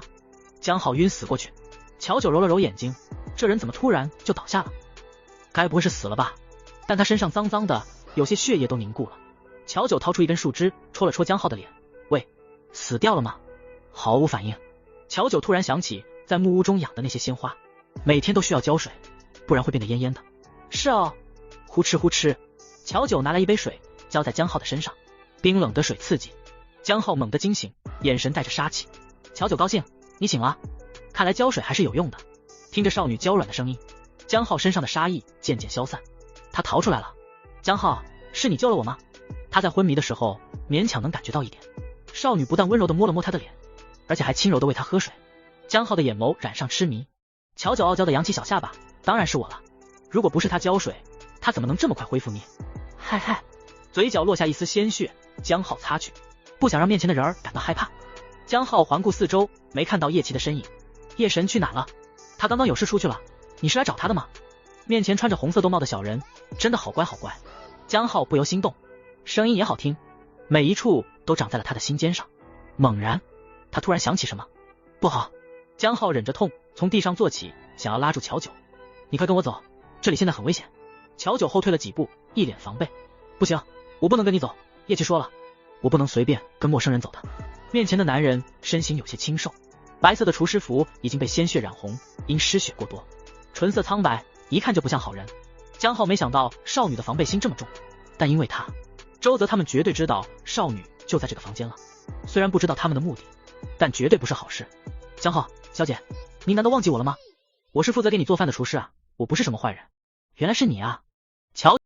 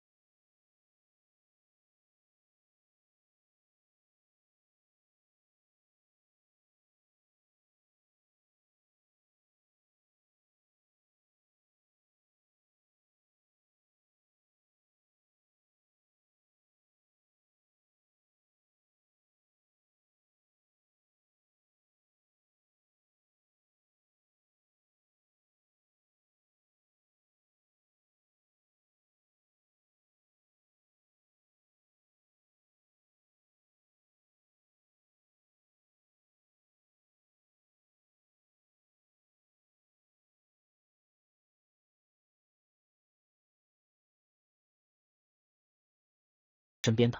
呵呵呵，周围几个打闹的小孩看到查查，瞬间身子紧绷，有些害怕，立马溜走了，完全不像看到同伴的正常样子。可惜苏月没注意到，还沉浸在喜悦中无法自拔。刘敏瑶见到乔九，心都忍不住软了。她也想领养乔九，并不因为别的，单纯因为这是她女神。其他玩家也蠢蠢欲动，任谁都看出乔九的地位很高，成功领养她，岂不是能在孤儿院当螃蟹？横着走了。崔阳脸上堆起笑容，公主殿下，你要不要跟着我？乔九投来目光，随后果断摇头，我不要。五大三粗的不符合他的审美，他才不要被领养呢，没自由。这些人也是奇怪，这里这么多小孩，怎么就偏偏盯着他呢？人偶不解。身旁的小男孩立马端上果汁，乔九吸溜了一口，甜甜的味道带来极大满足，幸福的眯起眼眸。小男孩也很激动，公主殿下喝了他递过去的果汁。哈哈，他一定是想和自己交朋友。小男孩开始傻笑。刘敏瑶，我叫刘敏瑶，我很喜欢你，你能给我一个照顾你的机会吗？磕磕绊绊憋出这么一句话，耳尖微微发红，好像跟他说话很不好意思。乔九，刘敏瑶特别紧张，她感受到了小人打量的目光，只见面容精致可爱，宛若妖精的小女孩，继续摇头，再一次无情道，我不要，我不希望被人领养，你去找其他小孩吧。声音软软糯糯，听得刘敏瑶心里痒痒，好似羽毛拂过，勾人心魄。她深陷其中，被乔九拒绝，刘敏瑶也不恼怒，反而傻笑。好好，我知道了。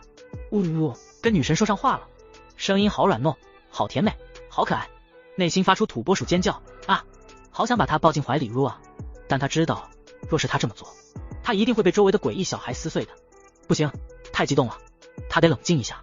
乔九看着刘敏瑶，他记得她，只见其脸上的神情，一会大笑，一会冰冷，一会癫狂，一会高兴，看起来怪怪的，好像有点不正常。乔九有些担忧，他不会把领养的小孩养死吧？淘淘正忙着掐另一个小孩的脖子，听到声音连忙立正，变得乖巧。我在，公主殿下有什么吩咐吗？说话的同时，淘淘恶狠狠地瞪着周围的其他小孩，宛若在宣示主权。小孩们见怪不怪，朋友之争向来如此残酷，若没有实力，怎配登上宝座与公主殿下并肩？淘淘穿着旧的背心，扎着2个丸子头，长相清秀可爱，邻家小女孩的气质，看起来特别乖巧。淘淘，你喜欢他吗？这些人是院长妈妈请来照顾我们的。淘淘冷冷地看向刘敏瑶，随后180度变脸，甜甜跟乔九说道，公主殿下，原来你还记得我上一次跟你说的呀，我老期待有人领养了，嘻嘻，我很喜欢他呢。看着淘淘变脸，刘敏瑶，那就好，他是个好人。淘淘跟着刘敏瑶一定不会受委屈的，其他人他不认识，不能保证，所以他也就没有指派了。刘敏瑶白捡了一个小女孩，蹲下身子，尝试开口，你好。淘淘极为冷漠，看了他一眼，并未说什么。刘敏瑶看出了淘淘的地位，有点像老大身边的2把手。刘敏瑶有点感动，没想到女神对她这么好，居然白送了她一个小孩。虽然这小孩明显不是善类，但这又有什么关系呢？说不准这是女神对她实力的考验。童话故事里那些王子不都是杀死恶龙才能得到公主吗？刘敏瑶燃起斗志，直播间的人眼红，凭啥呀？主播你究竟用了什么手段，居然得到了我家小美人的青睐？羡慕嫉妒恨。小淘淘一看就是非常聪明乖巧的小孩，真是便宜主播了。可恶啊，美人也太心地善良了，我哭死。其他人也没想到刘敏瑶有这么好的运气，也想上前，但数十个小孩立马挡住他们，阻止他们上前。公主殿下有点累了，你们不能去打扰她。果真，坐在宝座上的乔九打了个哈欠，有些困了。院长，你们到底选好了没？还有10分钟的时间。院长的催促声传来，同时他的舌头无限延长，眼眸贪婪，看上去瘆人又危险，似乎在寻找目标。几个人抖了抖身体，连忙去讨好其他小孩的欢心，不敢继续浪费时间了，否则就真要死了。很快，所有人都领养完了，每个人手上都牵着一个小孩。陈继荣领养了东东，崔阳领养了白白，林小丽领养了青青，江岩牵着秋秋，苏月抱着查查，韩光辉领养的是刚刚砸他皮球的小男孩宁宁，一看就非常淘气，但他也没办法。时间快到了，其他小孩又不好忽悠，只能勉强一下了。刘敏瑶和淘淘间隔1米，看起来非常不熟。刘敏瑶摸摸鼻子，也没说什么。见他们全部选完，院长恐怖的神情不在，恢复成慈善模样。好了，你们大老远才来到这里，折腾一路都累坏了吧？你们带着孩子回去休息吧。走廊墙上挂着黑板，上面写着孩子们的日常作息，你们记得要遵守，别让孩子养成不良的坏习惯。好，我们知道了。突然，有几个熊孩子在打闹，撞到了院长。院长整个人变得阴森，瞬间伸出舌头，把这几个小孩全部拍飞。几个小孩重重地摔在地面，他们的身体宛若橡胶，摔断的手脚被周围的小孩又捏了回去。院长暴怒，你们别在这里乱跑了，若是再撞到人，我罚你们关禁闭。被拍飞的小孩宛若杀不死的小强，继续咧着嘴笑，打闹奔跑着，丝毫没把院长的话放在心中。来啊来啊，你来追我啊！站住别跑！依旧嘈杂，伴随着孩子的尖叫，真是一群熊孩子。这些熊孩子没被吓到，倒是乔九似乎被院长的暴怒声给惊到了，湿漉漉的绿眸非常惹人怜爱，睫毛都染上湿润，白生生的小脸有些委屈，宛若受伤的小奶猫。院长连忙轻哄，哎呀，我骂的是那些淘气鬼，并不是你。好了好了，走吧，我带你回去睡午觉。墙上的钟表显示1点，是该午睡了。乔九，他可以说他是因为太困了，眼泪就自己跑出来吗？乔九乖乖被院长抱回房间午睡，其他小孩眼巴巴看着，也都跟了上去。被领养的小孩们则是跟着志愿者回房间。想起刚刚院长的话，陈继荣说道，海豹，我们过去看看。众人走出大厅，沿着走廊走，他们很快就看见了写着字的黑板，上面写着800起床洗漱吃早饭，1100吃午饭，1300睡午觉，1500。陈继荣皱眉，这后面的字都被擦掉了，根本看不清。姜岩当机立断，我们先按照1点执行再说。他总感觉他们继续在这里逗留，会发生很可怕的事情。每人一间房间，林小丽牵着青青，有些犹豫，她真的要跟一个小孩诡异独处一屋吗？林小丽拉住苏月，苏月皱眉回头，拉着我做什么？林小丽声音有点颤抖，苏月，我能不能去你的房间待一会？我有点害怕。苏月皱着眉头，把他的手甩开，你慌什么？若是2个人在一个房间，说不定死得更早。哪怕苏月很想拉帮结派，也不敢当出头鸟。苏月抱着茶茶进入房间，随后立马关上门。林小丽听到青青的笑声，害怕的颤了颤，再不愿意也只能带着青青进入房间。她和青青是最后一个回来的。就在门被关上的瞬间，外面响起恐怖的童谣声，1、2摇，1、2摇，淘气小孩不睡觉，关禁闭，扯下脑袋，扯下手，咯咯咯。诡异的笑声伴随童谣在走廊中回荡，啪嗒啪嗒，鞋子走动的声音。是谁这个时间点在走廊行走？林小丽心中害怕，但又有点好奇，打算在猫眼偷看一下。偷看，好像什么都没有。忽地，一张惨白的面容出现在了猫眼上。是谁家的小孩没有乖乖睡觉呀？一张扭曲到极为恐怖的脸，梳着马尾辫，似乎是孤儿院的老师，眼眶还在冒血，看起来极为惊悚。林小丽一脸惊恐，眼珠瞪大，死死捂住自己的嘴，不敢发出任何声音。抱起身旁的青青，掀开被子跳进去，1秒入睡。年轻真好，倒头就睡。门外的老师紧紧盯着门，停留了一会，没有听到小孩的声音，他才离开。刘敏瑶轻声，好了，小祖宗快来睡觉吧。他也听到外面的童谣声。淘淘摇头，我不要。把自己的手扯下，自己跟自己玩猜拳。我才不睡觉呢，那多无聊，我要玩游戏。刘敏瑶感到头疼。淘淘不屑道，怕什么？我又不会发出声音。胆小鬼人类。被骂了，但怎么莫名有点爽呢？刘敏瑶摸摸鼻子，罢了，只要老师没发现就可以。居然还知道不能出声音。刘敏瑶感慨，真是一个天使宝宝。淘淘反应强烈，不许喊我天使宝宝，这是公主殿下才能喊的。哼。刘敏瑶，行行行，还是个傲娇鬼。苏月房间内，她抱着安安静静的茶茶，正准备上床睡觉。苏月庆幸自己领养了一个巨乖的小孩，不哭也不闹。突然，怀中小孩打了个喷嚏，速度快到她都没反应过来，是谁家的小孩没有睡觉？咣咣咣，女老师的声音响起，似乎确定了房间，开始猛猛的拍门。苏月感到浑身冰冷，砸门声很大，巨大的恐惧蔓延在心中。茶茶无辜的眨眨眼，对不起，我不是故意的。苏月眸子有些怨恨，但她不敢表现出来，毕竟还要和这小孩相处很长时间。听话是听话，但却是个傻的。明眼人都该知道，这会不能发出声音。苏月努力控制情绪，没事，他就算进来也杀不死我。他还有道具，但也不多了。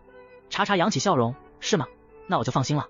话音刚落，门被踹开，老师手中拿着一条长长的教鞭，阴森的笑，直勾勾的看向苏月，仿佛盯上猎物，锁定目标。苏月咬牙，只好拿出自己唯一的保命道具。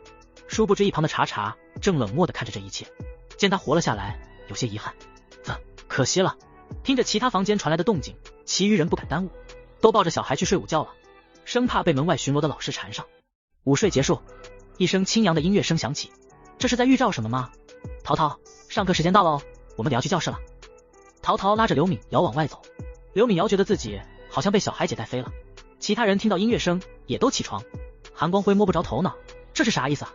宁宁赖在地上打滚，哭喊我不去，我不去上课。韩光辉笑了，这算什么？不打自招。韩光辉个头大，力气也大，直接抱起耍赖的宁宁朝外走去。本着人道主义，他敲其他人的门。上课铃声响了，得带小孩去上课了。姜妍牵着秋秋出来，其他人也都来了。姜妍独自走了。苏月皱眉，这人也不知道在拽什么。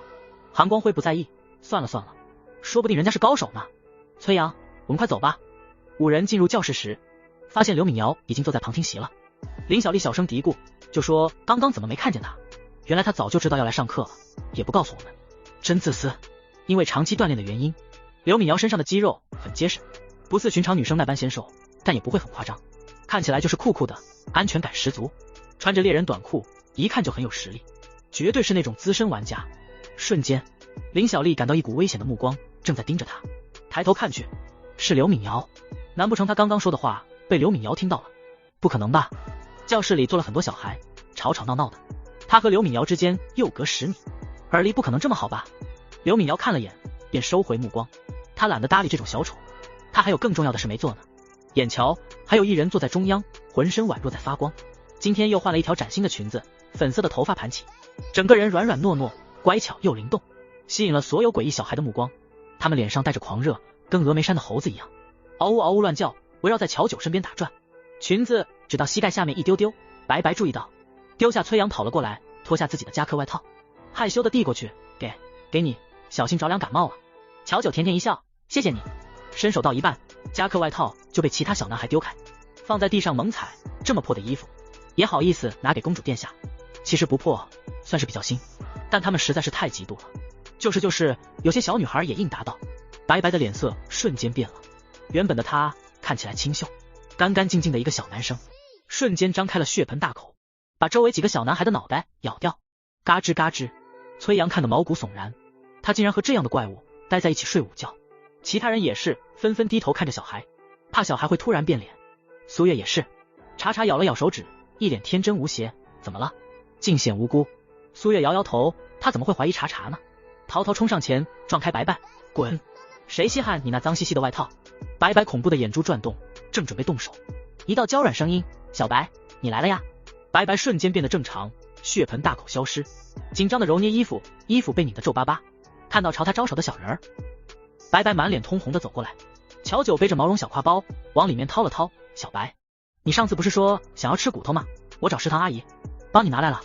赫然从迷你挎包中掏出一根大骨头往前一丢，白白眼前一亮，汪，连忙接住，对这块骨头非常喜爱，像是什么珍宝，谢谢公主殿下。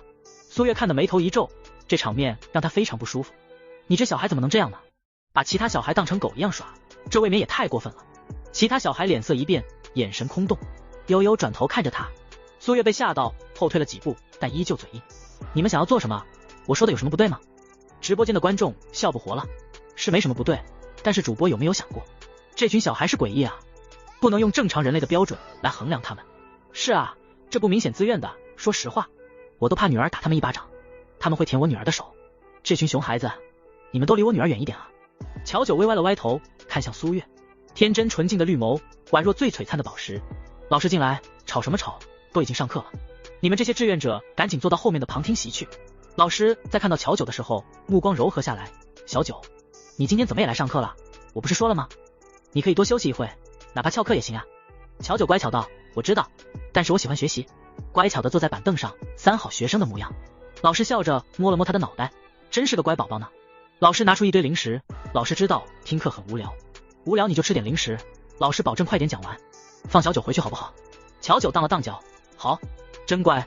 老师看向其他乱跑的小孩，瞬间暴怒，喂，你们这群小鬼，别逼我抽你们鞭子，还不快坐回去，乖乖听课，继续乱跑，追逐打闹。老师，再这样我就告诉院长了。他们勉强坐回凳子，但小动作还是一堆。老师满意点头，随后开始讲课。一堆小孩不想听课，只想着继续给乔九献宝。看着那一堆宝藏，乔九无聊的打哈欠，没什么意思，不是眼珠就是内脏，他都看腻了。忽地，台上的老师，好了，刚刚的问题已经讲完了，现在到了我们最喜欢的提问环节，结。诡异小孩们开始大笑，眼神空洞，僵硬转头看着身后的旁听席。陈继荣和崔阳互看一眼，不对劲。老师缓缓，好了，坐在后面的志愿者们，请问你们刚刚认真听讲了吗？有没有人要自愿回答问题？他们刚刚一直在观察地形和那些小孩的动向，怎么可能有认真听课？直播间，笑死我了，怎么还带提问志愿者的？这个老师不按常理出牌啊！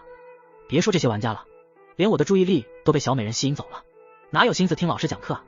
这些小孩又吵又闹，就算认真听，坐在这后面，也根本听不清老师讲课的内容啊！玩家们面露难色，仿佛回到了上学时，他们纷纷低头，只要我不抬头，老师就不会喊到我。老师如恶魔般低语，没有人主动举手吗？那我可就喊人了。刘敏瑶一不小心和老师对上眼，刘敏瑶，坏！老师咧开嘴，就你了，起来回答问题吧。刘敏瑶无奈起身，她听了个鬼，她的注意力可全在她的女神上啊，真服了。老师冷冷，刚刚我吃了一个桃，你猜猜是什么桃？这是什么奇葩问题？感觉是故意的，想让她回答不上来。刘敏瑶绞尽脑汁，爱你，在劫难逃。其他小孩也都懵了，老师的脸都黑了。其他玩家努力憋笑，生怕漏气。直播间的人都看呆了。666你刘姐还是你刘姐？笑死我了，哈哈哈！这也太敢了吧！土味情话，侄女略施手段，并教甜心老师爱上我。老师正准备发飙，刘敏瑶的手摸上匕首，整个人进入戒备状态。她哪知道答案是什么？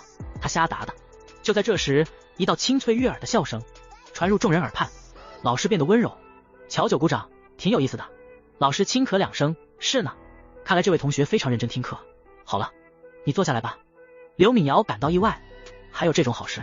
乔九眼眸划过幽暗，偷笑了两声。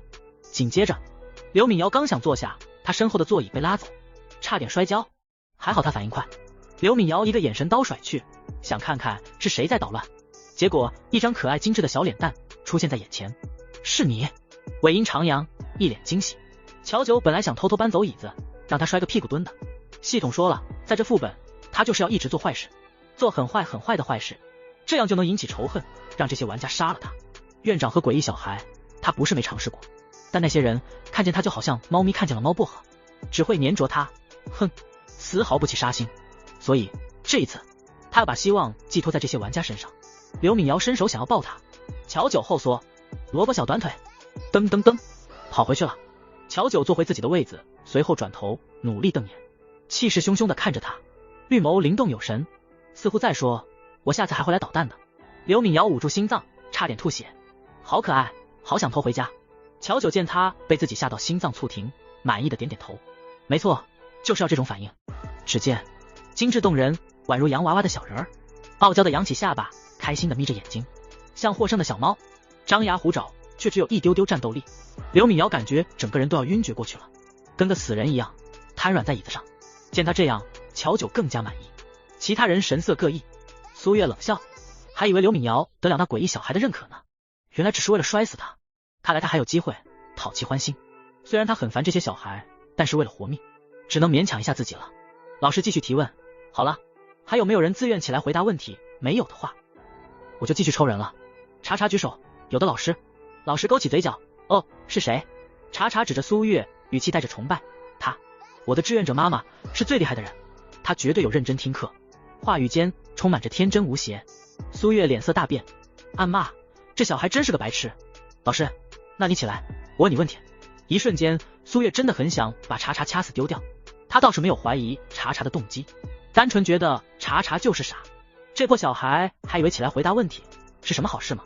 衡量之下，苏月还是站起来了。老师阴森一笑，你杀过人吗？苏月拳头紧握，没有。老师宛如蜘蛛扑向墙面，再扑了过来，尖锐道，你撒谎。苏月反应很快，堪堪躲开，手臂被划了3道血痕，触目惊心。老师的突袭像是攻击的号角，其他诡异小孩纷纷扑了上来。其他人快跑啊！一个小男孩抱住姜妍的腿，眸光贪婪，好吃，你可以给我你的眼珠吗？姜妍面色冰冷，大力的把小孩踹开，带着秋秋向外跑去。突然脚上又多了重量，又是那个不知死活的东西抱住他了。姜妍嗤笑一声，低头，瞳孔一缩，只见一个精致可爱的小人正努力抱着他的腿，仰头瞪他。一瞬间姜妍想了很多，他改变思路，没从正门走，转身一拳打破玻璃，直接从高楼一跃而下。姜妍迅速冲回自己的房间，然后锁上门，一套动作特别丝滑，努力抱住江岩大腿的乔九，嗷呜，一口咬在男人硬邦邦的大腿上，咬死你，咬死你！江岩把秋秋放下，同时抓起乔九的衣领，萝卜短腿在半空挥舞，挣扎着，可恶的人类，快放我下来！咬我做什么？江岩从一开始就对乔九感到好奇，没想到他还未有所行动，他就自己送上门来了。江岩打量着手中的人儿，4、5岁的模样，穿着精致的粉色公主裙，圆溜溜的绿眸瞪大，精致小巧的鼻子，睫毛宛如蝉翼轻颤，奶凶奶凶地瞪着他。江岩轻笑，带着几分慵懒，看起来可爱，没想到还挺凶的。乔九气呼呼，快把我放下来，笨蛋人类！哼，这就是你求人的态度吗？江岩顽劣的心涌起，捏了捏他的脸颊，手感不错，跟他想象中的一样，软软的 QQ 弹弹。原来小孩是这么可爱的生物吗？不婚主义者江岩突然觉得好像有个小孩也挺好玩的。乔九都快被捏哭了，白皙的脸蛋出现了好几个红印。江岩也没想到他的皮肤这么细嫩，他压根没用力，只是轻轻捏了捏就有红印了。秋秋眼神变得可怕，发出尖叫，你快放了他！秋秋的手变成一只黑色利爪，变长，黑色虚影猛然朝江岩攻击。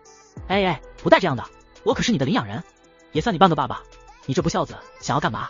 杀父啊！江岩一边调侃一边躲闪，秋秋没有理会，见江岩躲开，继续猛猛攻击，喉咙发出嘶哑难听的声音，即将变成恶鬼。好了，还你，还给你还不行吗？江岩主动把乔九放下，秋秋瞬间停止了攻击，眼睛粘在乔九的身上不曾离开。秋秋耳朵微微泛红，有些紧张，你没事吧？乔九疯狂打小报告，哟，他刚刚捏我脸，都捏红了。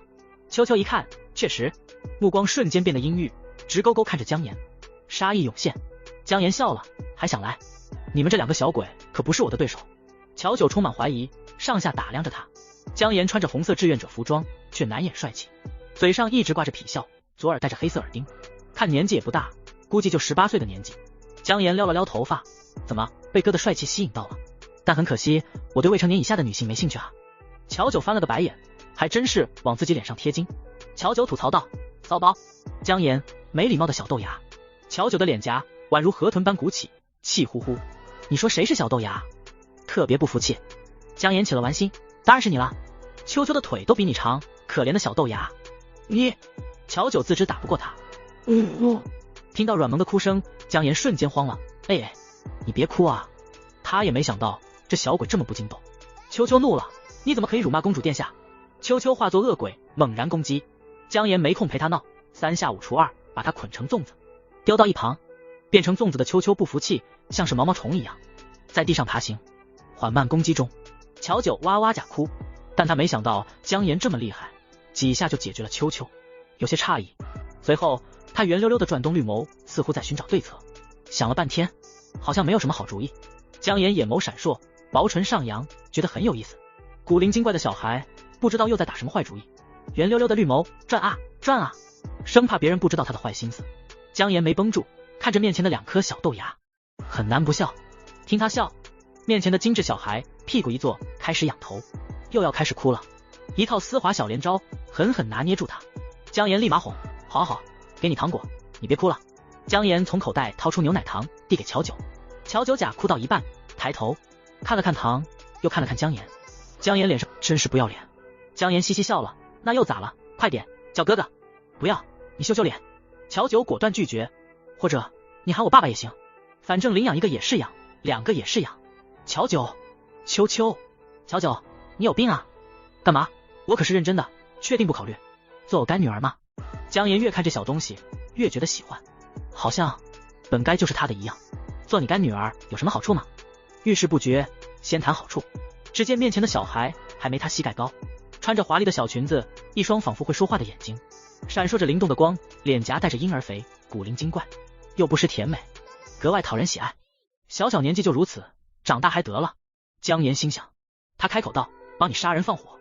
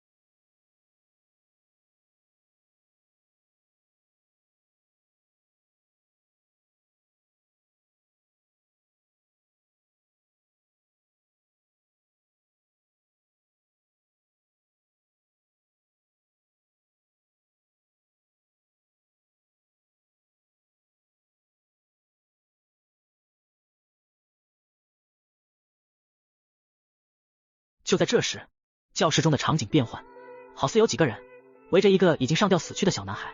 嘻嘻，他长得好恐怖啊，怎么会有人脸上有这么一大块黑色胎记，死了也是活该。是啊，眼珠子都快冒出来了，还是第一次看到死人。说实话，反正他都已经死了，要不然我们割肉声，真无聊。原来也没多吓人嘛。好了，我们赶紧把这些丢掉。扑通扑通扑通，几个袋子砸落河面，瞬间崔阳瞳孔一缩，不好！崔阳在走廊奔跑起来，似乎有什么东西在地上攀爬，声音极其恐怖。崔阳一头冷汗，但是他不敢回头，回忆着早上的路，在灯光暗淡的走廊也能奔跑自如。很快看到了问答室的门，崔阳喜悦，太好了，没有跑错。崔阳冲进问答室，立马关上了门。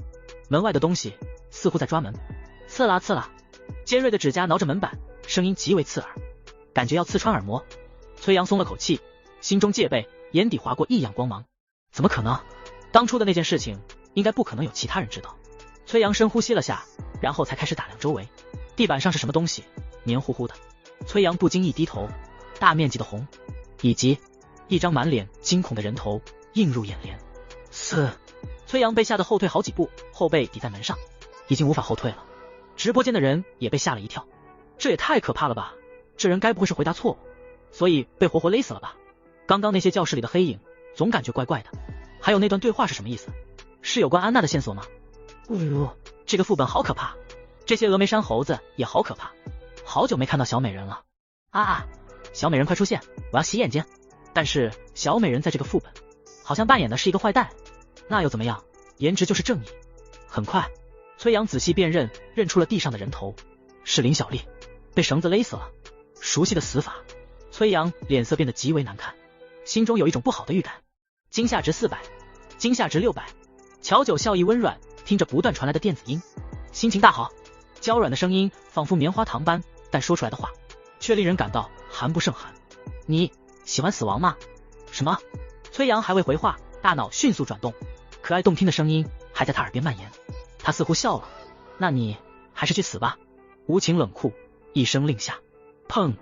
周围的玻璃全部破碎，一道道黑影从里面钻了出来，直接眼都不带眼了，问题也不带问了。乔九悠闲地吃着薯片，惬意地坐在椅子上，反正问答也只是走个过场，他要努力吸引玩家的仇恨。一瞬间，崔阳看清镜子后面坐着的人影，感到震撼，竟然是那个小女孩。乔九凶巴巴，看什么看？呵呵，既然已经被你知道了，那你就别想活着出去了。站在乔九身旁的秋秋和青青，宛若最忠诚的骑士，一左一右，猛然朝崔阳袭击。秋秋，崔阳没有想到姜妍也已经遇害了，那可是玩家排行榜前5的大佬啊，竟然也死在这小女孩的手中。她是恶魔，她是魔鬼。崔阳心中只有一个想法，那就是他必须逃出去。崔阳丢下几个障眼道具后，跌跌撞撞的朝外跑去。奇怪的是，跑出那扇门后，居然没有小孩追赶他了。一时间他也想不了那么多，逃命要紧。秋秋和青青一脸冰冷的看着他离开。放长线，钓大鱼。乔九开心的眯起眼眸，估计很快他的恶名就能在玩家中传开了。美滋滋。乔九跳下椅子，蹦蹦跳跳来到两人面前，摸了摸他们的脑袋，夸赞道：你们做得非常好。秋秋和青青被摸头，眼眸染上炽热，死死地盯着他。乔九没觉得害怕，反而觉得他们很亲切。好啦，剩下的就交给你们了。乔九看了眼手上画的钟表，这个时间点我得去医务室看望查查了。查查被那女人推出来时膝盖不小心擦破皮，所以被送到医务室去了。乔九走出禁闭室，幽暗的走廊响起欢快悦耳的哼唧声，仔细看，一个穿着粉色公主裙，宛若洋娃娃般的跳脱身影，好似浑身都在发光。教室内的黑影纷纷贴在窗户上，脸已经被窗户挤压到变形，有些搞怪，但他们似乎没意识到，一双双绿色发光的眼眸悠悠盯着走廊上的小人儿，仿佛一眨眼他就要消失了。炽热贪婪的视线从四面八方传来，集中在乔九的身上。乔九毫不怯场，熟络地跟他们打起了招呼，眉毛弯弯四月，小哈、乔木、苏欣，大家都晚上好呀。被喊到名字的黑影沸腾，所有人的名字他都记得，都喊过去了。走廊的场面宛若一场狂热的大型粉丝见面会，诡异的嘶吼声、兴奋的喊叫声掺杂在一起，形成最热烈的狂欢。乔九优雅地提着裙摆，宛若高贵的天鹅，在这场独属于他的 T 台朝前走去。窗上似乎还有什么东西在摇摆发光，粉色的灯牌写着乔九的名字，后面画着爱心。哦，原来是应援灯。乔九走到医务室，礼貌地敲了敲门，你好，我要进来了。一道清冷低沉的声音，请进。乔九借助地板的弹力，用力一蹦 ，Doing， 成功跳起，双手顺利够到门把手，打开门。由于重力，乔九挂在门把手上，门自动朝里面开了。呼地，一双大手温柔地从身后把他抱起。乔九一抬头，一张俊美清冷的面容映入眼底。男人穿着一件单薄的白大褂，身形修长笔直，一双黑眸显得格外冷清，狭长的凤眸，薄唇微微上扬，浑身透露着淡淡的疏离和冷漠，生人勿近。面容清冷又俊美，淡淡的圣洁光芒从他身上散发着。乔九，博医生，今天是你值班呀？博慈渊冰山融化，薄唇轻勾，是啊，你是来看望朋友的吗？乔九乖巧点头，博慈渊，我带你进去。说着，乔九也没吵着下来，就这么被他抱着进入病房。查查正躺在病床上，无聊地看着天花板。突然，他瞥见粉色身影，差点从床上蹦起。查查高兴，公主殿下，你来看我了。乔九，你腿上的伤怎么样了？膝盖上的擦伤。只见查查的腿已经被打上了石膏，好像比之前更严重了。我的腿。查查突然感觉有股阴森的视线，他连忙话语一转，估计还要半个月才能恢复。阴森的视线消失，查查松了口气，这个医生实在是太可怕了。乔九关心，会不会很痛啊？查查，有点，你摸摸看，摸摸看就不痛了。真的吗？乔九爬上病床，坐在床边，小心翼翼地伸手触碰。奇怪，原来擦伤也要打石膏吗？查查开心，真的不痛了。乔九悬着的心放下，那就好。随后精致漂亮的小脸染上几分生气，清纯灵动，一双绿眸仿佛会说话，一举一动撩动人心。查查看呆了。呼地，危险的气息在病房蔓延。查查打了个冷战，立马低头，不敢再多看。乔九坐在床头，刚想说什么，你为什么会在我的脑子说话？长得异常精致漂亮的人偶微歪了下头。可查，博慈渊睫毛下垂，遮挡眼中的情绪，看得不太透彻。你朋友伤得很重，若是病情继续恶化下去，可能要被截肢，到时候会被拖去火化。他病得这么重，应该没剩多少时日了。你要不要留下来多陪陪他？小刀刺啦屁股，还真是开了眼了。乔九听着博慈渊温柔的询问，思考了下，好吧，我会在这里陪查查的，但是这里并没有我住的地方呀。博慈渊轻声道，不碍事，我们这里有很多空的房间，走吧，我带你去看看你的小房间。手慢无，博慈渊抱着乔九离开。查查敢怒不敢言，瞪着男人离开的背影。可恶，大 boss 就了不起吗？